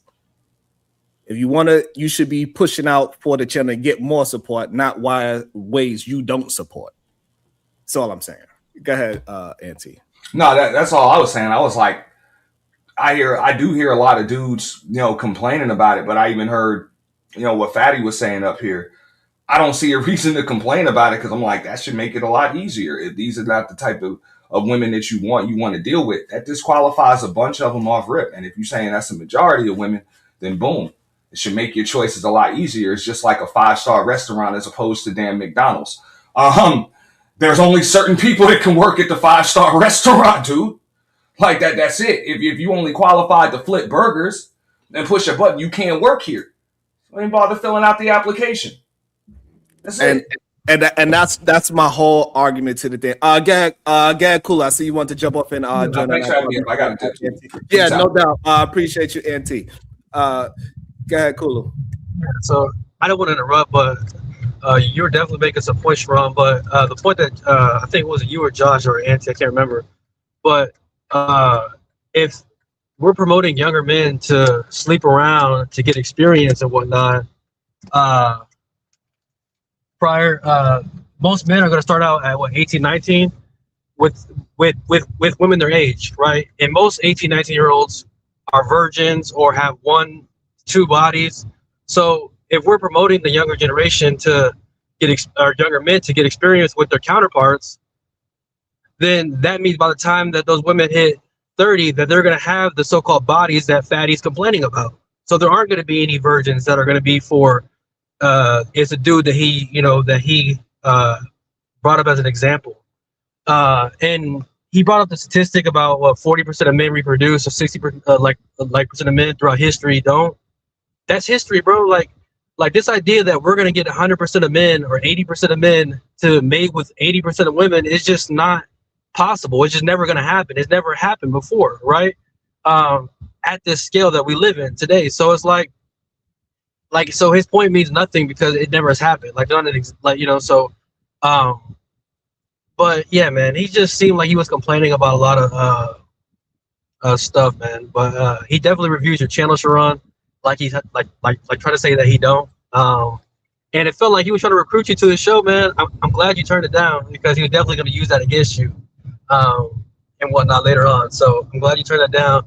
But also, just real quick to respond to a point from earlier, Josh, are you going to take workout lessons from a guy that's skin and bones that don't work out? It depends on why he's skin and bones. Is he lean or is he just unathletic? Like no muscle. Are you gonna take strength training from a guy that has no muscle, that don't work out, that's just skin and bones? No, but I might take dietary advice from him. Okay, so the messenger does matter. No, because that's also part of fitness. No, because you're not gonna take strength training from a guy that don't got no muscles, bro. That that don't look the part. You know what I mean? So like the messenger is important. Like the reason, and you believe in Jesus, right? Is the reason why Jesus' message is so powerful to Christians is because he's perfect. You know what I mean? If he had any type of flaw or diminish, his message wouldn't be as powerful as y'all try to make it out to be. You know what I mean? So the messenger is the most important thing to the message. That's fair. No, that's fair. All right, we get somewhere. We got somewhere today. Diva, are you there, Diva? I'm not sure if Diva's there. She was in and out today. She had a couple of comments on my ass, but she was in and out. And I ain't read none of the private chat stuff yet. I got to read that as well. Y'all be having me. All right, Acid Bath with the 199. Believe in me. I'm your God machine. Shadow, the time wild bullet. Luffy, D Nuts 1 with the one eye. Sharon, you cooler than them. Thank you. I appreciate that. I rarely get any compliments. I appreciate compliments get you everywhere. Ronnie, PB 3XT with the one eye. You left 2 BMs? Damn, dog. That's about with the 199. Those that can't can be sent to war. Shit. Kim East with the $2. What happened to being leaders? Yogi Fish with the $4.99. I changed my mind. Go on Fatty's show Friday. Great conversation between you both. Well, I appreciate that, Yogi Fish. I think I can have a good conversation with anybody. It's just that too many things get in the way of conversation sometimes. It is what it is. You know what I'm saying, Kulu? It is what it is. I'd be really one to have these conversations. The problem is that I'm able to have these conversations, but a lot of people want to try to use the fact that I'm willing to have conversations as a net negative. And, you know, that's just what it is. Yeah, like what he brought up 2 years ago, whatever. Like, right. Like you're the only people that I know that are in this sector that actually has legit conversation and tries to let everybody from all sorts of backgrounds and communities give their points, and the strongest points survive. You know what I mean? Or they get bountied out. And it just seemed like with him offering you that, like, was all part of a plan that he was trying to use against you, because the point that we were making is that you're over at Sharon's channel. He didn't ask you to be here. You're listening to him, and what we're saying on the panel, he's not doing the same to you. So that proves our point. But if you were to go over there, then he could use that against us, you know what I mean? And say, oh, Sharon, come over here, you know, to my show and whatnot. But yeah, man, and the Edom man got his ass on the rope, and he would have moved on. Like, no conversation. But yeah, man, like, you can't use other people reviewing your content as a way to prove your popularity, because you're only doing your content because of the so-called woman being dominated by the man that happens on this platform. They're not reviewing the content because you're somebody. They're reviewing the people on the team that are going at it that fits their audience. You know what I mean? Yeah. So that's not a way to judge your success as a content creator. You know what I mean? But one thing I would say is, I'm glad that we was able to get down to an actual conversation. So at least shout out to that. So it shows he can have honest conversations. And we can have more of that. I think the space would be very beneficial of more real conversation, but maybe they have to be one-on-ones, right? Because it takes away from a lot of emotions in the conversation, right? We was able to just communicate, even though we disagree, right? And I think that's a trope that is a net negative also in our sector, that we have to have a heated argument for it to be a good show. No, we can have really dope ass conversations that's are opposing without it being some nasty salacious thing. And also, let me welcome into the show, Cypher. Good day to you. What is your thoughts? Hey there. Well, first of all, how's everyone doing today? We're doing well, thank you. Good. So I've been listening to the panel for a while now. What I thought was interesting is just the overall kind of ecosystem that exists out there as it comes to dating. How do you guys feel about like miscegenation? Explain it.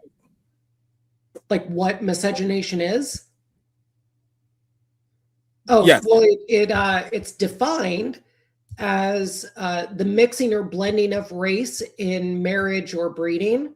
So like interracial marriage. Oh, okay.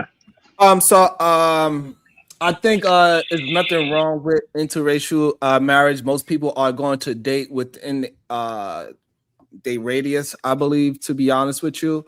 I don't think interracial dating is a real issue that we should actually communicate about, because it happens so little.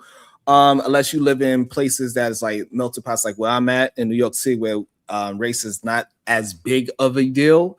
But when you go into more of the middle of the country, people tend to stay with their own race. And I believe that's the reason why that it is not a bigger situation on dating outside your race. And also, before you go, Cypher, shout out to my guys. Really, thank you. He says, support, fam.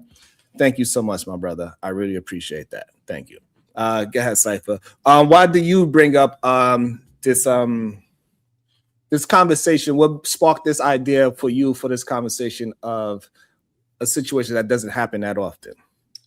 Sure. Yeah. Well, I'm approaching this as a person who's white, and I'm listening to a Black panel primarily discussing dating issues and issues pertaining to marriage. And so I'm just always interested how everyone feels about that. And to me, I guess I don't have a strong opinion on the matter one way or another, in terms of like, I don't think that it should necessarily be discouraged, and I don't think that it should necessarily be encouraged either. And what I've noticed is that recently, over like the past 15 years or so, we have seen a very intentional move from a marketing standpoint in virtually all forms of media to really present more interracial and mixed couples than we've ever seen in the past before. And I do find that interesting, right? Where there's like quotas essentially built into advertisements and representation on screen in movies and shows, where they will show, for example, couples that are always mixed races, which again, I don't have anything against a couple being mixed, but I do find it interesting that we would intentionally promote that from a representation standpoint. So yeah, I don't think they are promoting it. I think it's just acknowledging it, because we are living in a time when people want more representation, right?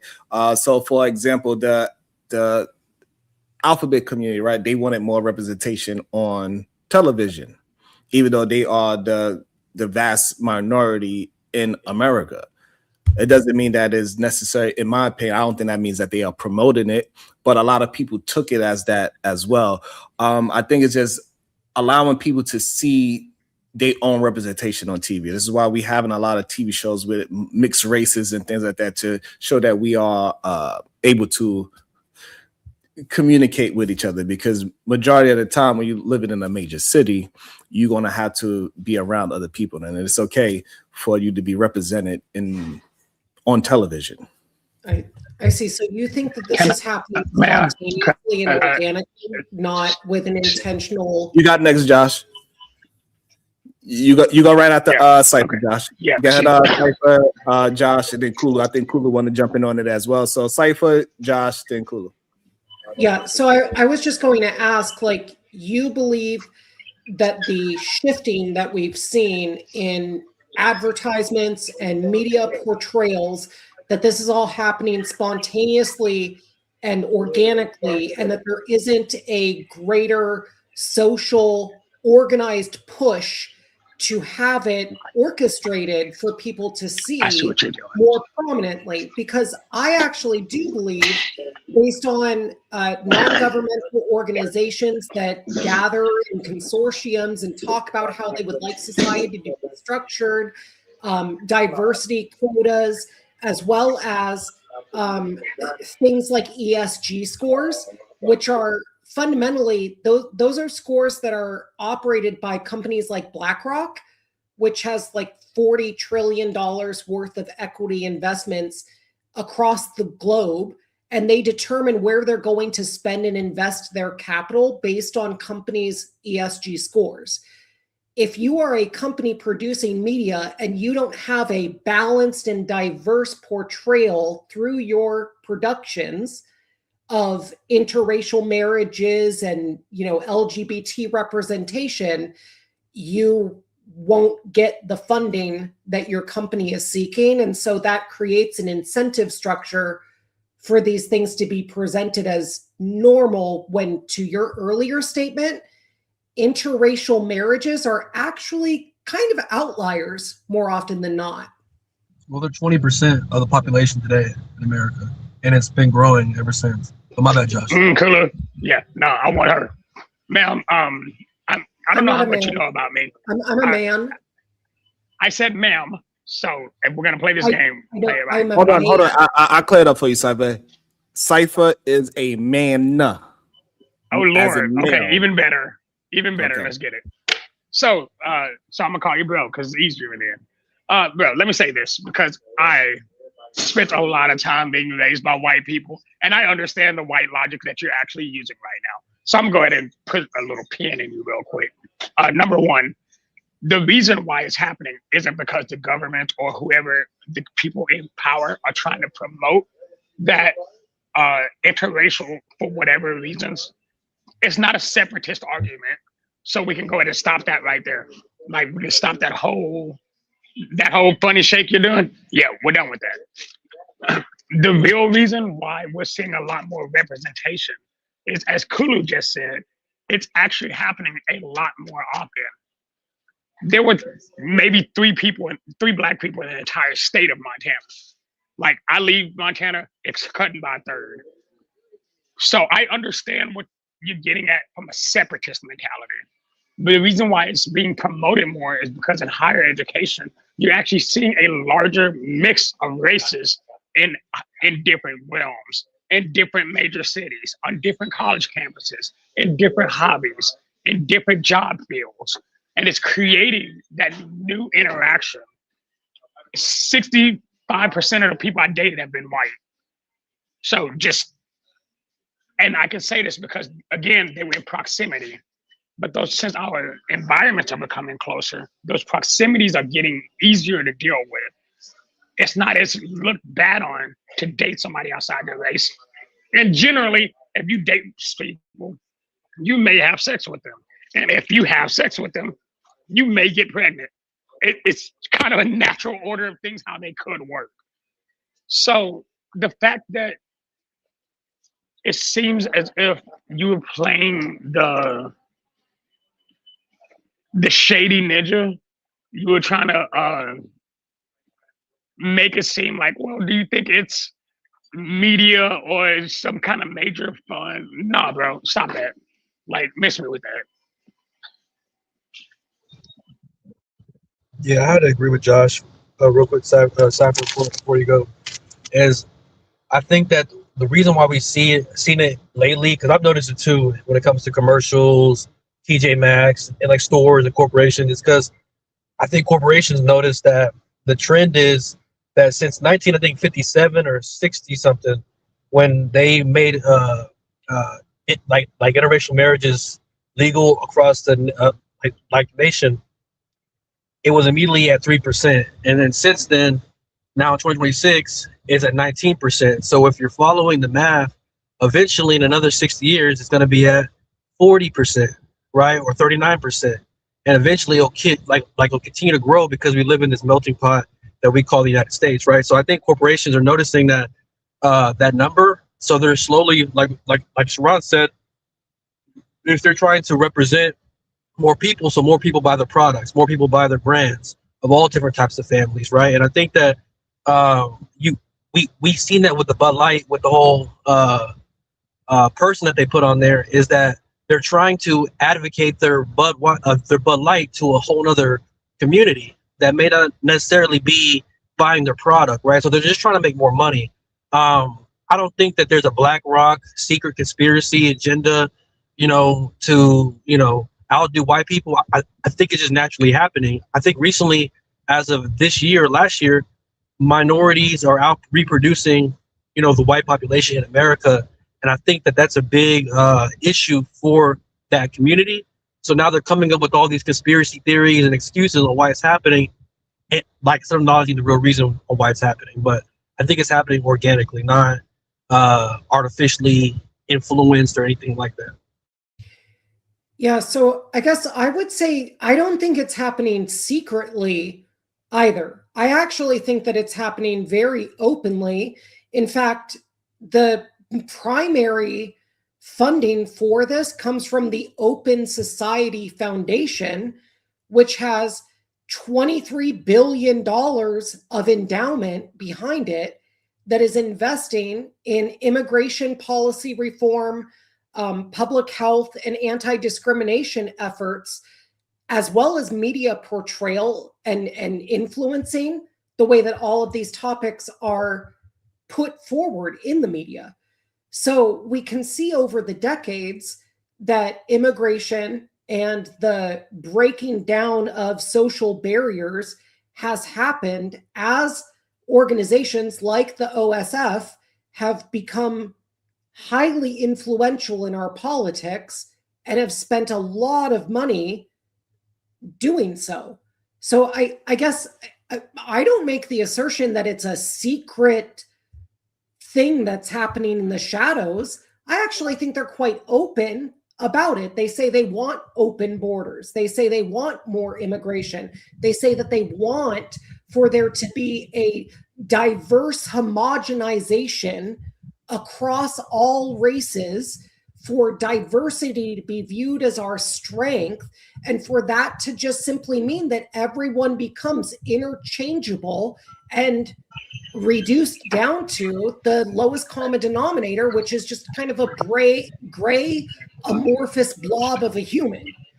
And I think that so fine. What's wrong with that? Erases cultural differences that are valuable, because whether it's Black culture or white culture or Asian culture or Hispanic culture or whatever culture you want to look at, I actually think that there are strengths in each of those, and simply blending them all together creates a sense of like disharmony and discord that doesn't actually result in positive outcomes for society.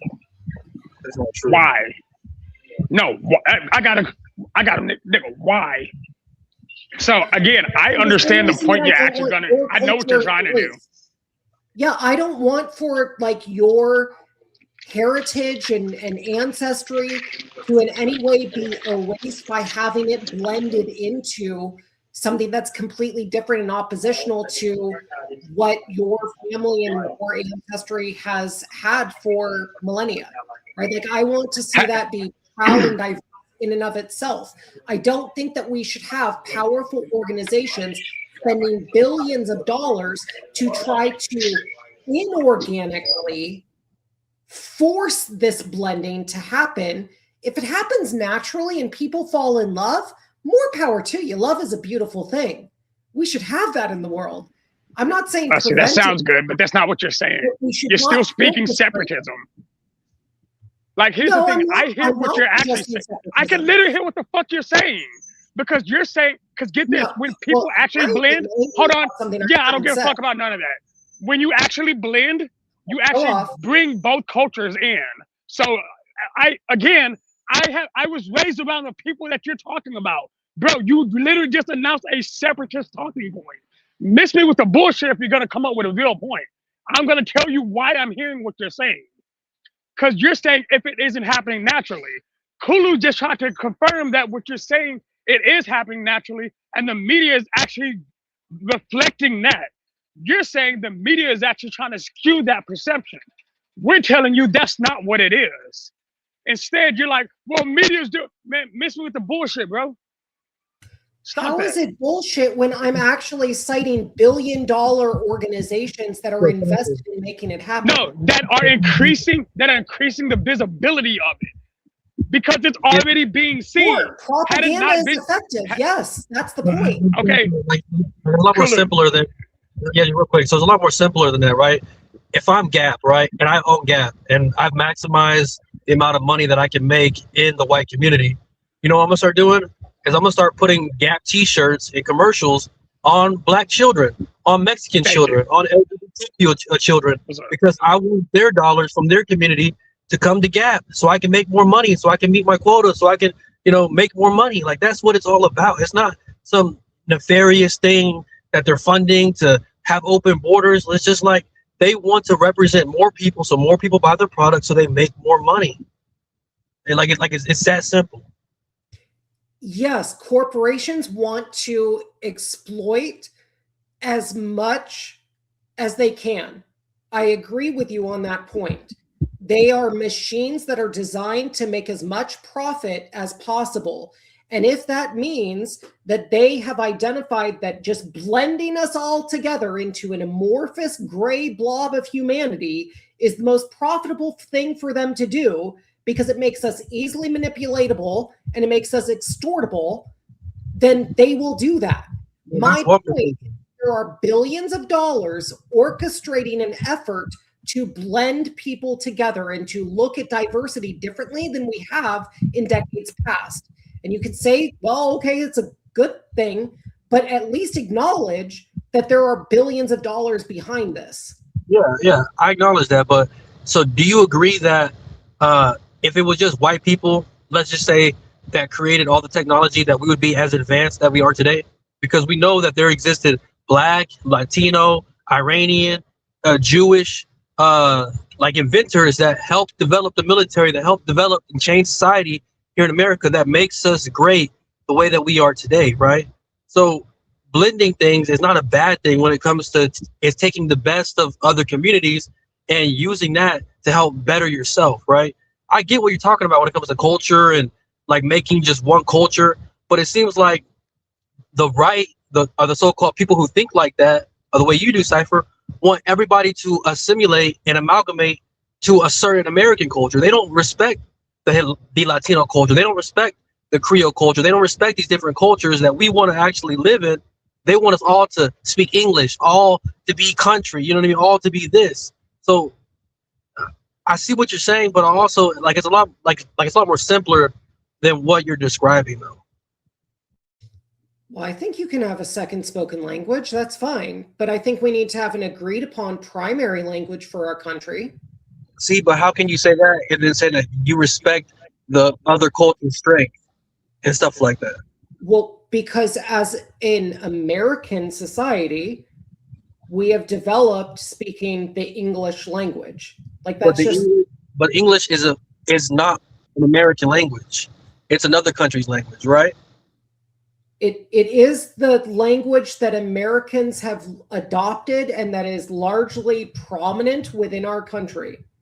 But is it an official language of the United States? No, it's never been an official language, and that's not the point. It is the most prominently spoken language in the country, and I think it's fine for there to be a primary language that you speak in a country, and for people to have secondary languages that they're also fluent in is absolutely fine as well. I mean, it's okay to have people want that, but should it be forced? Obviously not. You know what I mean? If people should respect people, like people should respect people's cultures. Shit, we got translators, man. We got like Google AI that can literally translate it in real time. You know, so I mean, yeah, but I think we're straying from the point a bit. Yeah, we are. Yeah, I like how we worked that out. I think what's up, Renee? I think we worked that out. Shout out to y'all. We got through it. Shadow got a little excited, but we got through it. I just don't think it's an agenda the way how you saying it, Cypher. I think it's more of a agenda of creating more money and enticing more people to spend money with different companies, not necessarily to push people into dating certain people. Okay, so you're dismissing the influence that the Open Society Foundation has on political discourse and marketing and propaganda and media portrayals? Yes. And because why are you doing that when that's one of their stated initiatives? Because just because they stated doesn't mean that it's working. It has not been working for many years. Like it just hasn't changed anything. It So doesn't. you don't think that just because they started pushing out more of the alphabet situation, that more alphabet people exist. Just because they are pushing more interracial whatever doesn't mean that it exists more. It's just not happening like that. Sharon, check your Cash App, man. Come on. Oh, PH Diva apparently doesn't want to have me up here. So bye, I guess. You can spend $20 to keep yourself up. I'm fine. I don't need to participate in the grift. Go ahead and play the soundboard. Well, while I find the soundboard, you can finish up your last statement then. Mm-hmm. Yeah, because I gotta go through it. I know the game. So play the game and talk through it so when I find it, I can do it properly. Let's go. Have a nice day. You gotta hold on. I gotta go through a couple of things. Keep talking, Cypher. I'm sure you do. God damn it, Cypher. Why you not playing along? You gotta keep on going. Just hit It's like the taste out of your mouth. I'd like to see it. Thank you, Cypher. Where was you? Diva, where was you at all this whole time? The first thing she do, curse me out. Check your goddamn Cash App, goddamn. I really be caught up in that goddamn conversation sometimes. I ain't gonna lie, y'all. I do sometimes. Sometimes I be, even though I'm the host of the show, sometimes I become a goddamn panelist. Goddamn it, I don't be meaning it on purpose. Sometimes I become a damn panelist. I think she is still in her meeting. Shout out to Byron Turbo the Tuba. SNL will always be wrong. Also, shout out to Miss J with the 25 balls. She says, "You got this. Hit the like button." Thank you so much. About to be a situation. Hey, hey, hey. And for the Cash App, it says, "Bye, Whitey."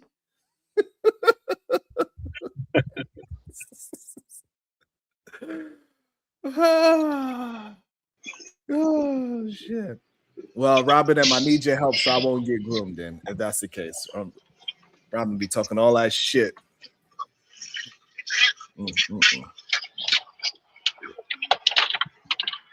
It's so crazy to hear. Yeah, go ahead.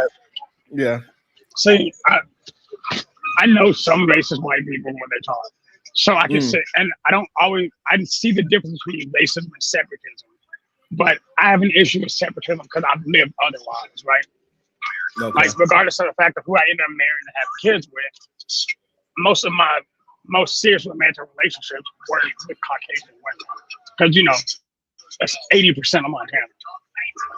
So, but then, so I've heard these talking points about older white people when they try to explain, oh yeah, well, you know, they're trying to push us losing our culture.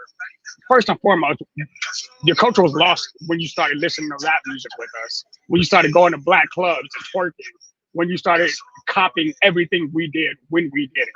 So your culture assimilates every other culture around you. I hate that. That's a really dumbass argument, and that's why I lost my shit.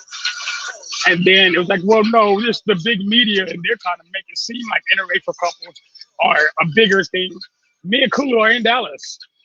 Dude, we can go to the Dallas Galleria today, and maybe 1 out of every 12 couples are interracial in some way, shape, or form. Dead ass. Go to North Park, it's even worse. It's probably 1 out of 8. And I know this because I Uber drive most of them.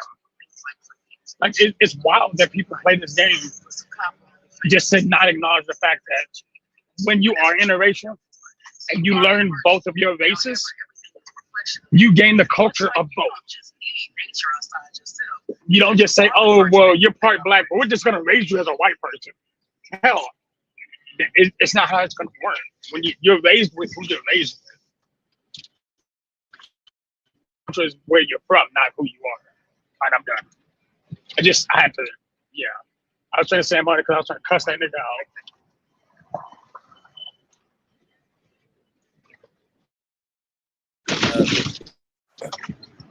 out. All right. Wall Street really said you're 100% wrong. I don't know. I don't know. I really don't be having no dog in that fight. I don't know. Even though I get why sometimes people want me to have a dog in that fight, I really don't have a dog in that fight, to be honest. I'm raising my children to be 100% themselves, and but I get it. I understand that at the same time. So I just want to raise my children to be aware of their surroundings, is what I'm gonna do. You know what I'm saying? Like that, I want them to be aware, pay attention to what's going on. Did I hear what? I didn't hear that. What? So we had the conversation on Bomb. Is I'm gonna try to guide my daughter, my son, to marry, FBA. But if they happen to fall in love with a different race, I'm not gonna be upset. I'm not gonna disown them, and whatnot. But are you the same way, Sharon, or are you gonna the same way? Yeah.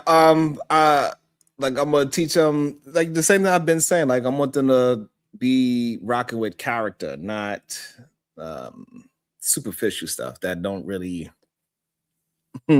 that's not going to really help you in the long run. You need to be more aware of character than anything else. And sometimes race is a part of people's character, which is something that you can't ignore as well. So you got to be involved in all that because there's so many nuances to this whole dating world.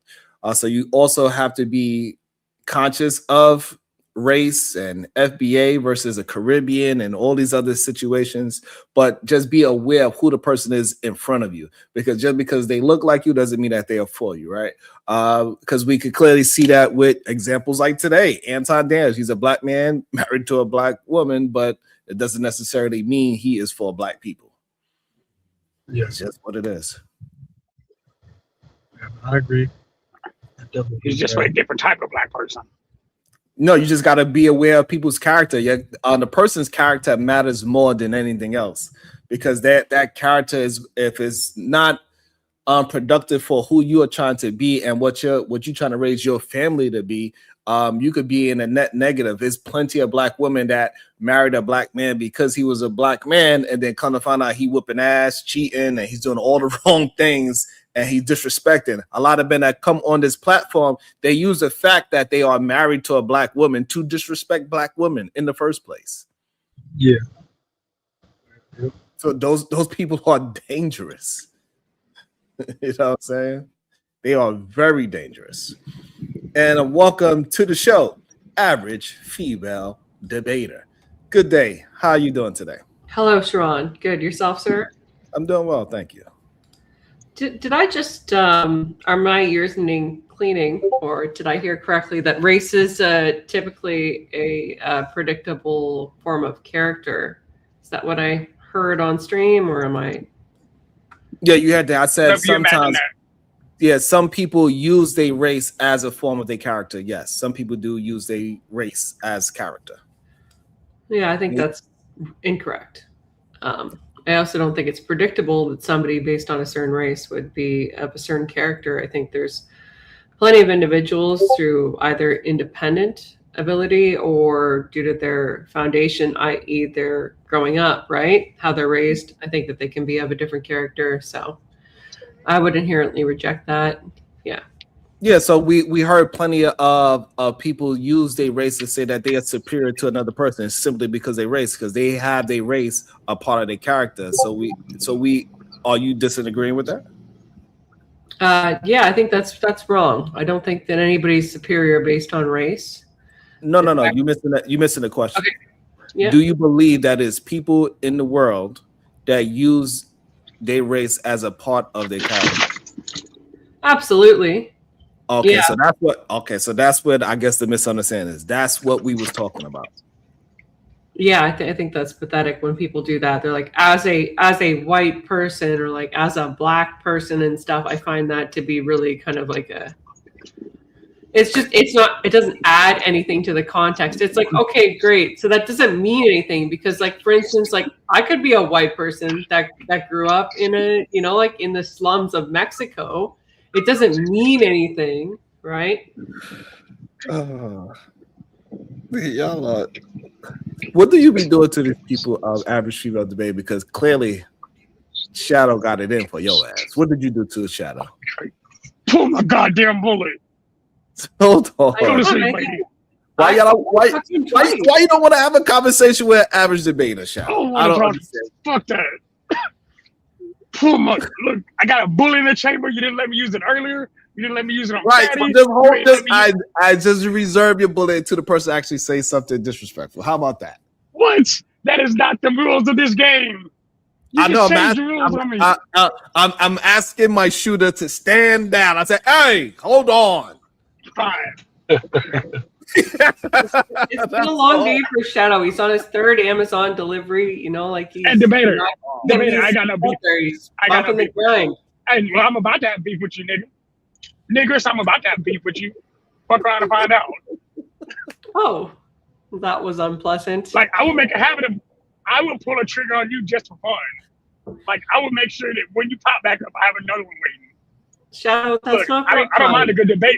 We're raised by white people. I'm not polite today. And I think that you should be a bit kinder to white ladies. Okay.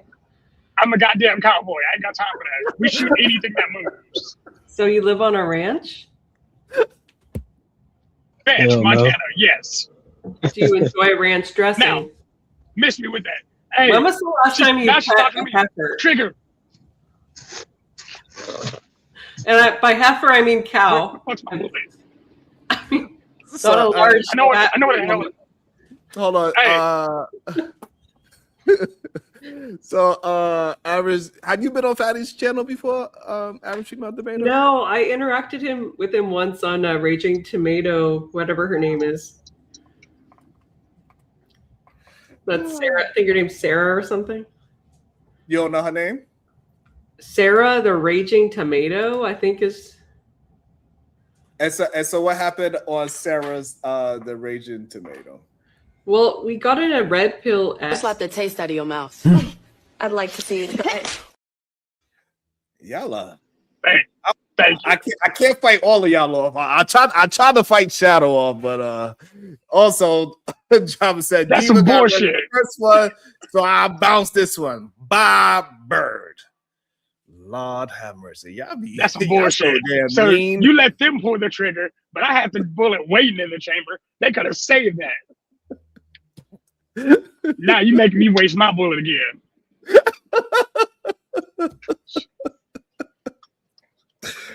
I'm starting to feel some kind of way, Shrine, because you keep stopping me from pulling the trigger now. Hey, you know what I'm saying? I'll be making people feel a certain way. You know what I mean?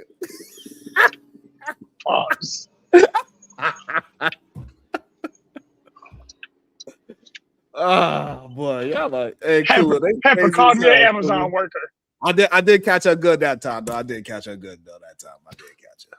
You know what I'm saying? Shout out to average female. That's why I debater. preload. And also shout out to Cypher too for playing along and understand how the rules go and not being offended by it. Too many people I think get offended by it. You know what I'm saying, Kulu? Yeah, I think Cypher and her might be the same person, man. It's just different voices. No, they was on the pen at the same time, so were they talking at the same time? Yeah, they was talking. Okay. Sean, can you bring Kim West up so I can finish cussing her out? Because she keeps flirting with me and my wife's getting mad at me. Kim East, I just got a text. Kim East, you have been summoned to the channel, so please hit the link so you and Shadow can have it out clearly. Oh, and President Sharon. Come how do you when are we flirting gonna in the have chat? the official impeachment hearing? Because we gotta have that.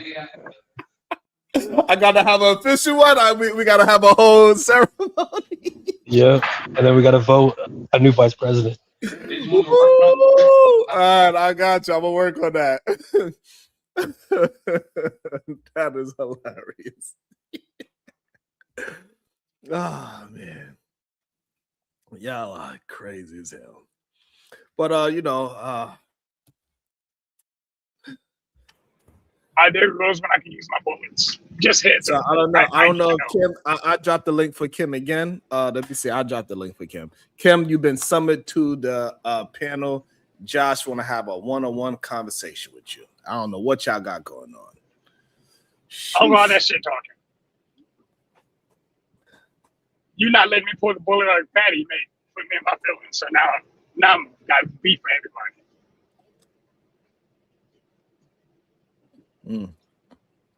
Hey, Kula, I told you it don't matter. Hey, Kula, it don't matter. I'm damned if I do, I'm damned if I don't. Kula, if I had the conversation, I'm damned. If I do have the conversation, I'm damned. That's the cost of being the boss and the president. Mr. President. I'm like, hey, let's attempt to have so this way people cannot just paint narratives on me. You know what I'm saying? Because they love to paint them shits, boy. I tell you. Yeah. But it is what it is. So wait, so why are we impeaching Ida? Because I disagree with that. Everybody voted. Well, you didn't vote. You should have voted. Yeah, I did. I voted against it. But y'all never explained why we were impeaching him. Oh. Well, he's the Antonine Horse of Egypt. Nah, he committed a penalty of perjury on a few of SPG citizens and under oath. So yeah, you can't do that as vice president. Oh man, that's a good way to explain it. Josh, you trying to nominate yourself over VP? Fuck no, hell no. First of all, I'm not calm enough to do that. Second of all, like I'm pretty sure I'm the worst person on the panel at this point, and I just appreciate being here. Like y'all's overall views. In fact, Kulu, real shit, you would probably fit it better. You have no. I can't be VP. Even when you can argue with Sharon, y'all's viewpoints are still similar enough. I want to fight with Sharon for fun.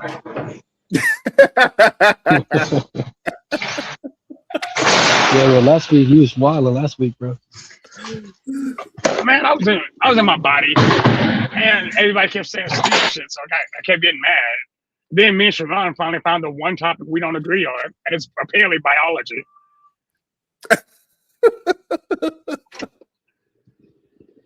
Like, despite what's funny? So, like, I'm at home, and she's like, Sharon wasn't wrong. Just because you have sex doesn't mean you agree to have a baby. And I was like, man, get the hell out of my bed. I'm going. Sharon made me get out of my bed to go work with Uber because I didn't feel like laying in bed with my wife because she's listening to your crazy ass. That shit made me mad. It's like, right, bro. I gotta work on my debating skills. Let me go drive around and get my thoughts proper. No, I was Because sometimes, like, me and her can have a conversation about something that we've talked about, right? And she can explain to me why what you said, why I might have missed it. And then she's like, yeah, you know, just because we have sex doesn't mean we want to have a kid. And I looked at her, I was, we have 3 kids. What are you talking about? She goes, sir, I made the choice to have those kids. I was like, if you didn't have those kids, I wouldn't have put my penis in you. Like, that's kind of how the game works because it's a natural consequence. No, that's not what Sharon said. I'm like, did you just tell me that's not what Sharon said as we're laying in bed talking about Sharon? Nah, nigga, I'm gone. I made $300. I gotta go for a walk. I gotta go for a drive. Sharon, you made me $300 that day. It's okay. Hey, that's what I'm talking about. It was a net positive at the end of the day. You didn't argue with your wife, and you made some money. You brought home some bread. So it was a net positive. Absolutely. And she made lasagna, which was fun. And I think sometimes like people don't really. I think sometimes people miss that part though. For real, Josh, is that we get better the more that we have these difficult conversations. We get better at expressing ourselves and also able to receive the other person's train of thought. Doesn't mean that the other person is right or wrong, but you can at least understand the other person, right? I think that's the main thing that I really want to get out there, that we can have these disagreements and we don't necessarily have to change the other person's mind, but we can at least hear the person out so they understand that I heard you and I understand what you are saying, and not necessarily have to be right. Because one thing I learned with dealing with relationships, being right in a relationship is not necessarily good for the relationship. Right. You know what I'm saying? So like, what's the point of me being mad at my wife because I was right, and then now we both not talking anymore, and now she right? It don't make no sense. Like, I'd rather us have understanding than be right in the conversation. Let's just communicate and have the understanding that, hey, we could disagree with this thing, but I understand why you look at it in the way how you look at it, because in reality, nobody can actually see the world the same way. Even though we all have the same name of this color is green, we actually have no proof that we actually see it in the same hue as each other. And the same thing. I mean, if you were a Manosphere. No, we have actually no proof that we all named that green jacket that you have on, right? That vest is green, but we have no proof that we actually see it in the exact same color. We just all say that color is green. Hey, trade secret, I'm colorblind. It took me about a month to even realize that this wasn't white. The Dr. Out of Africa talks about that in his book, that we all have different variations of melanin in our eyes, which allows us to see different shades of the same color. So yeah, we're all not seeing the same color. We're seeing different shades. Yeah, we all call it the same name, but that doesn't mean we all see it the actual same. You know, y'all remember it was years ago. That goes on with life as well. Like, none of us can actually see the world exactly the same as the other person, but we can listen to the person up where we can understand how they are coming across in the topic at hand. Oh, hey, Sharon, can I address this voice issue? I'm tired of people bringing it up. I've got bloodline chimerism, so it causes my lungs to flood with fluid all the time. Ironically, it's not in my throat, it's in my lungs. So as I speak, the more I do things, the more I work out, the heavier it gets. Every couple months, I got to go deal with that with my hematologist. So it's something that sometimes my voice is clear, but we're at the beginning of spring now, so it's getting worse. So it'll progress worse until about early June, and then my voice clears up. I go through flushing cycle, and I'm back to where I am. So no, I'm not trying to irritate y'all with my voice. I just can't do shit about it. I can't clear my throat. I can't. Drinking water doesn't help. Not a thing. Sorry. Sorry, chat. That's just kind of is what it is. Yeah, it's all right. You forever be Kermit. It's okay. Kermit the Frog was famous. And he hung out with Sal, so. Yeah. So, wait, Sharon, I'm gonna ask you a question. Is there such thing as a femcel? A femcel? Yes. What is that? What is an incel? Somebody that is involuntarily celibate. It's typically male, right? now give that male a vagina. Yeah, it's typically a male. Yes. Now give that male a vagina. That's a femcel. It'll still be an incel. I agree with that. Oh. No, I agree with that sentence. I think they're both incels. Yeah, I think people try to make jokes on it by calling it a femcel. They try to make it a joke, but it's still the same thing. Yeah, but there's way less female incels than there are male incels because there's way less. Yeah, because it doesn't matter how low on the totem pole you are. If you're willing to put out, especially like some of the ugliest girls are the best eaters, and I don't mean that to be disrespectful. I'm just being some of the least attractive women are some of the best people. Like, look, they dedicate themselves to everybody. You said people or eaters? I swear you thought you said eaters, bro. Look. Okay. Don't call me out on that. I said, you know what I said, and I had to adjust that because I realized how fucked up that sentence was. Yeah, that was kind of crazy. Just to bring that part up out the blue is kind of crazy, but also not wrong. Yes, like, it's absolutely wrong to say that, because what you're pretty much some saying of the ugliest people are right. That is insane to say. Because let me stretch it. Their sexual skill set doesn't have anything to do with how they look. Well, get this. So, and I'm gonna speak from experience right now. Oh, shit. When you don't realize, when you don't know if you're ever gonna get somebody as good or even somebody else, you dedicate yourself to that experience. You make sure your sexual experience is mind blowing because you want them to come back. When you're not, I'm not the most attractive person in the world, and I'm okay with that. I'm an ugly little nigga. But with that being said, I also had to learn how to have sex very well because I didn't have a choice. I was like, I want to bring one thing to the table: dick. That's it. Hard working doesn't help you. I'm kind of crazy, I'm a criminal, but I sling wood like Michelangelo. So that's all I got.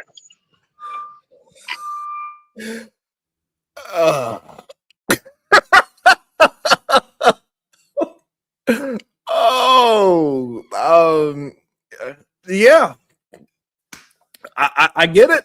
You know, you know what I'm saying?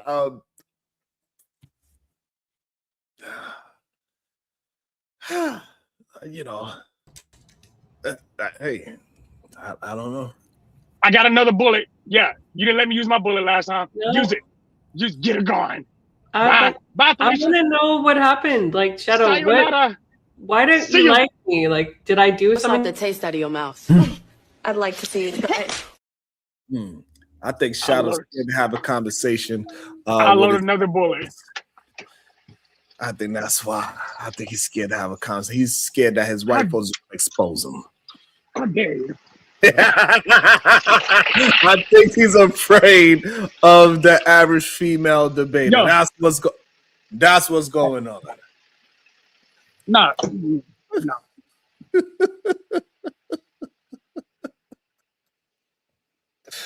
Yeah, but that was a wild statement about I don't know. I don't have no proof of that. Ugly people do it better in the bed. That's just wild to say. I think that's just I don't think it has anything to do with perceived looks of themselves. It got something to do with how people think about themselves or other people, that they look at other person and say, hey, this person is that. Or they look at a fat girl and say, oh, she must have the wettest vagina.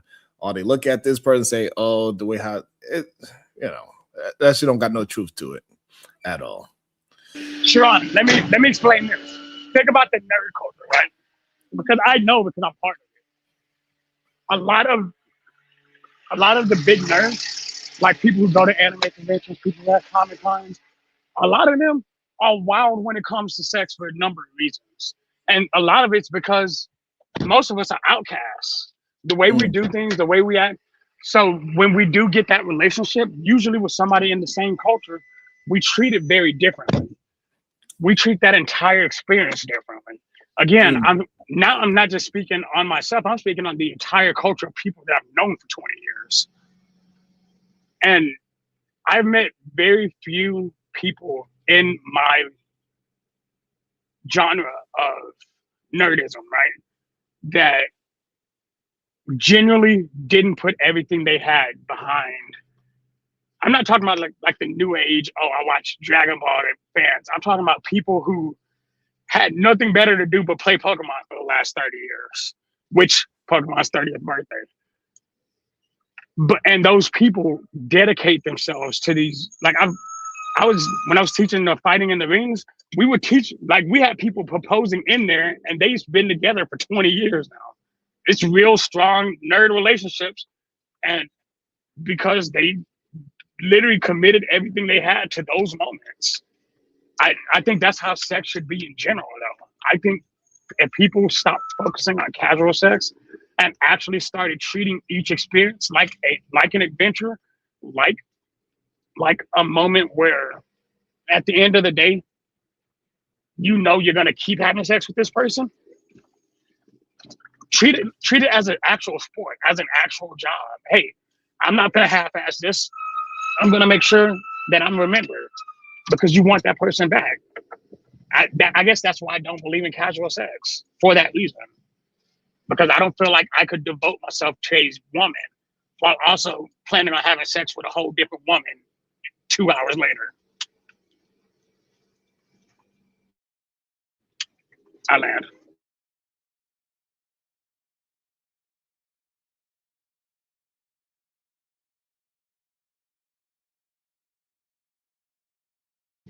And no, Kim, I wanted you in the conversation because you keep talking shit all day and it gets old. And instead of coming up, you're still sitting back there acting goofy. If you got something to say, come say it. Whatever beef we got, we need to resolve that because we got better shit to do. Otherwise, stop flirting with me in the chat. So,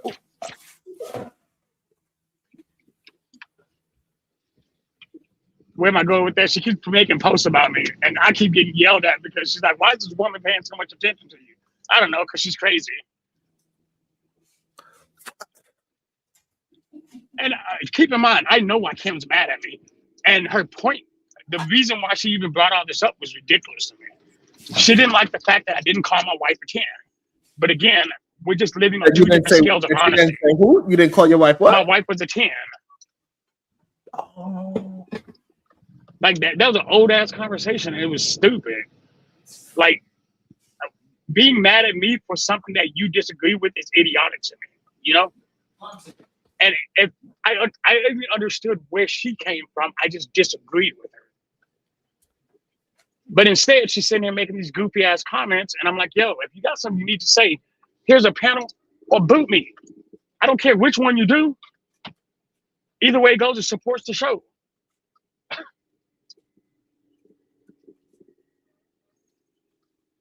Like about to be a situation. Hey, hey, hey. Shout out to Narratives and Dialogue 1701 with the 5-ball. Shadow, you are not wrong because my best friend really was Super Mario Brothers. Right to go. Him and his wife are game nerds. It's me, Mario. I'm number one. And law enforcement. Coffee. A Mario themed marriage. So who was King Cooper? That's wild. Hey, yo, I went to a wedding 2 weeks ago. My best friend Joey got married, right? And they did this like. Oh yeah, I remember Joey. Yeah, me and Joey had a good time the other day when I spoke to him. I was like, what? I was like, damn. Apparently, something I didn't know about shit. Anyway, like he made his whole wedding Sonic the Hedgehog theme, which was cool as shit. Like, say that again. Yeah, he made his whole wedding Sonic the Hedgehog theme. And I wonder who was Shadow. To be fair, I was the best man. But Shadow, Hey, Simon, no, I got best friend is Tails. So you had 2 tails? I mean, you want to have that conversation? You were taking a tail feather? No, but his son was Tails, and that was it was adorable. I love that. Like that little kid is my homie. Like I love that. I love that little girl. Like he's like 9 now, so it was super cool seeing him come up in the little fox costume with the rings, and he gave up both of the rings. He's the ring bearer. I was like, that shit's cool. Oh wait, this nigga's back. Hold up. Hey, no, I'm finna send his money. I'll be right back. Well, I guess Cypher, go ahead and do your thing while he go ahead and take out the trash. Go ahead, Cypher. Because I don't know. Cypher, you there? Oh, there you go. Yeah, I'm there. I am supporting your stream, you see, because I know that there's donations that are going to come in as a result of me being here. So you're welcome. That's a very interesting statement that a lot of people use. You know that the majority of people that do support the stream, they don't need. It's not necessarily you. Unless you donating yourself, you cannot say you are the reason why these people are donating. It's not a fair statement. I mean, I will say whatever I want. I mean, like they're going to donate because I'm here, because they want to remove me, because they have because they really just don't want to hear what other people have to say. They enjoy their echo chambers, and they experience cognitive dissonance when they hear ideas that are different from those that they subscribe to.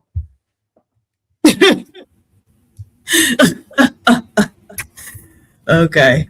Yeah, you might want to go and look up the definition of that. Cognitive dissonance? Uh-huh. Do you know what it means, PhD? Yeah, I know what it means. Go on. No, I said you might want to look up the definition, bitch, not me. So okay. So again, Yeah, you may want to look that definition up. Are you suggesting that I used it incorrectly? Yeah, Kick Rock's you want to look that up. I don't have I'm not gotta go. Taste out of your mouth. I'd like to see it. Yeah. Fuck everything you got going on. So what is that? I got you, Diva. Shadow, why do we have beef? Like slap the taste out of your mouth. I'd like to see it. Damn. That made my day. You did? That made your day. You ain't shit. Go ahead, Diva. Shadow the Titan Wasp, 40 ball, EAD. Damn. Delon Cortez, otherwise known as Jabba, $20.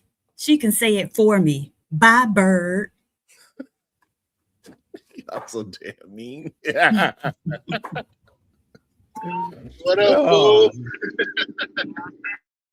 Diva, how did your meeting miraculously end at the same time? Look, why I got 2 laptops up here. So I might not be able to be here, but I can watch.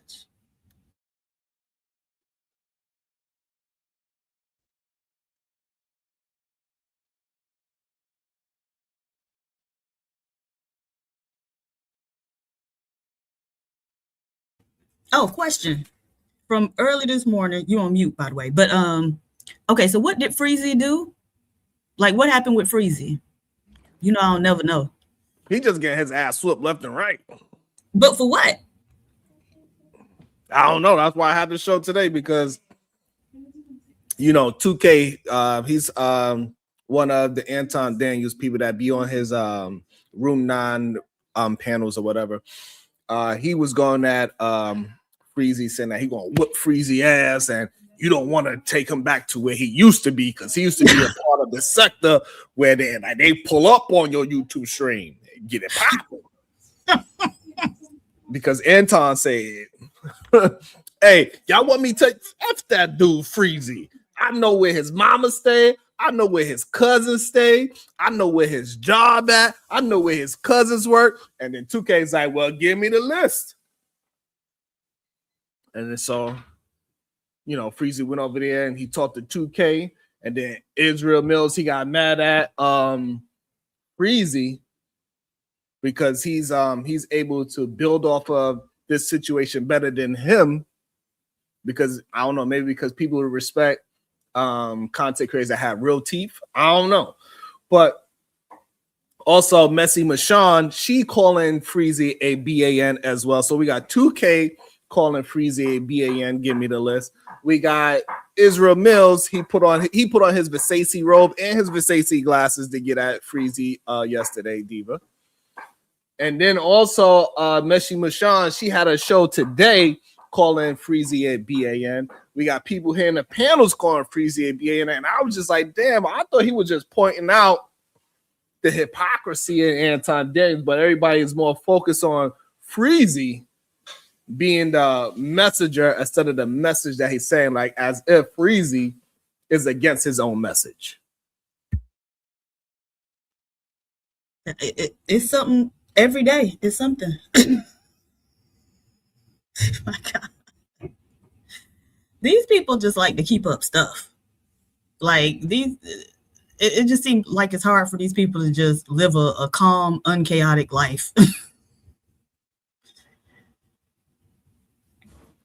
Maybe I also forgot last night House of Hypocrites had a show as well too, addressing all of this. I forgot.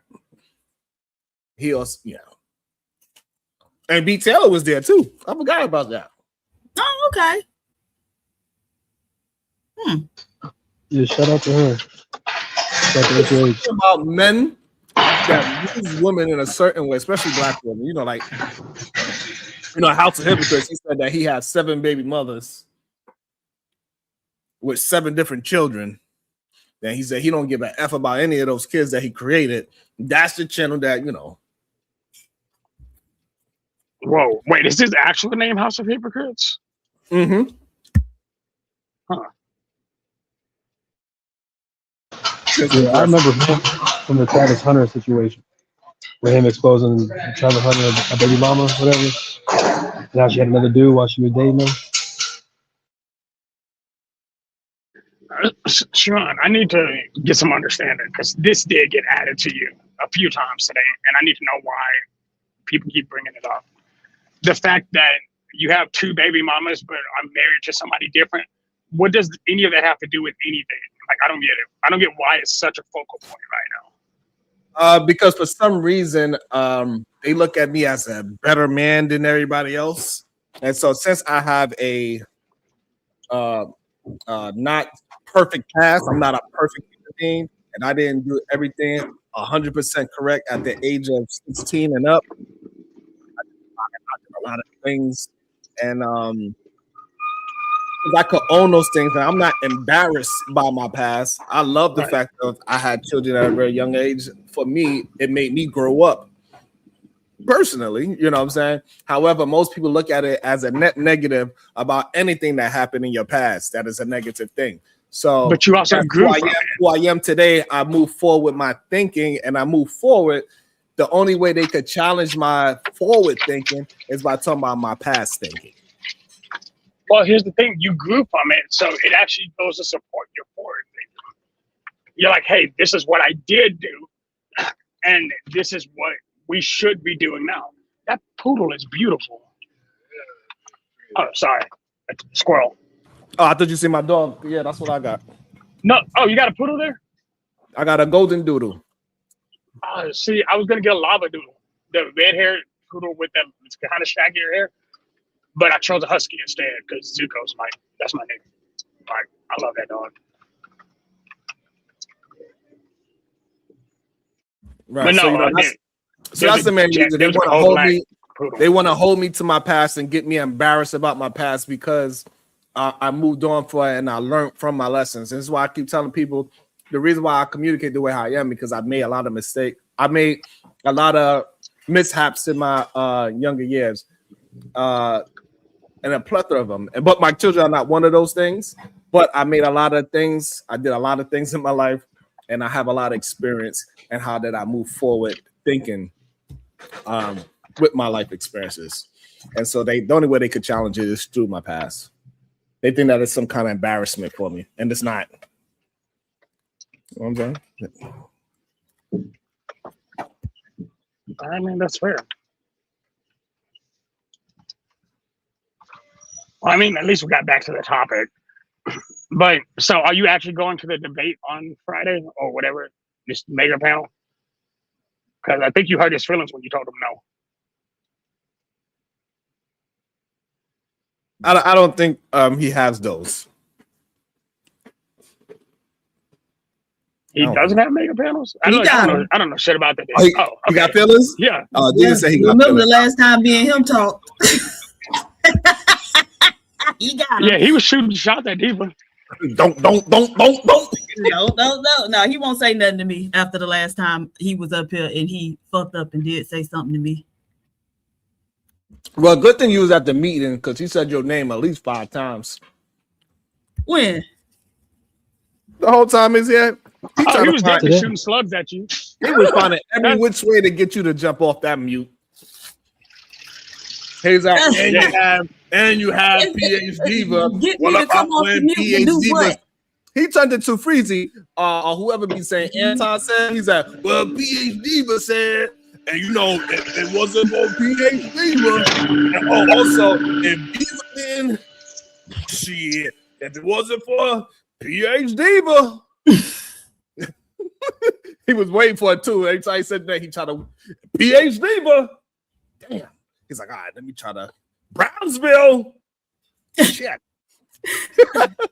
Oh, so he wanted to leave with his feelings hurt again? Hey, he was trying to I'm a snitch. Hey, He was I'ma trying tell his best. I keep my shovel on me. He was trying his best to, you know how he do, Diva. Like he tried to throw things against the wall so you could, But you know, it's a good thing about it. I think all of it happened for a reason. We was able to actually get to a real conversation instead of it being the theatrics version of himself. Yeah. So that's what it was in the beginning. It was his theatric version of himself. But later on, we actually was able to get to an actual conversation to show that, people like Coach Greg Adams is just not wrong. Somebody sent me an article that I got to go and read, and maybe I could talk about that tomorrow. But in reality, when we just really have a conversation, I'm going to cook them. It is what it is. It's just going to happen naturally. When you don't have all those theatrics behind you, you don't get that ass whooped.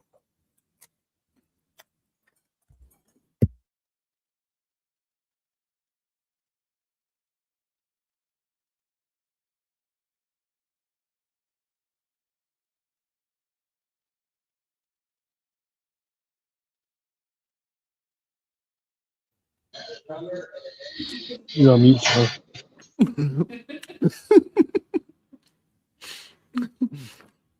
Yeah, it seemed like when you were up here, he was trying to catch you, Sharon, to like contradict yourself so he could clip it and use it for a future video against you. You know what I mean? It seemed like he was trying to do that with Edaman too, with the question that he was giving him.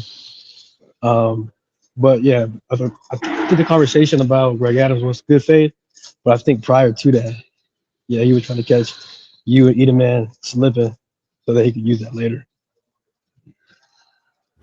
Shout out to the average female debate. She said, I can't super chat for some reason. I got a side eye on that. I don't know. If you could chat, you could super chat. That's for sure. Oh, you can also, let me put my cash in. Maybe Cash not working, right. Let me see. You can super chat, you can cash out, do Zelle, Find reasons, because the minute you pop back up, I'm pulling the trigger again. Oh, Lord. Anyway, Diva, you got any final thoughts?